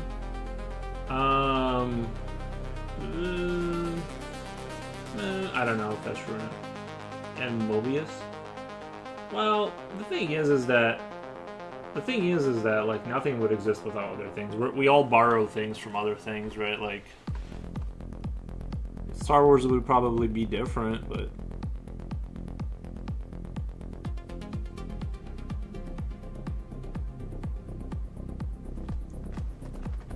I wish I knew more about Dune to disagree with you harder, but I don't. So I'm just I'm gonna do a slight pushback, but I want to disagree harder. I just don't have enough knowledge.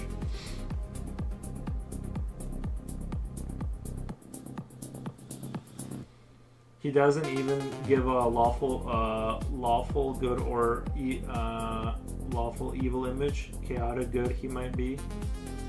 Chaotic good.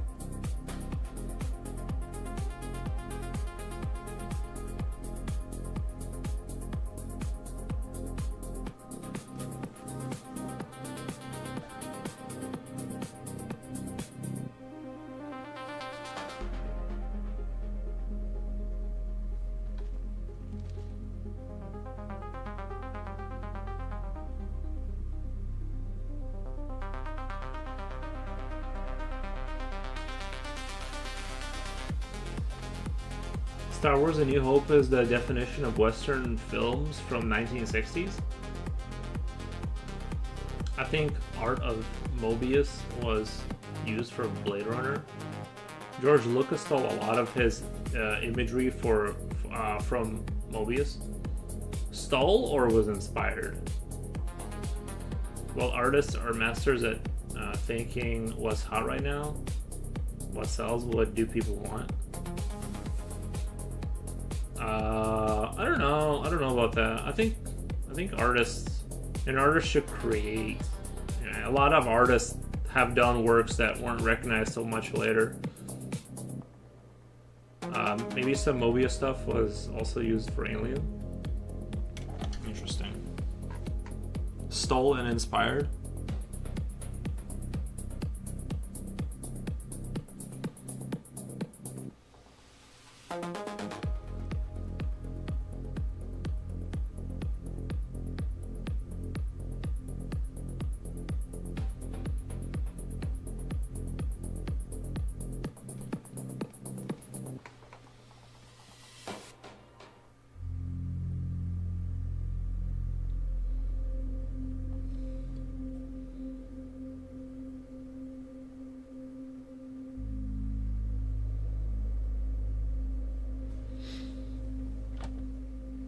H.R. Geiger was used for Alien 2.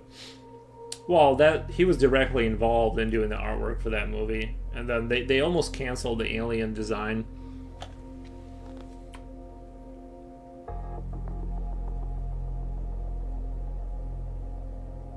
I think, right?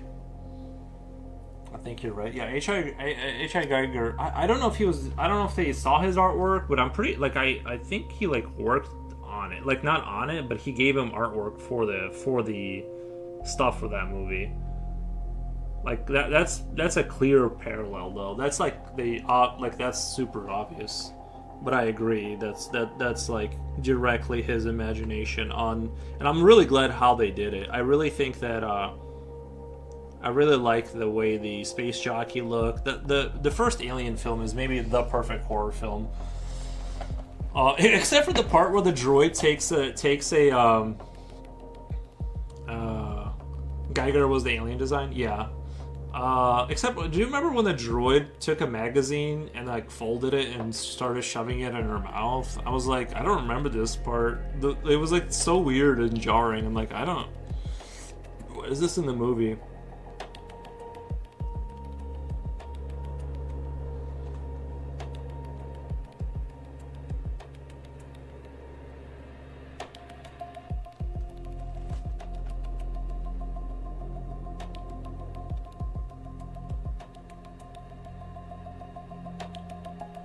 Then I realized, like, when you rewatch like Prometheus and stuff like that, you definitely see them trying and like bring that energy back of the space people like going off the ship and they discover a thing. The thing gets brought back with them and starts infecting people.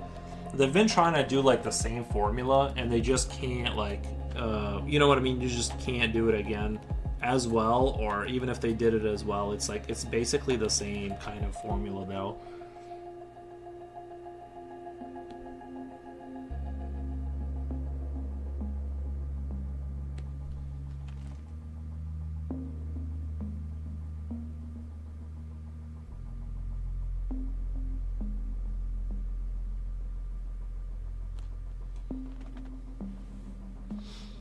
There's a story about that. Sigourney Weaver. George Lucas is a big nerd. Oh, I'm sure, yeah. But even Captain America actor has a clean look because he was in military. He was in the military. Not trying to stereotype people, but they are called men in uniform for a reason. It's just that like. It's like his whole demeanor, you know what I mean? The energy's off. With Jason Momoa and Helldivers, I think the energy it's like he's really good at being a fish person or whatever like else he does. I'm sure he's a great actor. I'm just saying he is better at playing different roles, I think. And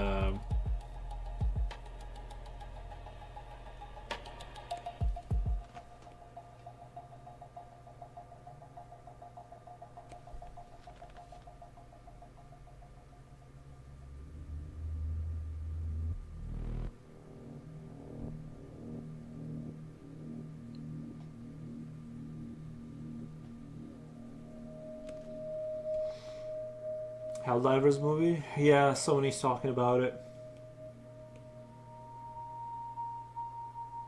They found a formula that sells and try to milk the idea dry. Yeah, unfortunately. I mean, all they've done is like make it bigger, right? Like they just kind of like took the same thing and like kind of try to kind of make it bigger. The Bene Gesserit from Dune inspired the Jedi in Star Wars. Okay. It all boils down to Jason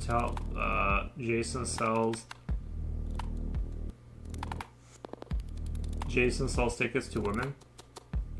He has to be the leading actor. Oh, Jason Momoa. Yeah. He isn't a typical cookie cutter military guy.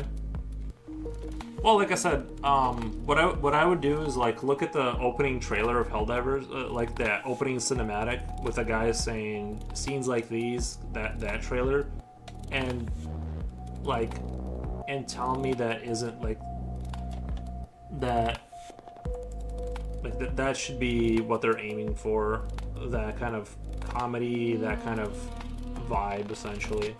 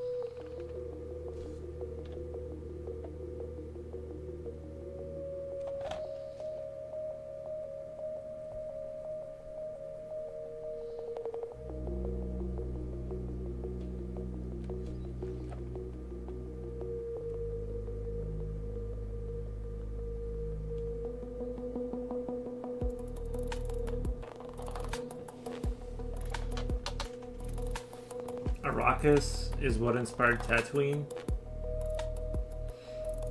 Alice no worm sign on Tatooine. Even the worms from Dune, Boba Fett gets eaten by one in Star Wars, Desert Planet. That's a good point. Yeah, he did.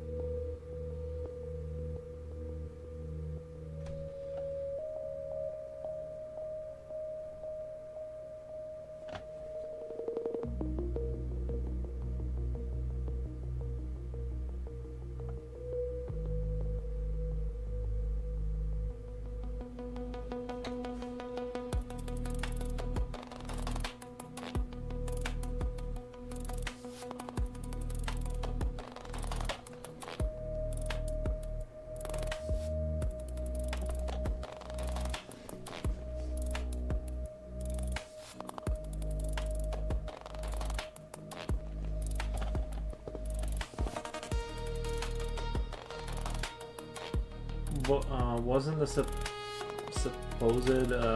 wasn't he supposed to play as Blanca in the upcoming Street Fighter movie?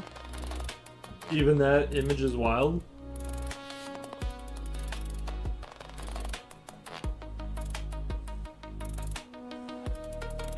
They should have hired us as Black Ops.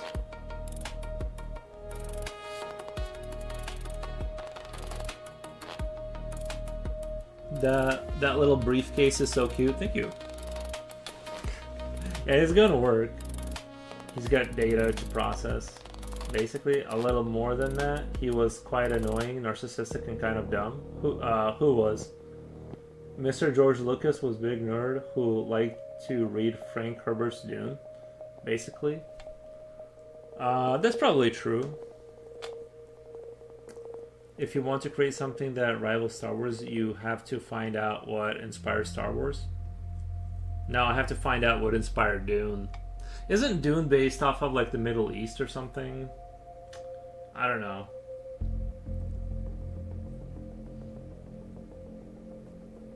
The story of George Lucas is a bunch of people begging him to give up his iconic ideas.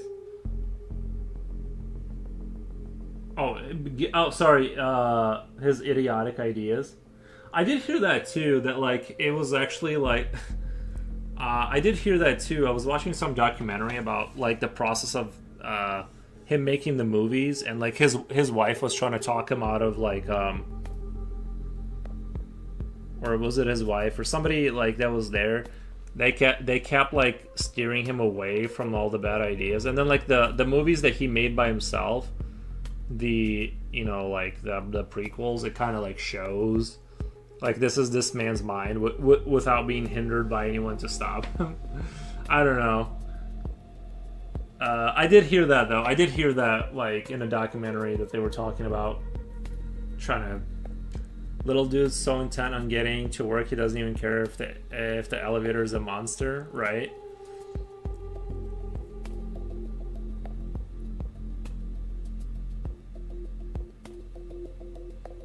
If Mr. Momoa will allow himself to be shaved his beard and hair for Helldivers, then that's wild. Yeah. Well, I mean, I hope. Yeah, like if he doesn't even go that far, then I think the movie is gonna be like you're gonna know that the movies they're not being serious about it.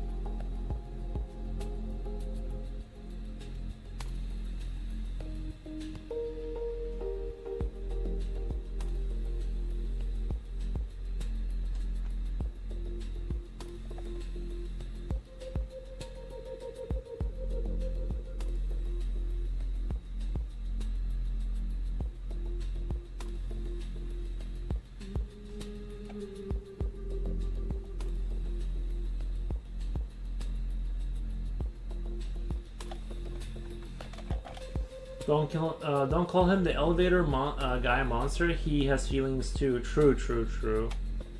When you look at the big picture, we're all living in a nut house. Thank you, Future Will. Nice. I want to rival all that. Read the great books of literature and history. Those Hollywood people have a ton of aura, but if you look closely, it's depressing. If you look closely, it's depressing. You're making the Odyssey? I'm making the Odyssey? Or...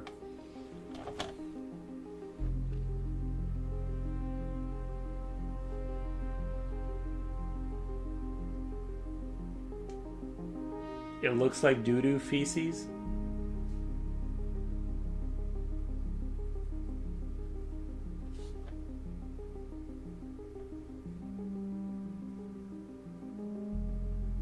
You're making the... I don't know what you're saying. I don't know if I'm misunderstanding what you're saying.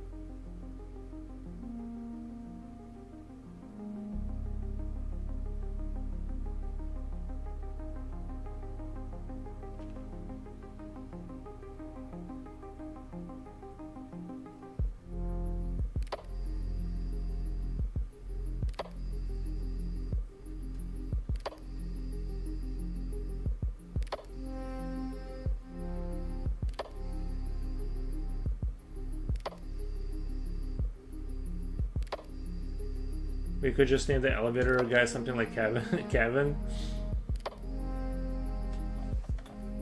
Define you return to the elevator monster? Yeah. What do you mean? Like, this is a new take on it, though. The old one doesn't exist anymore, I'm pretty sure.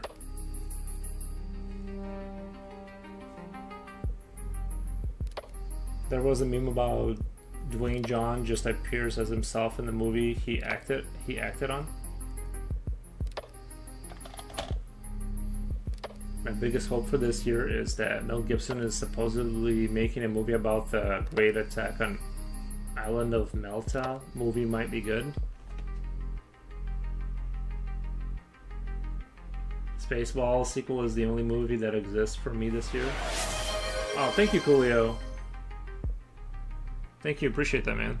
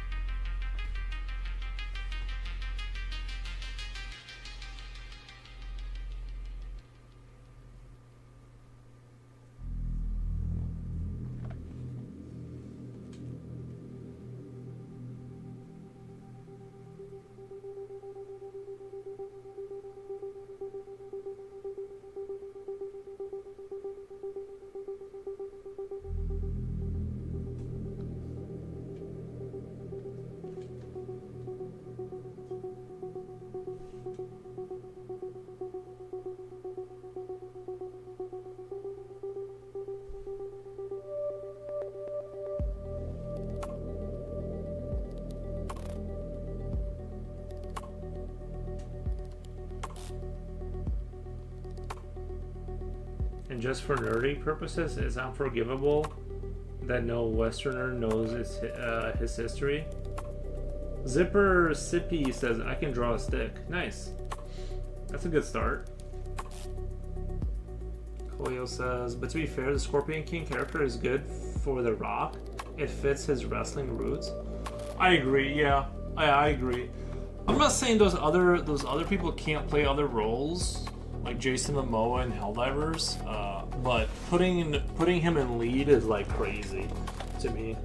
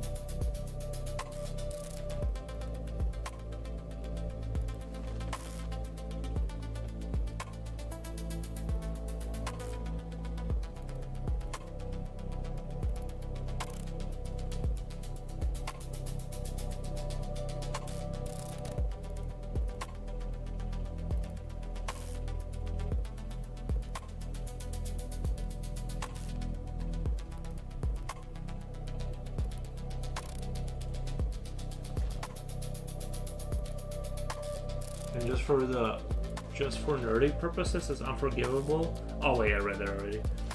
Nice.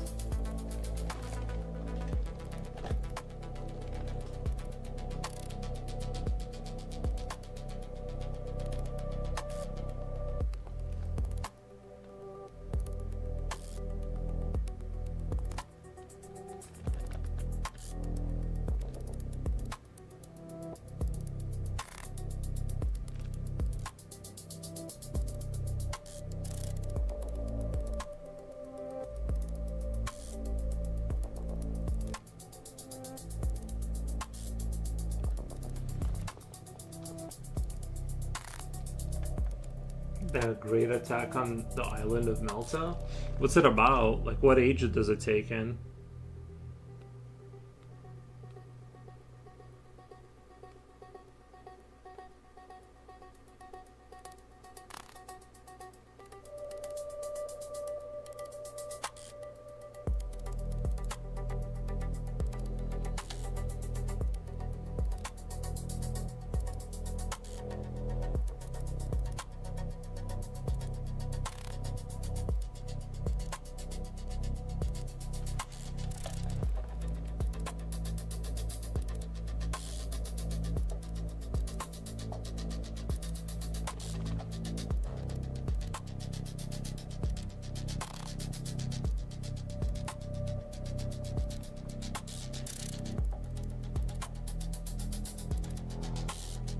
It's one of the most pivotal moments in world history. The Great Siege, 1585. 1585? Never heard of that. Sorry, I'm hitting the microphone there.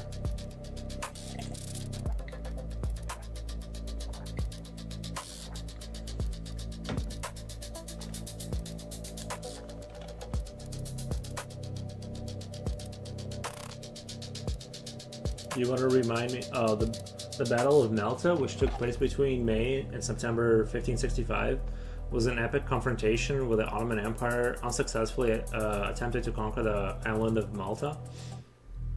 Defended by the Knights Hospitaller, approximately 600 knights and thousands of civilians resisted an Ottoman force of roughly 40,000 soldiers.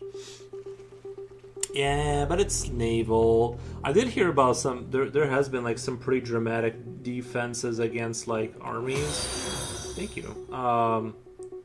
I've heard of like stories where there was like this family. I don't know. It was like a castle with just like 13 people, but there was like this narrow. It was like on a little island with a like kind of like one way to get to the castle, and they had like and we've definitely heard of it. I've never heard of it. But anyway, so this castle, they like it was defended by like 13 people, and they had an army that just couldn't get in. Like you just can't do it if it's well defended enough. And a castle in an island full of 13 people. It was like something like that. It might have not been. It might have been like 56, but it was like some really crazy low amount of people that were like there defending it. And they just could, like, there's nothing you can do because it's like there's no way to siege it because there's like a narrow path to like this little castle that's kind of like offset. You know what I mean? Like they didn't have trebuchets to like keep pounding it. That's like setting a closed door murder mystery. It's like setting a closed door murder mystery. I mean, if you don't have like proper siege equipment, and that's the thing is that path to the castle might have been narrow enough to where like you can't get proper siege equipment to the door to knock it down or whatever. So you just really can't do anything no matter how frustrated you are. I remember hearing something like that. It was on YouTube. I don't know. But there's been some stories like that where castles just hold out for months against like impossible odds because it's easier said than done to siege a castle, you know?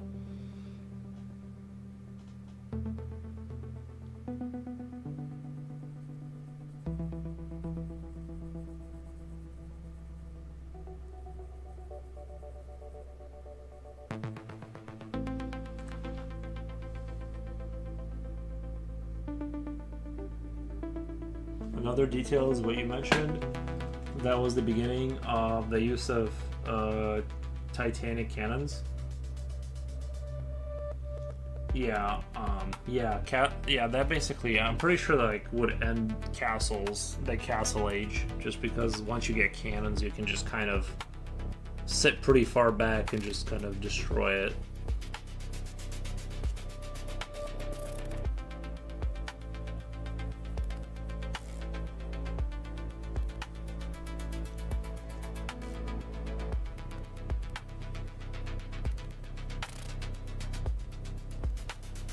I mean, there were still fortifications and things like that. Like early American colonies had like those 6-star or 5-star looking fortifications, but they were kind of like almost like raised trench lines in the ground with like raised. They had like it's like trenches, but they're like up and with cannons, and it's like this 6-figured kind of shape, so they can fire in every direction, kind of. And yeah, I mean there were still fortifications. I mean there's still fortifications now, but I'm saying that's a cool story. That's why humans made artillery and planes to circumvent castle defense.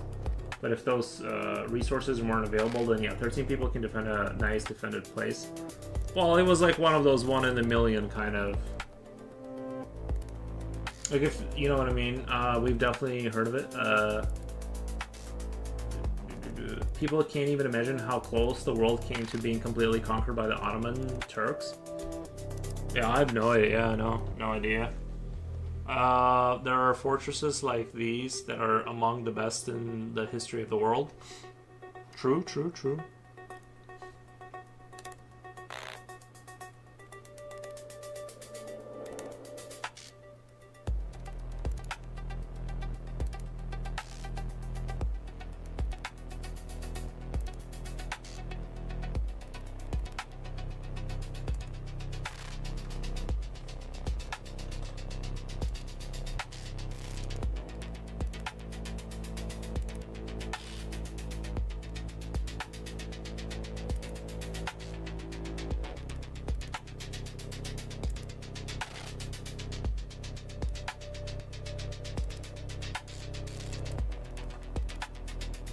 I'd have to find the story to show it to you guys. I just remember hearing something like that. I believe it. I'm sure there's been like weirder incidents where something super unlikely happens.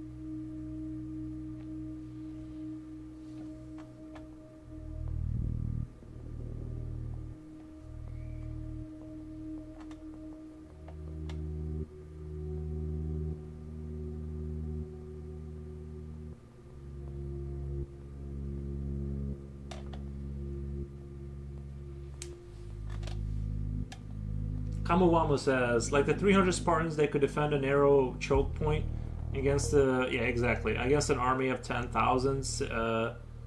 Situations like that compel the invention of weapons that can attack up and over the choke point. Yeah.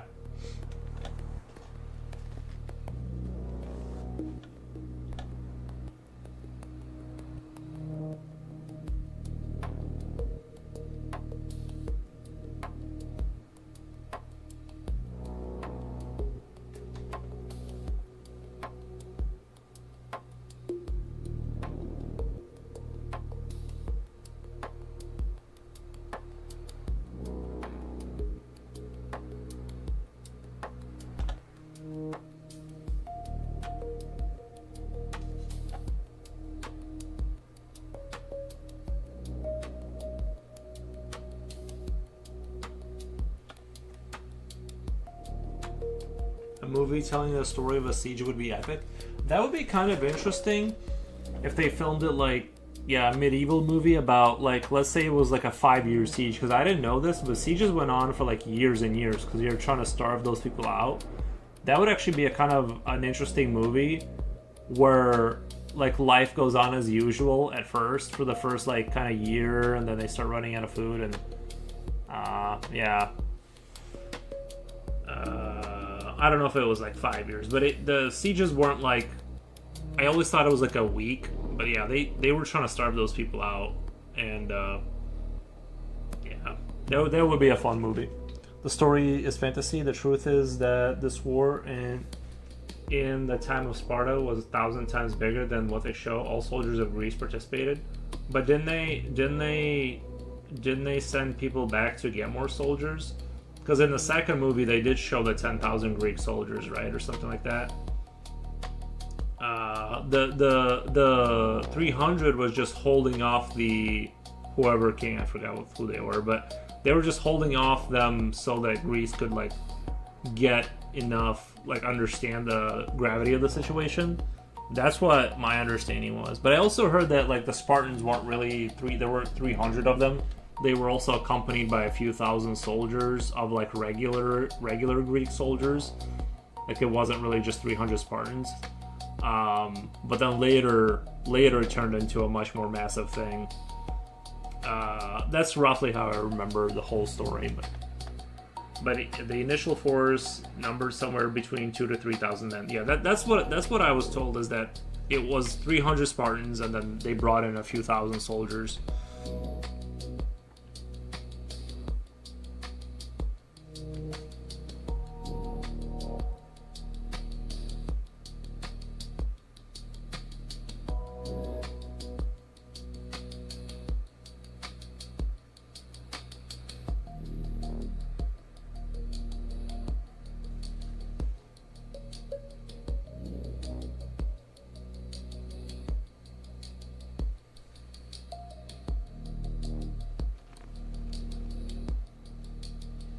The New Deal in the future war of using AI to up and over humans. Wait, the New Deal in the future of war will be using AI to up and over humans generally.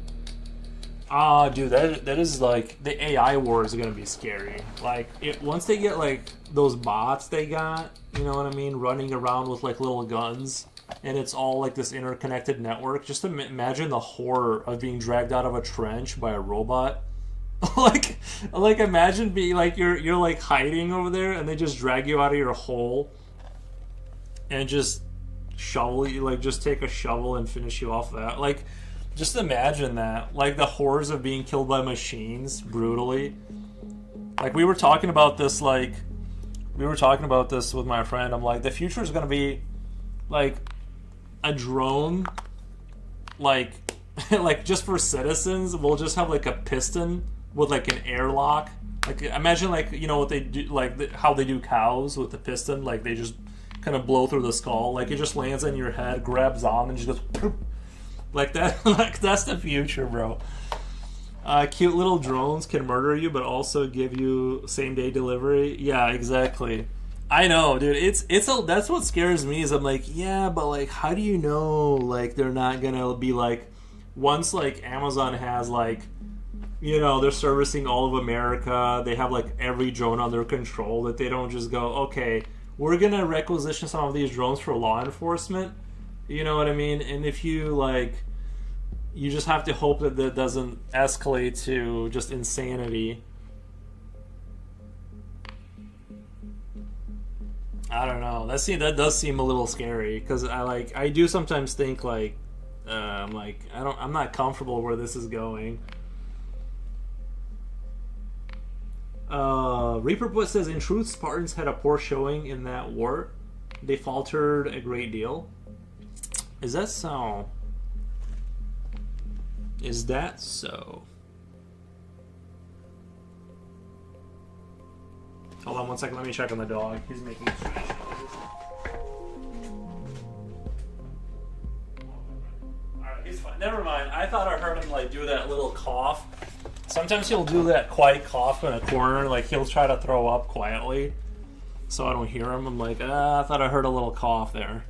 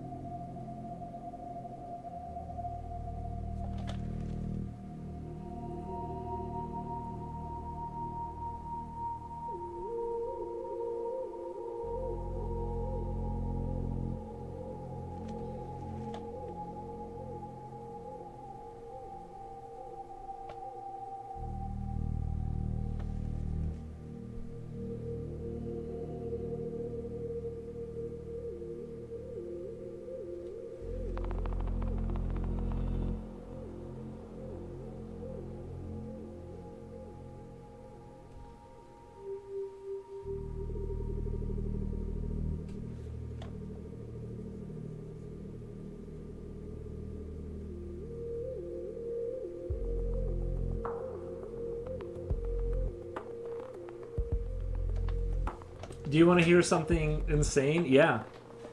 Absolutely.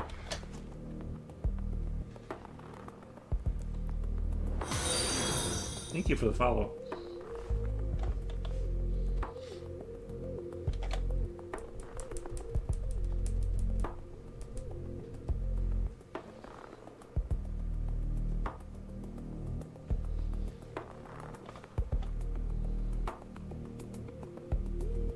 Thanks to drones, entire branches of technology have become obsolete.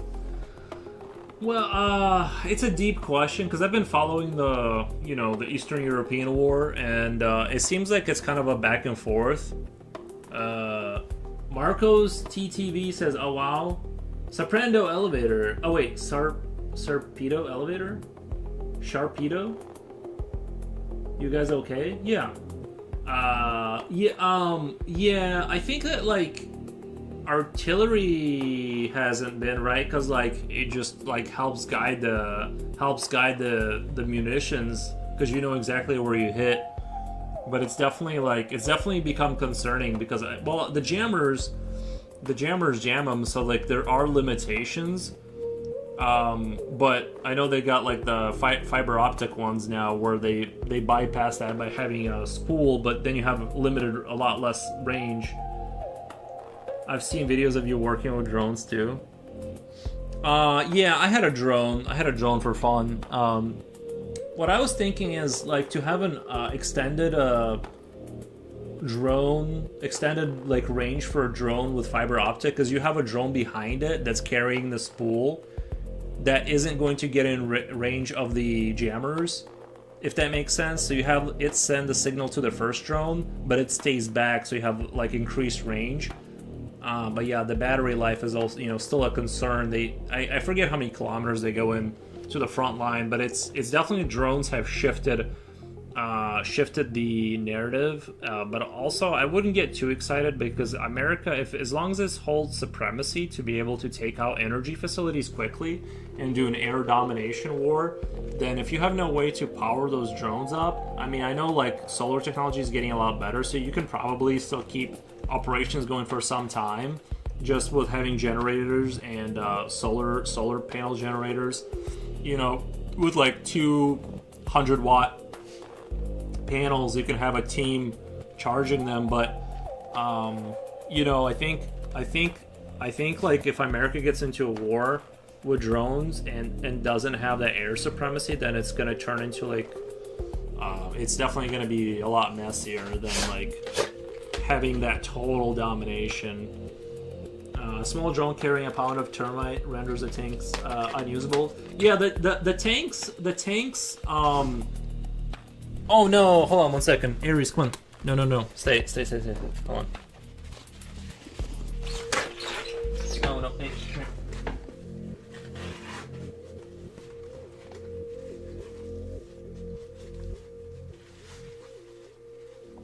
Sorry, he came over to my computer with the drool. I had to take care of that. The thing is that, yeah, the tanks seem just like silly at this point. Like, I don't know, just get rid of those things. That seems just like a target. You know what I mean? Even if they put the cope cages on there and like the barbed wire or whatever they're putting on there to get the drone to explode before it hits the armor, it still seems like these tanks are taking like 5 drones, and that's like what, $2,500 to take out $1 million tank. The economics of that don't work out. I think it's gonna be like, yeah, I don't know what you do now, unless the only thing I could think of is like advance with like I was like, I mean, I don't know what I'm talking about, right? Like I'm armchair generaling over here, but I was looking at the Eastern European war that's happening right now, and I was like, the only thing you can do is like advance like super slowly, but not even try to take their trenches, but entrench yourself where your drones can operate further and further into like their areas, if that makes sense. And then like I don't know, like it seems like pointing infantry towards their lines and trying to take out like it just seems like it's like pointless. Like you lose 90% of the people before anyone gets there, because the drones, like you see the like that 4K vision of a drone, and there's like 10 of them there, and they're constantly looking for someone trying to sneak out, and it's like you just get deleted before you ever have a chance. Even you can't if you form an armored fist anywhere, that gets discovered relatively quickly. All you can do is like these like 2 to 3 man sabotage teams. The actual carpet bombs, artillery, and infantry sweeping the map. The usual, yeah, it's kind of crazy to me that they're still doing like more or less both sides are kind of just throwing infantry like back and forth, and it's like, okay, dude, and it's watching those videos is horrific.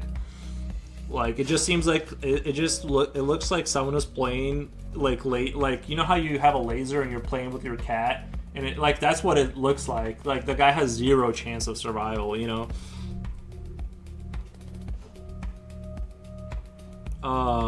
But yeah, like not to get super sad into it, but I don't know what you would do to like break through that whole mess, except move up like 10 feet at a time, entrench, and then that's your new point to kind of like fly new drones out of, and you just keep advancing like that, like super like artillery creep your way over there.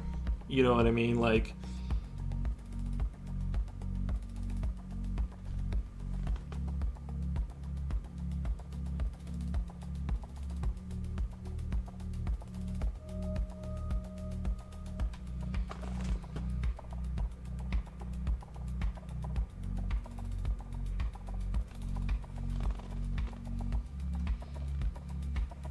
it says you said to maintain and have all infrastructure to keep 100% technologically advanced army running isn't easy. Yeah, I think America's in a really good position because of our geography, and it is holding, it's still probably, I'm assuming, kind of at the top, and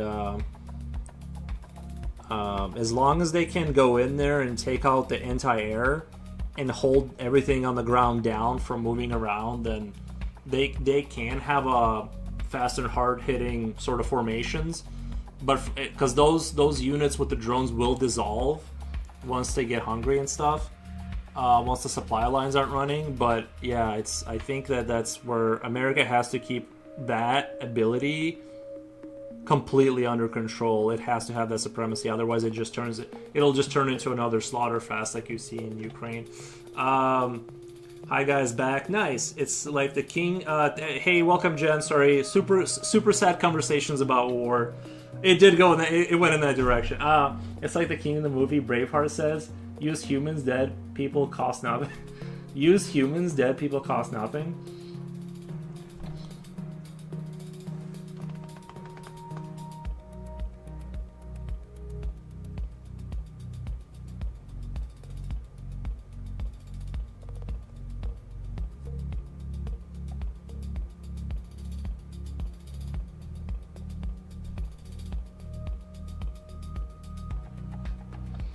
Oh no, never mind.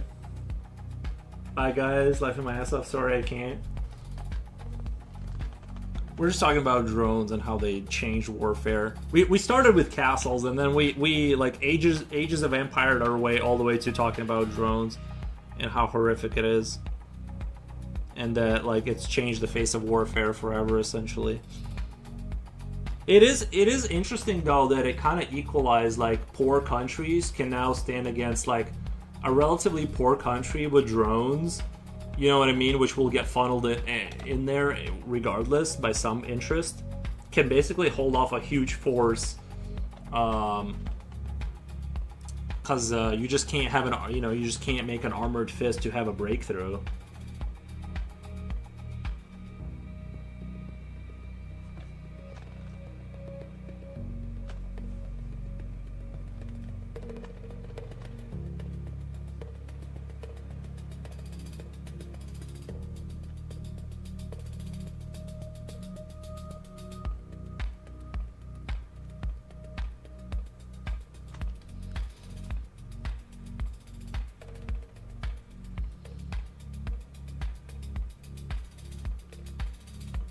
I don't want to do that, lol.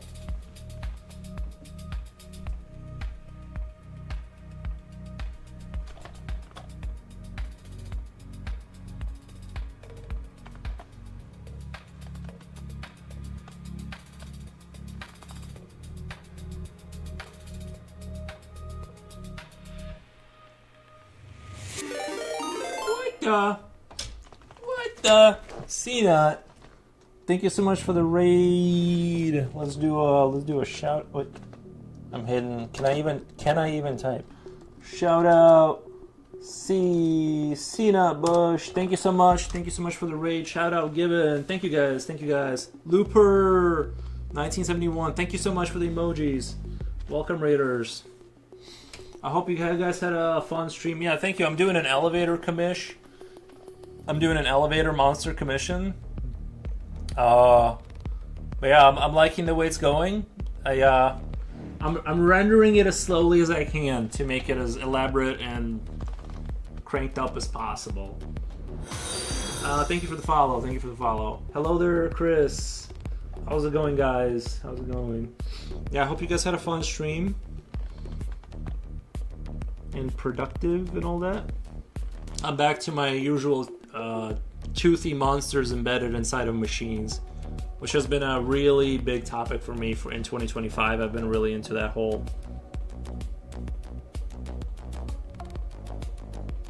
Oh yeah, my original. Thank you for the follows. My original idea was like, imagine like building metallic carcasses where you drop in like sort of biomass goo that grows into the machine naturally.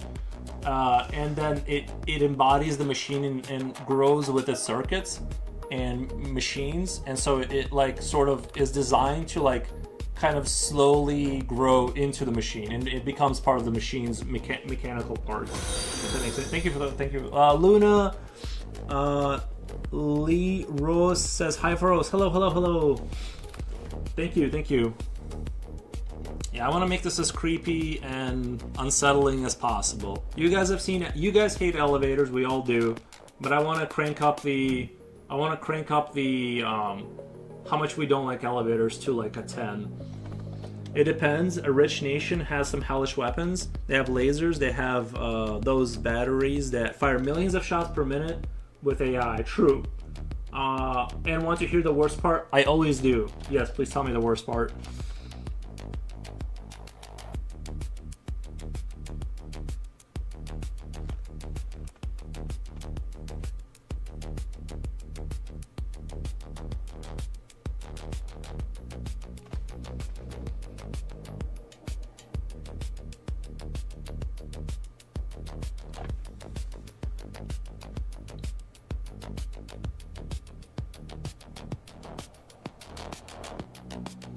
Dude, that's like how animals grew into human trash. That went dark. Wait. Wait. Dude, that's how animals grew into human trash. That went dark. No, I mean, like, imagine as humans put like biomass inside of a machine carcass, and then it grows inside the machine carcass and embodies the carcass like a turtle inside of its shell. Does that make sense? But it also operates the mechanics of it. Welcome back, Jen. Lol. Who asked says gives me hearts. Thank you for the smiley hearts. Thank you.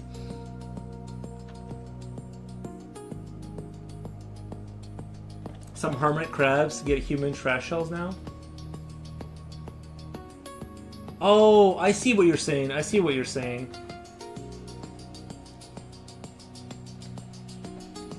I wasn't sure what. My fear was 1. Now it's a 5. Nice. Like I said, if you don't think elevators are terrifying enough naturally, this is like the next step.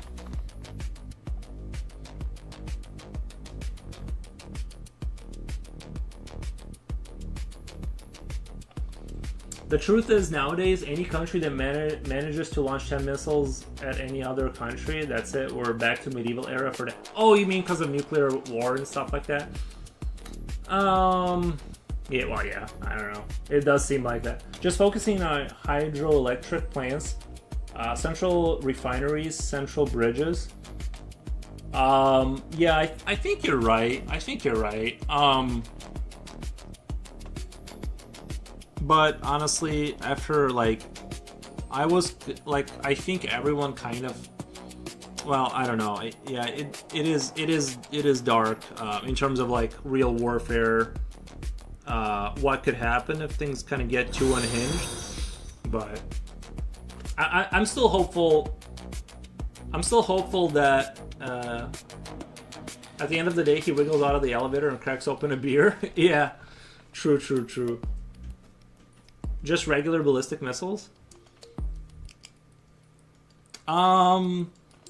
See, I kind of don't buy that. I have to push back on that a little bit, because a certain country has been hitting bridges for months, and they haven't been able to, like, the bridges and the infrastructure that the Soviets built back in the, 50s, 60s, they can't seem to break those. Like, thank you guys. Jesus.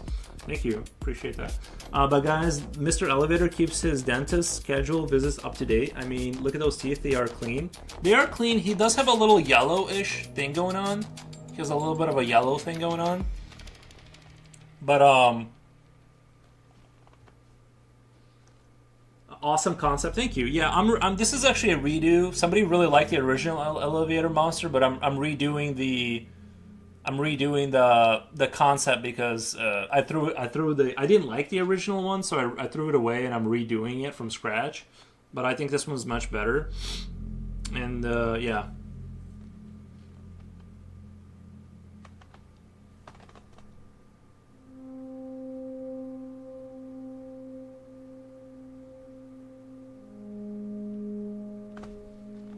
Super fun.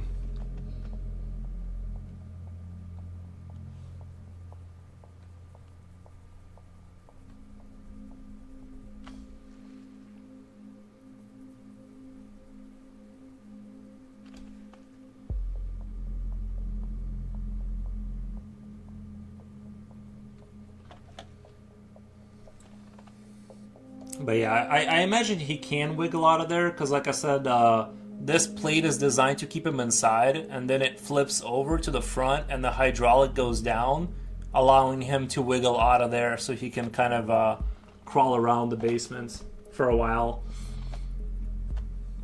but primarily he is sort of transporting. This is floor 7,262, so he's designed to climb for just forever, up and down, carrying people. Well, I say people, but in this reality, they're hardly people anymore, you know.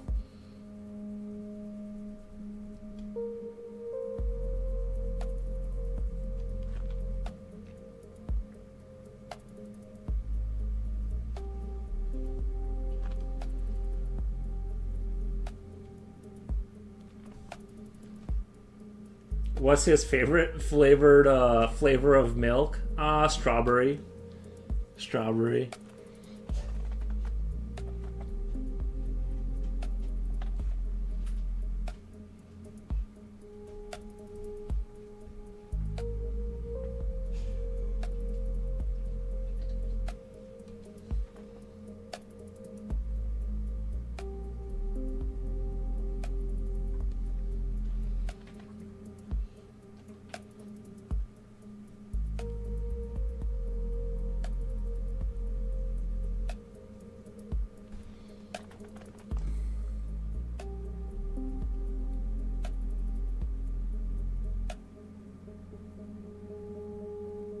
I do think this is like I said, I almost want to make a game around this concept, like doing all hand drawn work, then animating the elevator creature, and your job is to make it to your job is like there's people waiting at floors and you have to pick them up and deliver them to their floor. That would be like a fun like little Steam game, you know what I mean?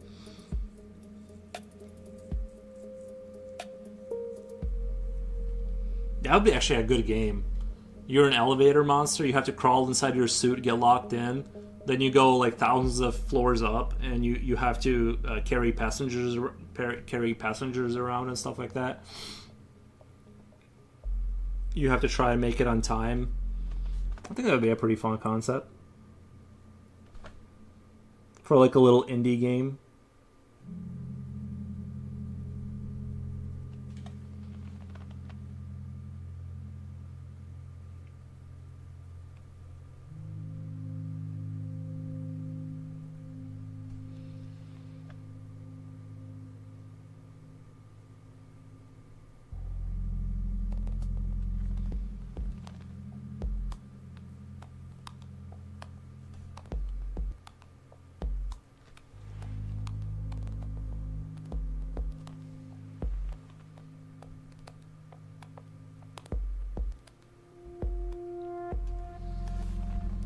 Time to stop working? Nice. What the dude? I tried searching for hermit crabs with trash shells and I found a few that used doll heads as their home. That's kind of creepy. Bro. Beltmatic but with elevators? Yeah. Yeah, something like that. Well, it would be like a more simple game. You just get told like what floor something's on and you gotta rush over there to go get that customer and bring them to whatever floor they're going to.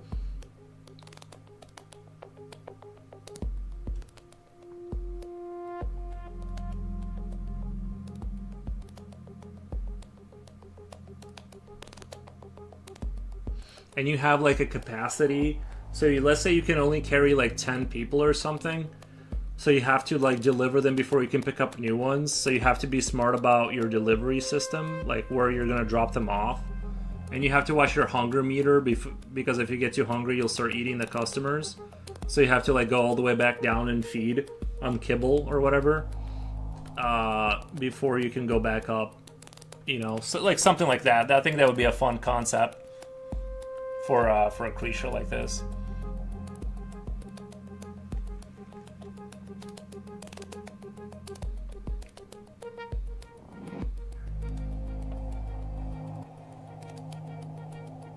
Like in terms of like, I'm trying to think of like how I could formulate a game around this concept.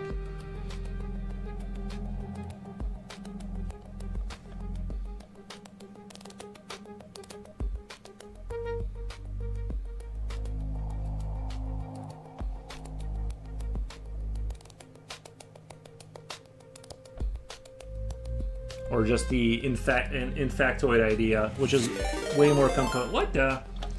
Haynes, Damn, that's a lot of raids today. Getting super rated, Jesus. Let's do a shout out. There we go. Bam. Shout out given. Shout out given. Oh wait, I did Hollow Rain. I did the wrong one. I'm so sorry. I could have. I typed in H, but I did the wrong one. I did the wrong name. My bad. Thank you for the raid. How was your guys' stream? How was your guys' stream? I'm just doing an elevator monster. I don't know if you guys hate elevators.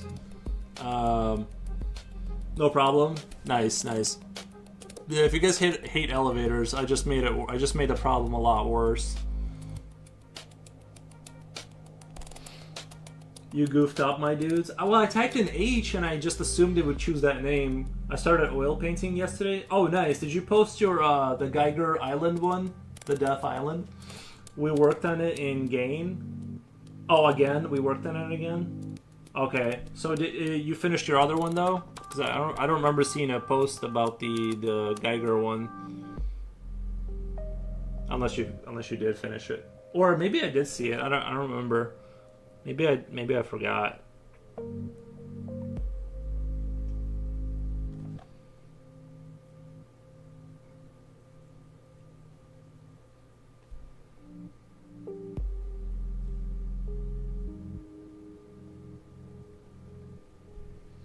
The Giger 4 Island is done. Alright, I'll have to go on my Instagram. My feed is like clogged. I must have missed it. Sent you a pic on Insta? Nice.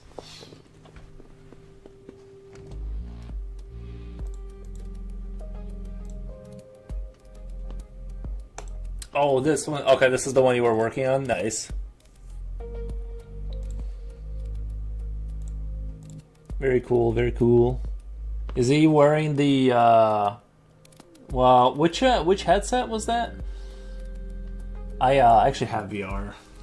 I stopped playing it because of how inconvenient it is, but it was pretty cool.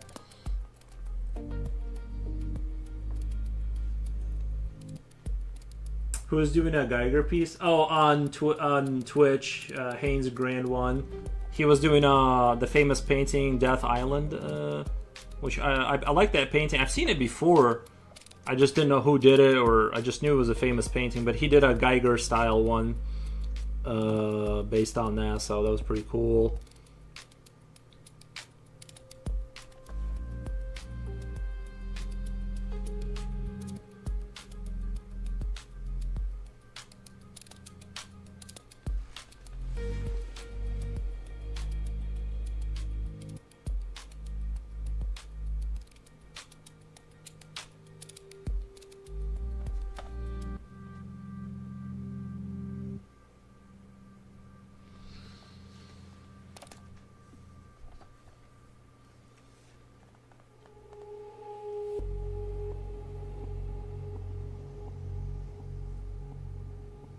I'm not sure if I want to put a reflection here. I think that would be a little too... I kind of want to put an emphasis on this door with the light. I might put some white here too to kind of give it that white hue light kind of going down. So even though I'm really tempted to put a highlight here to make it look kind of like this, but I really don't want to take away from this area. I kind of want this to be like the lit up area in the dark kind of vibes.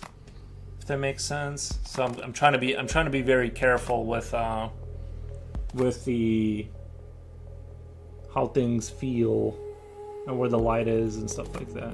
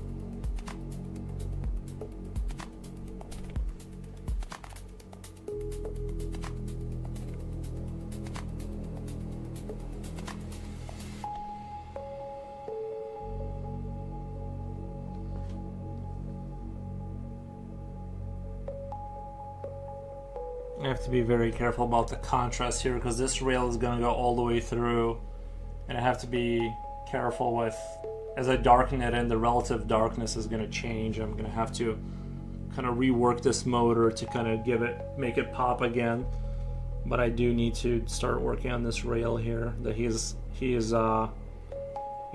stuck to a grid. He can only move up and down in this sector.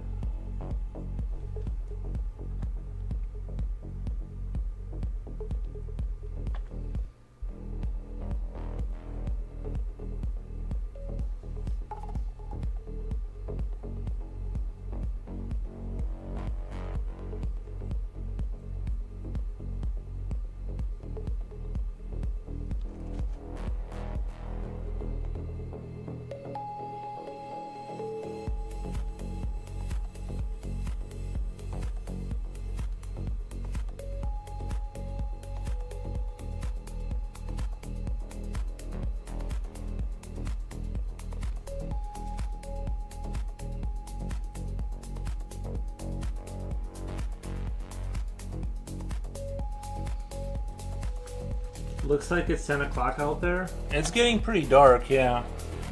I remember when I first tried to make my first game in Godot, this was many years ago, the way I got around programming... Oh, it's a big baby. It's a big baby boo. Where'd you go, boy? But the way I got around programming is I would have a series of invisible...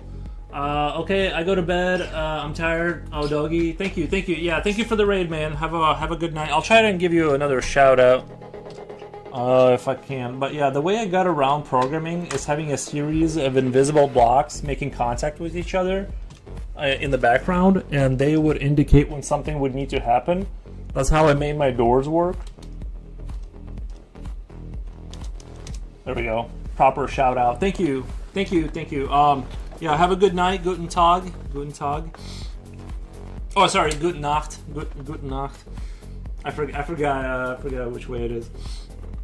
But yeah, the way I got around programming.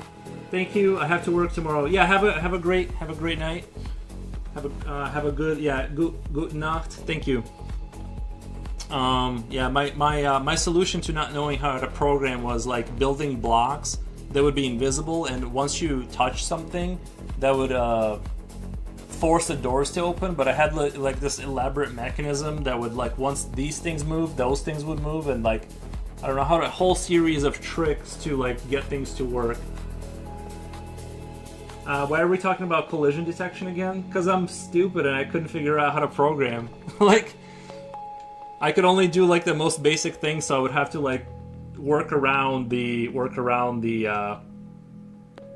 limits of what I could do with like not understanding how a programming language worked. But this time maybe I'll do it for real. If I make a game, it won't be a series of collision boxes. Sorry, my lead is all broken. I must have dropped this.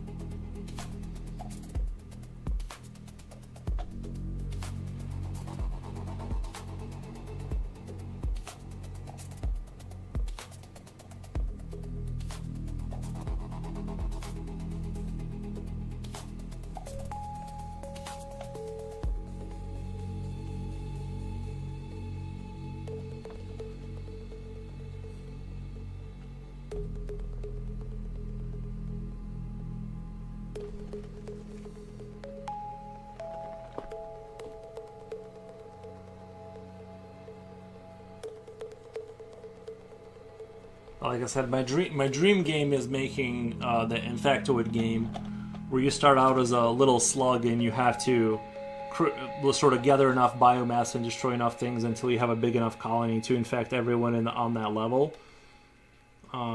That's my, like, basically, like reverse Alien kind of a thing. That's my dream game. It's just the problem with that is, like, the level of programming I would have to do would be, like, considerably more. Like, with having, like, little people run around and make do stuff. other than just static things. Like I could probably make a point and click adventure game with a lot of artwork and stuff, like a walking game. But once I got into having things move logically, I'm out of my depth on that.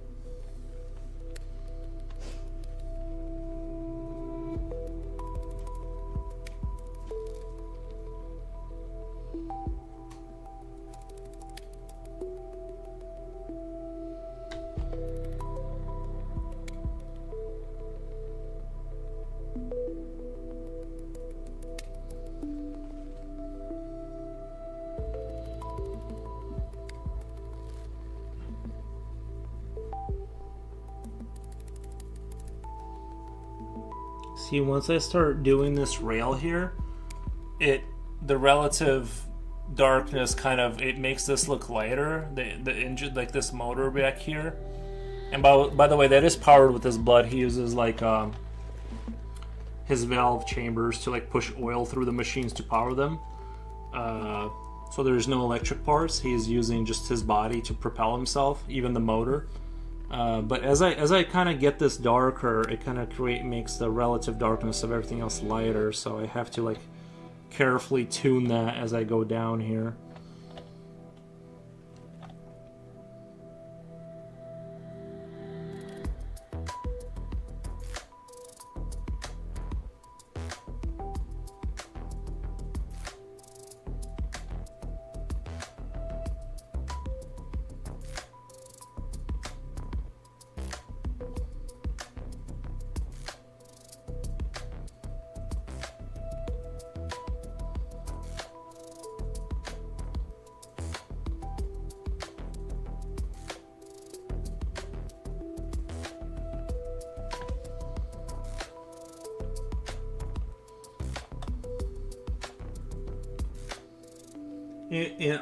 I'm incapable of creating a website, let alone programming a game. Well, I think you have to use JavaScript or something. Yeah, is it like a different? Those are like different things. I'm not sure which one. I think gaming would be more complicated because there's a lot more moving parts that they have to work. Sorry for the hiccups. They have to work simultaneously. And so that's where the danger comes in, or the frustration, because there's like so many elements interacting with each other. Especially like with games like anything like an RTS, you're just like aiming really high. So like I said, the closest I've ever gotten to programming is I downloaded the a Commodore emulator and I was playing around with it, programming in BASIC. But that was a long time ago, and that was a very basic language.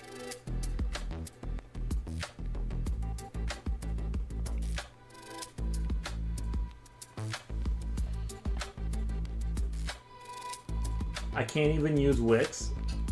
I don't even know what isn't that website or something that teaches you that or something like that.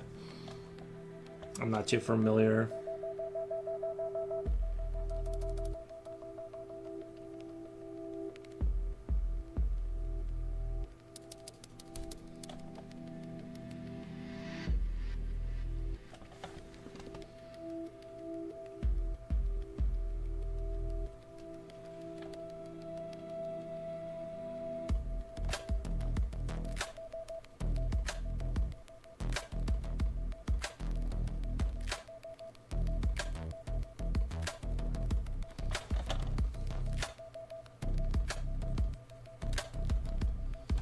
A platform that creates websites with AI and all of the help possible. Yeah, no, it's hard to make a website. I just don't understand how the underlying I don't understand anything about it, especially like because like are you hosting your own website off your own server, or like the deeper questions I don't understand. Or is it like you're renting? You're like, are you renting a like bandwidth to like run that website, or is that free? You know what I mean? Like I don't like understand those things.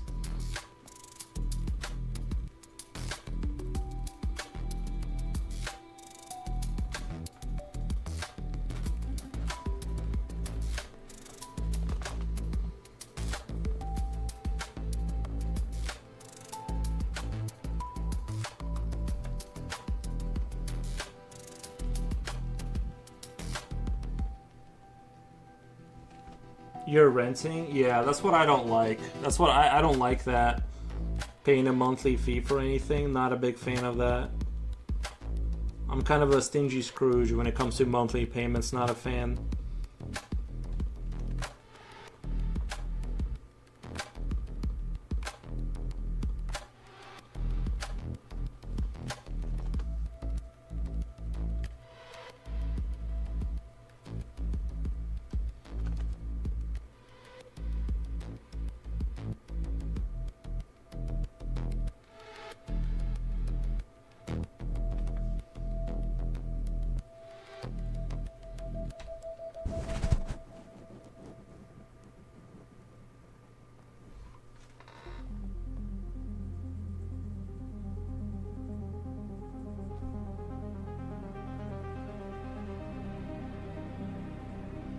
It starts with you being able to buy a domain, your name or your company name. Then you have to buy the use of a platform, and of course, if you have a business, you have to pay for VPN. Damn. Yeah, it sounds complicated. It sounds complicated.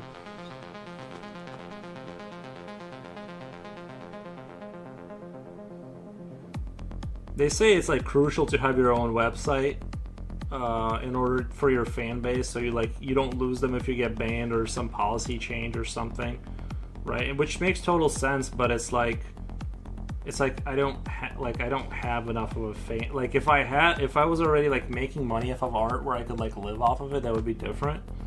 But it's hard to motivate myself to like go through that process and create a website for like. So that like Jupochi will go there, you know what I mean? Like I'll have like one or two people visit it once and then it'll just be abandoned. So I'm like, I just can't. To be fair, it is indeed the crucial step. Yeah, that's what I'm told. Can we make a more fun crucial step that doesn't involve like a lot of thinking? I don't know.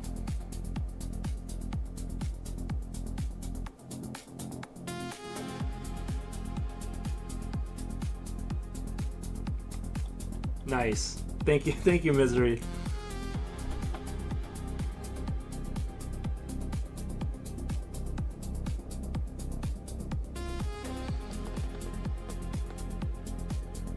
Singled out, bruh.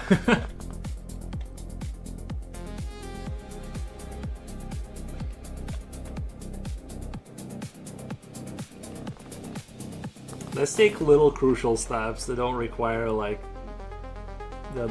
me to bleed out money too. That's the other thing. It's like your company, the first question is, what is your website? I guess if I had a website that sold my work, that would be awesome. You know what I mean? Like,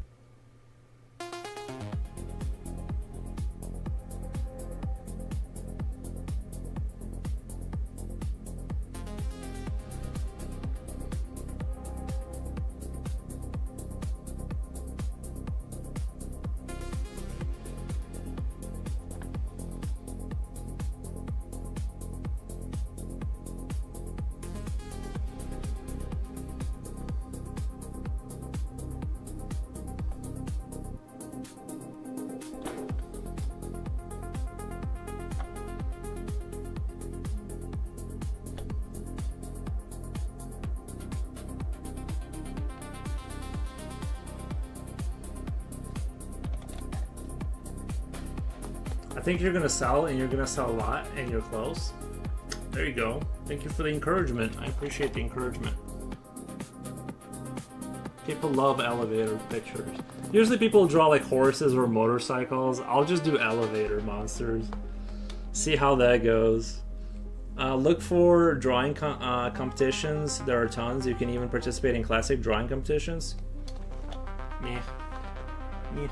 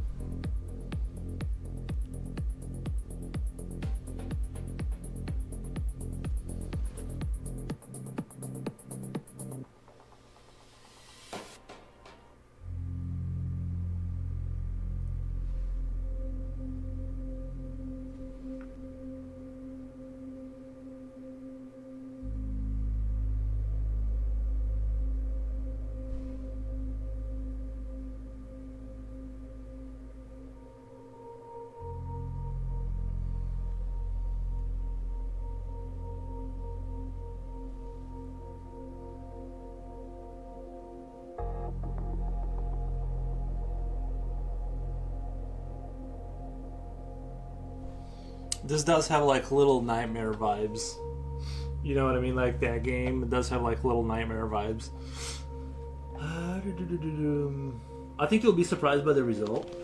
I mean, I did started doing Reddit. I've been pushing Reddit a little bit, and I did get like one picture got 250 likes on one of the platforms, but for the most part, it hasn't been a riveting success. But it's definitely like good because there's like fresh veins over there that I can expose my artwork to. Because Instagram, basically, like if your account isn't big, it's just like really hard to like get anyone to see anything of yours, you know. So it's kind of like it's good if you are big, and it's really bad if you're small. So, but I'm not even complaining. I'm just saying like it just doesn't show your stuff to people unless it thinks you're doing well.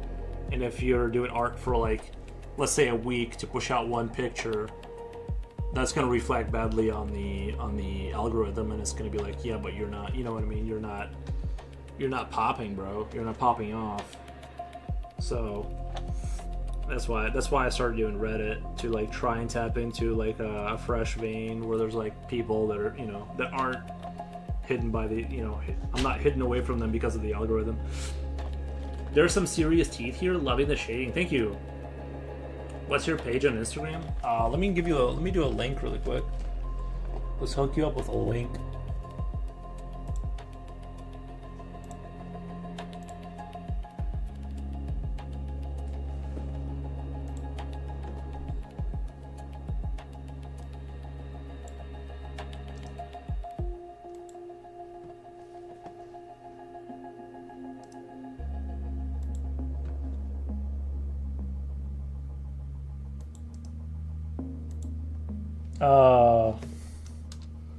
Have to show a lot of work on Instagram. Yeah, but I can only push it out so fast, right? It's like I would like to show more work, but it's gonna take a minute. You know, I gotta make it. Like I gotta craft the craft. But I agree. Like with you, it's just that I'm limited by reality of how long my pictures take. I like to render the crap out of them most times. Especially like the commissions, I like to go super heavy with that and just kind of go all in on the rendering.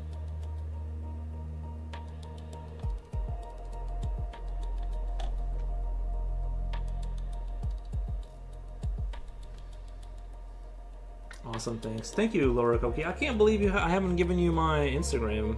You've been here for a minute. Usually I push it on people pretty fast. I'm like...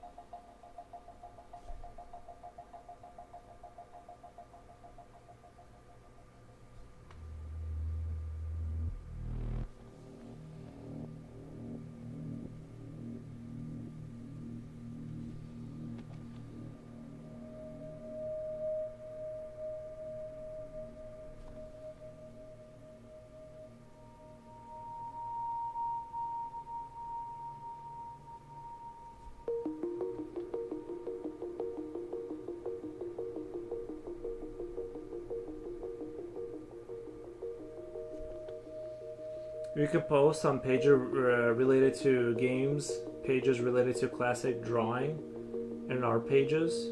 Yeah.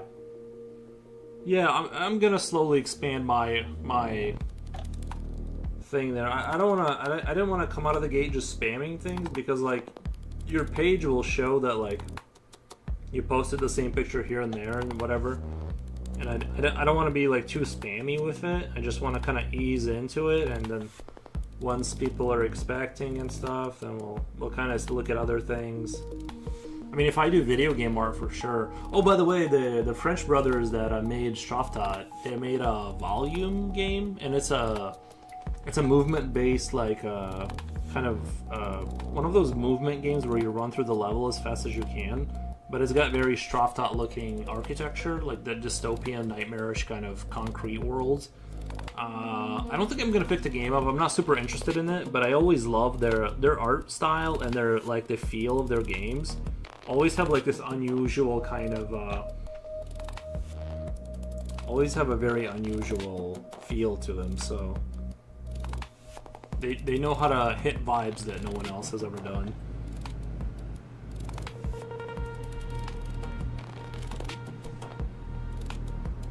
By the way, that's the only picture I've drawn, the Straftat, the guy dying on the sidewalk or whatever. That's the only one that gets traction from Google. Like, I'll get likes and follows off of that picture still, because it's like, if you type in Straftat into Google Images, I'm on the first page. Like, my picture of that game is on the first page somewhere, usually. So sometimes I'll get likes and follows just off of that. Like it's hit the algorithm just at the right spot, at the right time. It's not spam. What's the point of making such detailed drawings if you don't break them into sessions as well? It's not spam. Like I said, I'm just kind of like, I'm just gonna, take it at my speed, and when I feel comfortable, I'll do more. But I'm doing like 5 groups now, and I post like, into the relevant category. I don't want to just go spam whatever wherever. I'm just doing appropriate categories. But yeah, we'll slowly expand. But it's gonna take time to start wedging that crowbar in there. That's kind of how I approach it.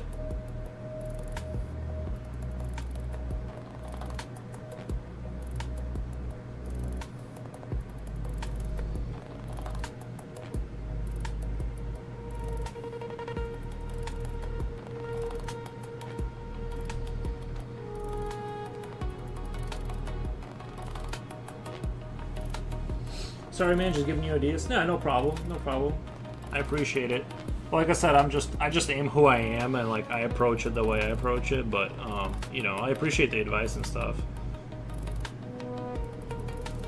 I'll look you up on Instagram tomorrow. I can't get Instagram on my phone for some reason. Yeah, you'll get that sometimes.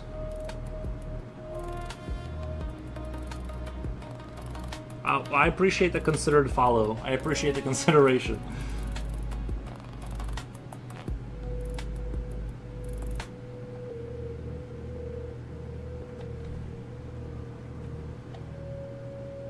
I hate when my magic box stops working.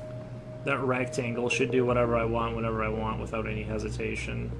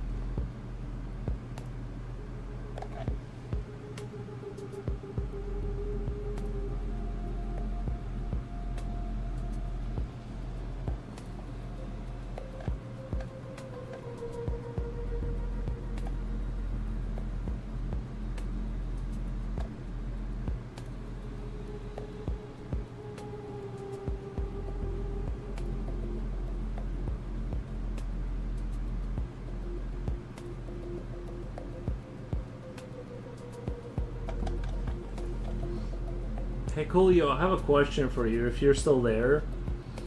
Like, it's a programming question, right? I was trying to build a bridge, right, in a game one time where my little person was, like, walking across the bridge. Okay, explain this, like, explain how you would do this in code, right? So you have a train that comes across the railroad that goes under the bridge. It's a top-down game, like early GTA, right? And you have a little person that goes across the bridge. But what you want, right, is it's a 2D game, so there's no 3D, right? If you walk on the tracks, the train will end the game, like you die, right? But if you're on the bridge, I want the characters to not get hit by the train, even if it goes through him, right? If he's on top of the bridge. How would I tell, like, how would I separate them, the collision mask, to where it doesn't register him as something that it can hit if he's on the bridge? You know what I mean? Because I could never, like, figure that out. Like, I wanted him to, like, obviously, okay, the train hits you, like, you're done. But if you're on the bridge, it still detects that sprite is there. Like, you're still there. Like, would you say, like, put that sprite, if it's on bridge, to -1, whatever, so it's not on the same layer? Like, it's like above the, sort of, it's sort of, in 2D terms, you're putting it, like, on a y-axis kind of a thing. Like, I didn't want to just block the ability to go on the tracks and just say, like, you can't go there, and then just cancel the train's ability to run you over. I wanted you to be able to get run over if you make that mistake, but I also wanted you to be able to go on the bridge and cross the bridge without dying. If it's 3D, he will have different axes. Yeah, but if it was a top-down 2D game, that's the thing.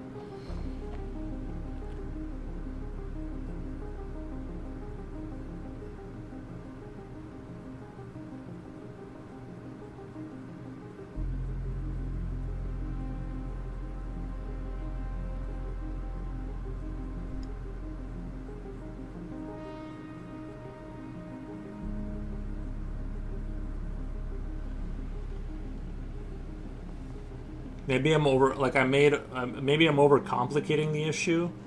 You know what I mean? Maybe I should have just kept it like way more simple.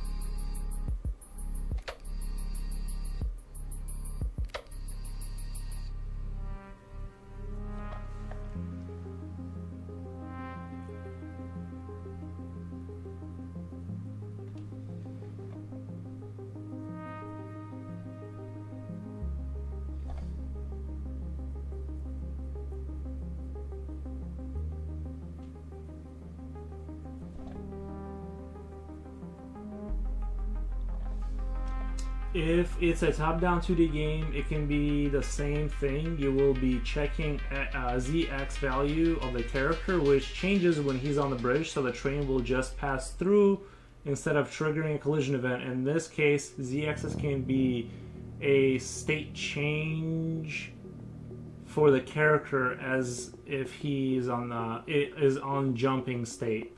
That makes sense. So like, let's say he collides with the beginning of the bridge, that changes the state to like positive like 1, and the train is let's say is at default at 0. So in that case, when he touches the bridge, he's no longer capable of colliding with the train. Am I kind of correct about that?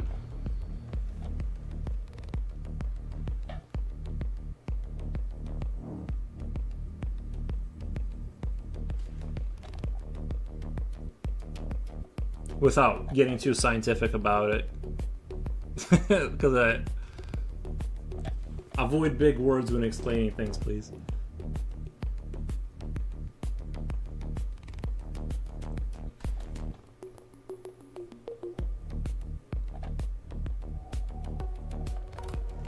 I appreciate the answer, though. I think I get the gist of it.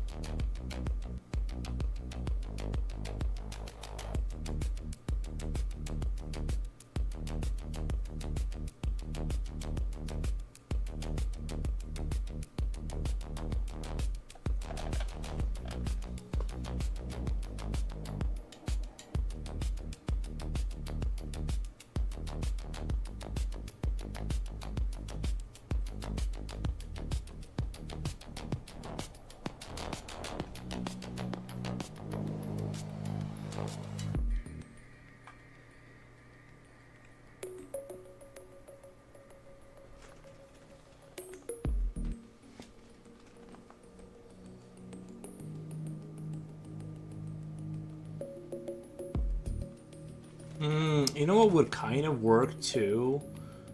Is having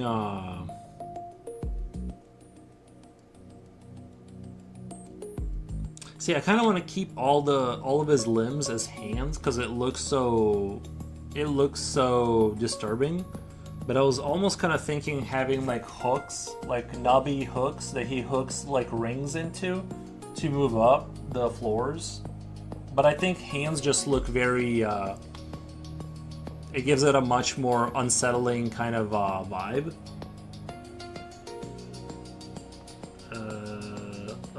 Kokia, thank you. Cheers, guys. Good night. Thank you, Laura. Appreciate your stop by. If you imagine a chess game, each piece can have X and Y value. A Z value is not needed because it's not needed in the game because we don't have a higher plane in chess.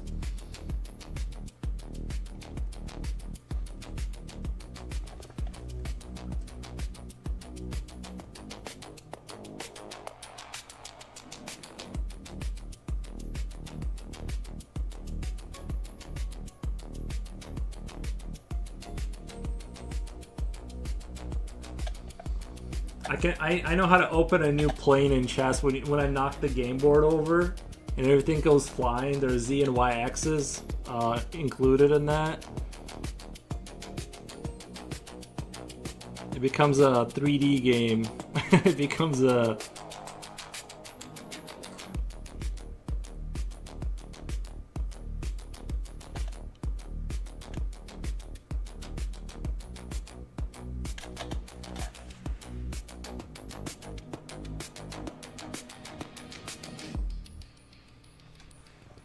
I'm not very good at chess.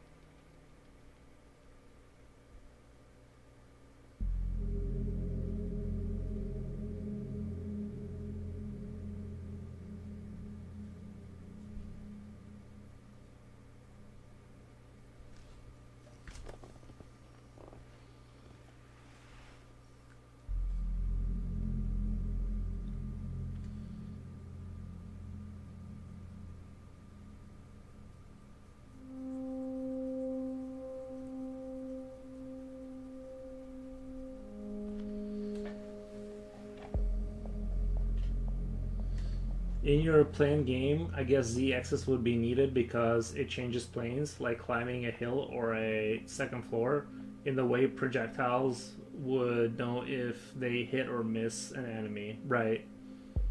Yeah.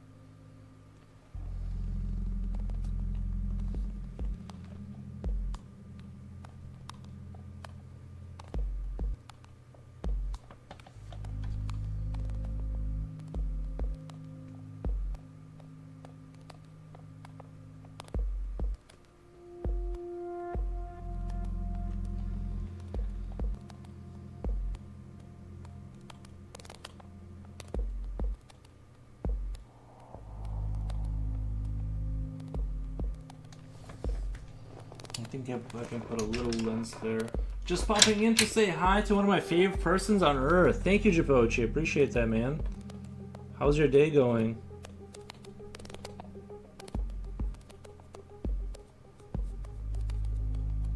Thank you for the stop by. I think that's gonna make that pop a little bit more, the little gauges. You have a good night. I went to a party and just have 2 hours left of sleep. All right, buddy, get to sleep. Get to sleep. Thank you for the stop by. I appreciate it. I hope your monitor works too.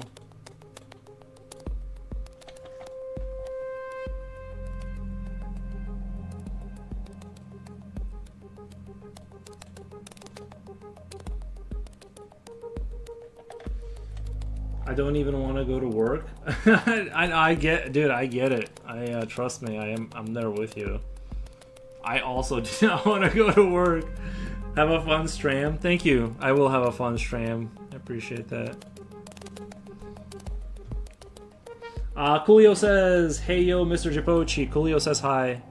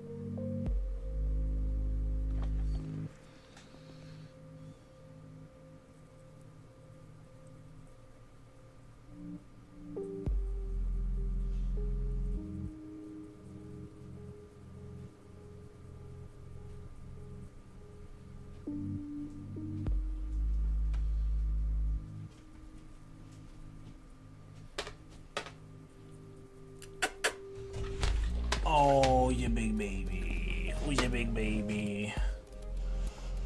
Who's your good boy?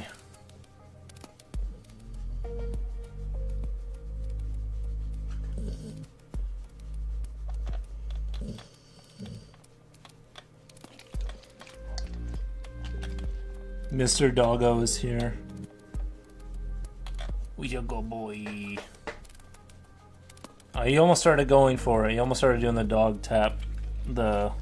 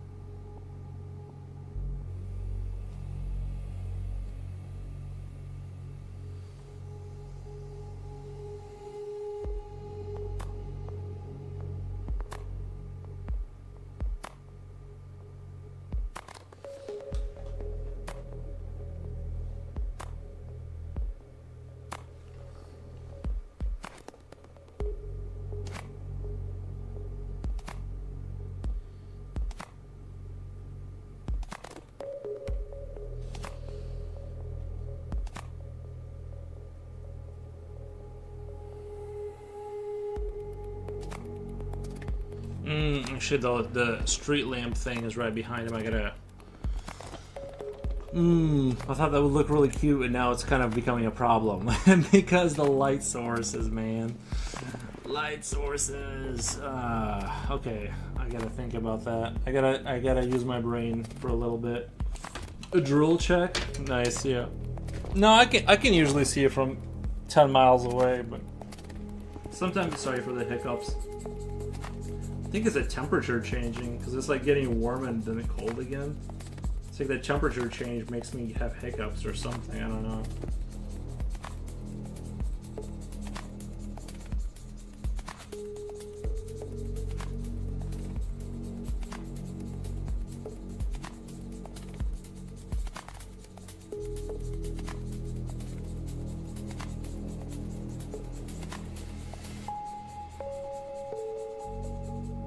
Hydrate check or furrows. Art does make you thirsty, though. I will say that. Like drawing, it does thirst you out. At least it does to me. So I'm gonna kind of put a little bit of highlight on the back of his head here.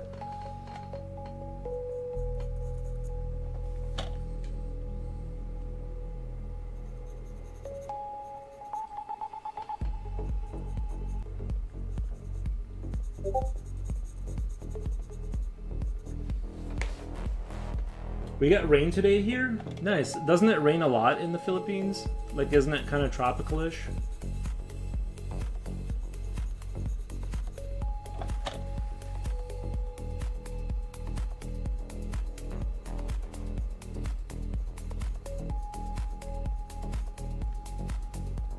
Oh, sorry. You guys can't even see the lamp that I'm talking about. That's the issue. If when I light this up, I'm gonna have to kind of justify that that light is there, and I'm gonna just do one of those maybe highlight lines on the front, one of those kind of like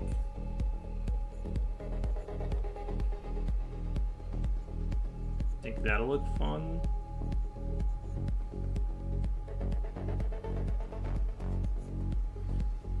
I think that's everything still kind of is holding.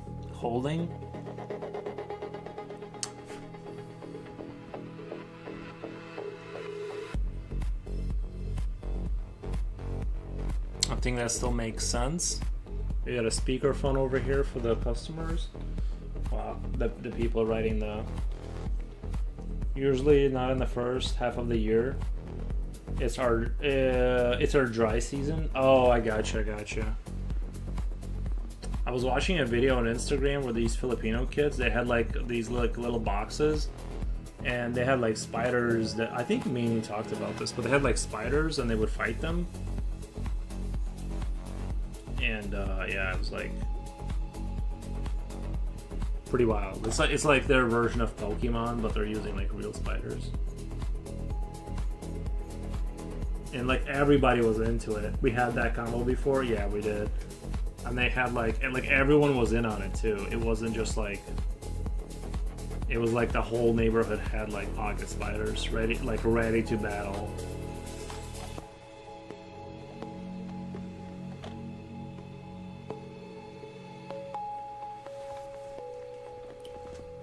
I'm almost thinking like this side. Like I really like how it looks a little bit dark over here, and I want to kind of move that further inland here, kind of like.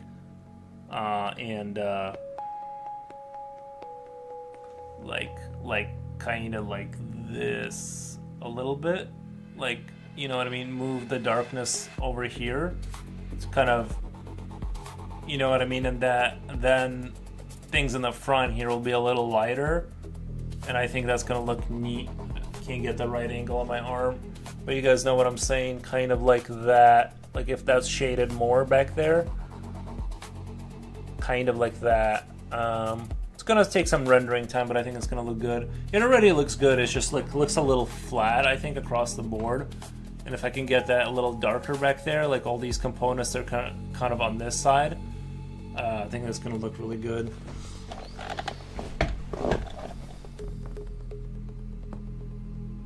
gambling at an gambling at an early age. Do you think they're gambling, or do you think they're just like it's like rock paper scissors, where it doesn't mean like they're just playing a game? I just assumed they were playing like a kid's game, but with spiders.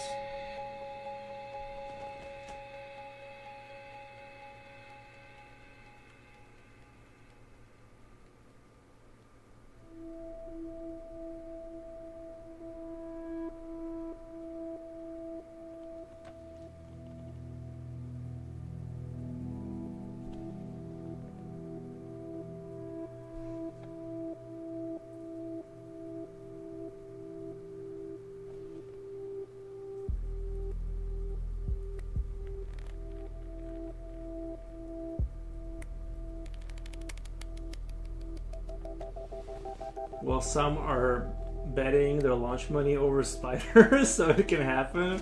True, true.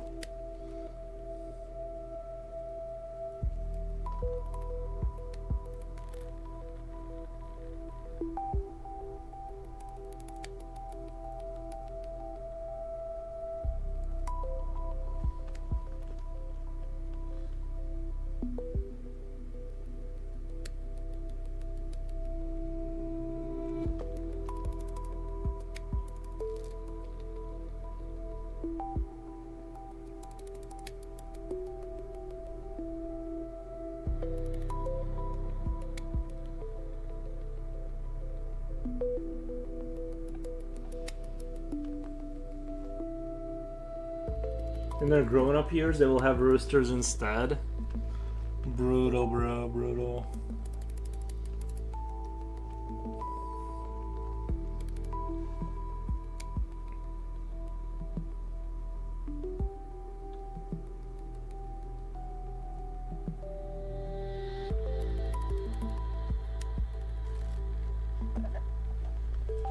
My fan art of the Long Dark is going well. I finished 100% of the overall block. Now it will be 1 or 2 days for just for details. Nice, man. I mean, it sounds like you really are into this game, right? Because you brought it up.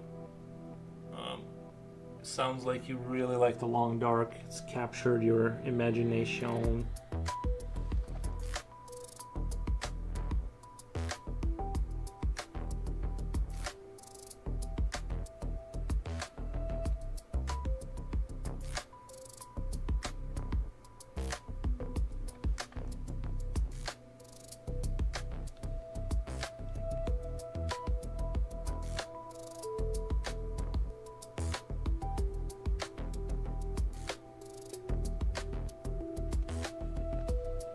I love it. It's so good. It's the ultimate game of solitude.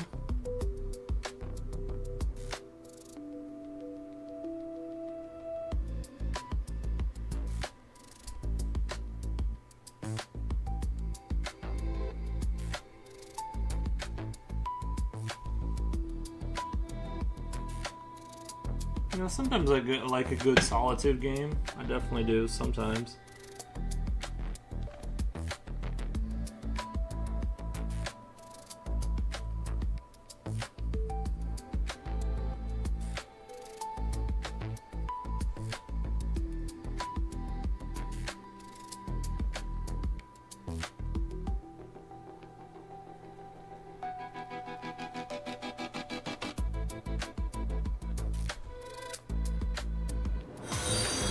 Yeah.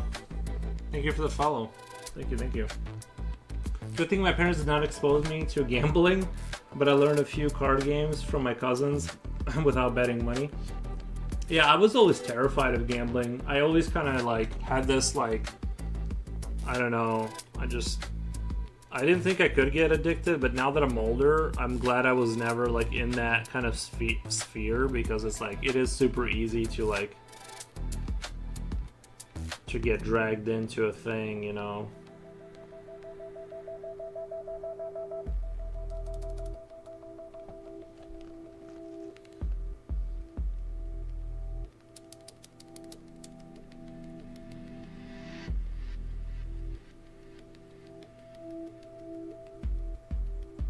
I don't want to find out that I actually really like it, you know. So I'm never gonna gamble.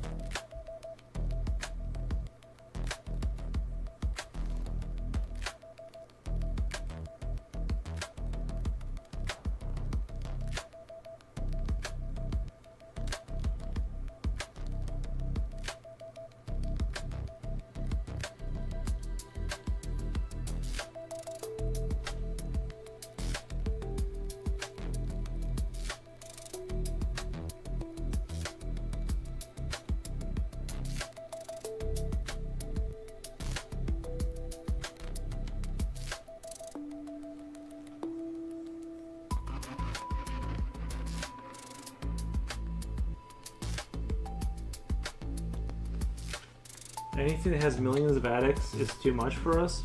There are good reasons to be afraid. Oh yeah. No, I am genuinely see it as like stay away from that.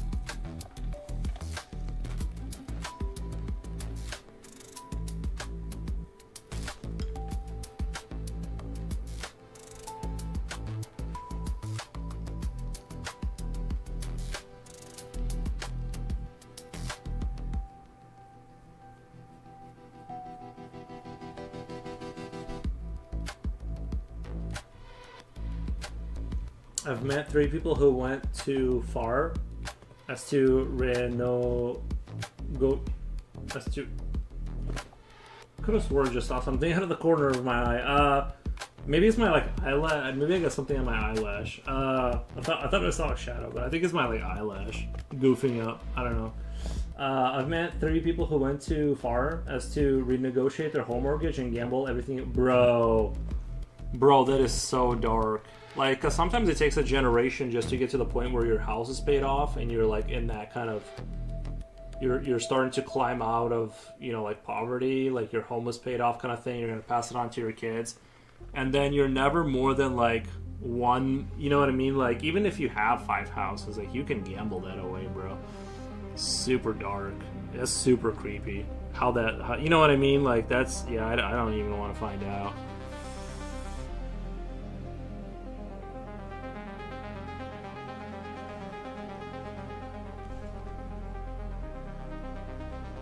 I mean, I'm sure there's people who can... I'm not, saying it should be illegal. I'm sure there's people who can handle it and stuff. And they have a measured approach to it. And they bet their... they have the $150 they take once every couple of months. And they have fun with it, but...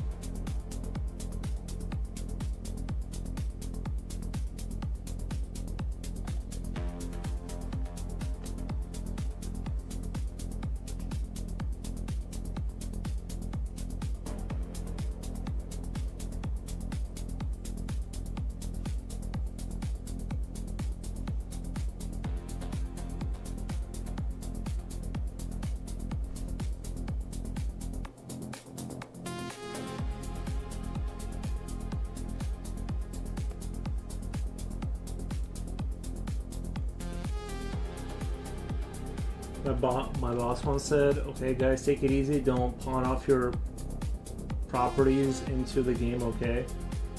That's sage advice. That is sage advice.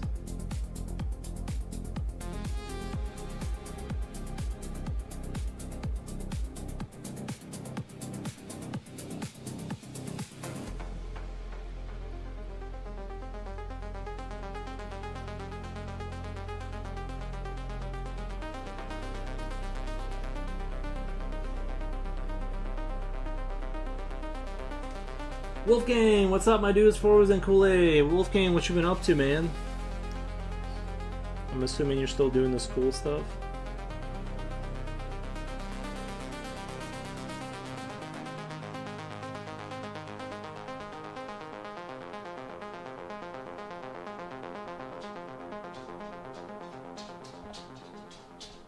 piece is looking sweet, by the way. Thank you. Thank you. Man, up to college course, work is... Oh, okay, gotcha. Nice, man. Hey, grind through that. Get yourself a good job.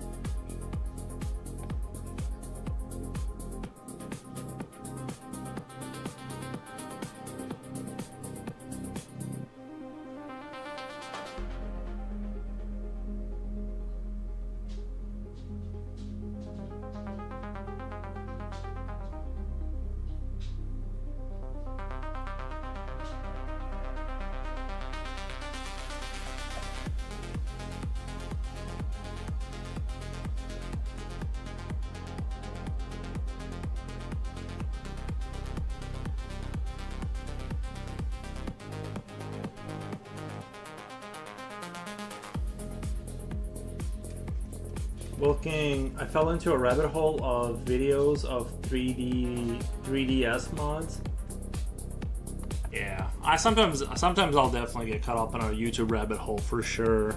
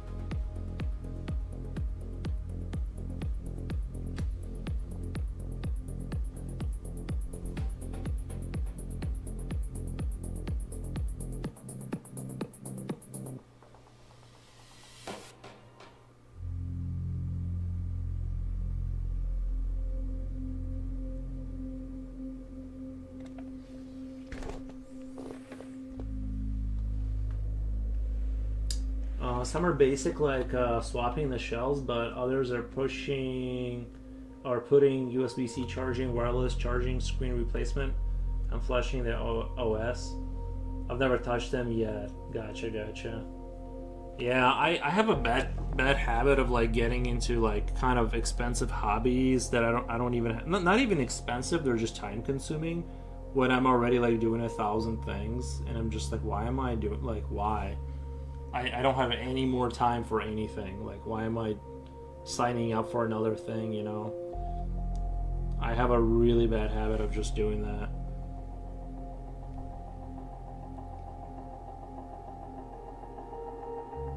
I wish I could just do like one thing and just be satisfied with that and just kind of coast, you know? And then I like burn myself out and, you know, the whole cycle.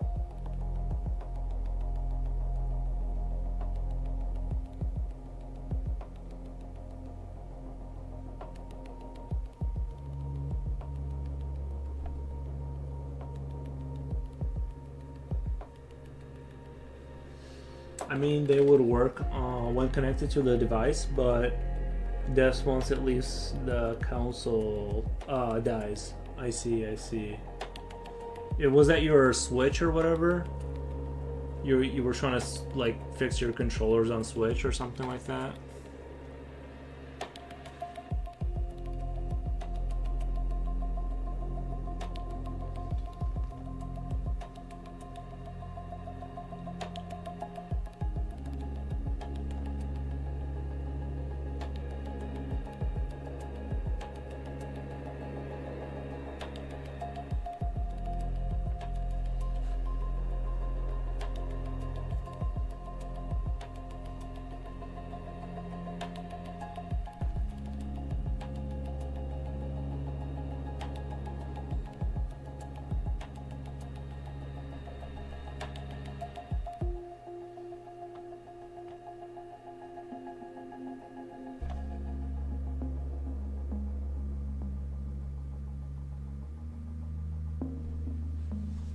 just the controller. Nice. I think the charging components got fried when I accidentally used the phone charger instead of the official chargers. Oh, like the voltage was slightly off and it damaged it. That can happen for sure. That can happen for surezies.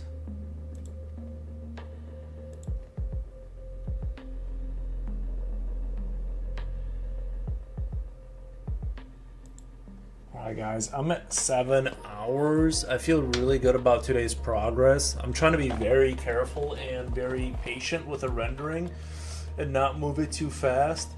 But I'm really happy with the way this guy's coming out.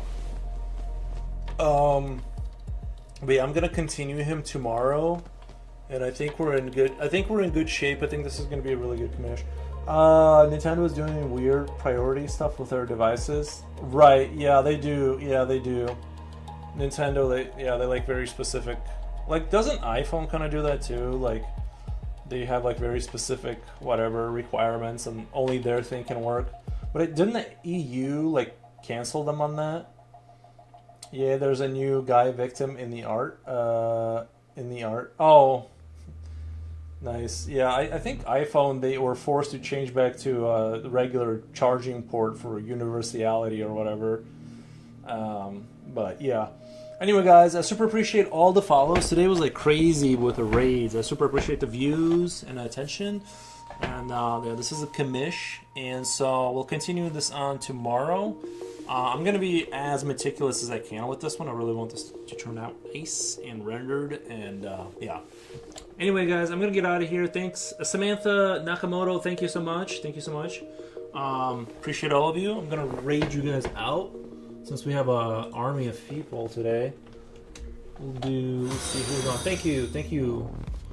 Let's do following. Is Waltering on?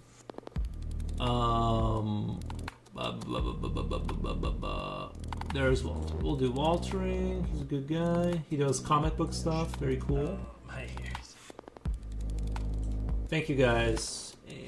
5, 4, 3, 2, 1, and go.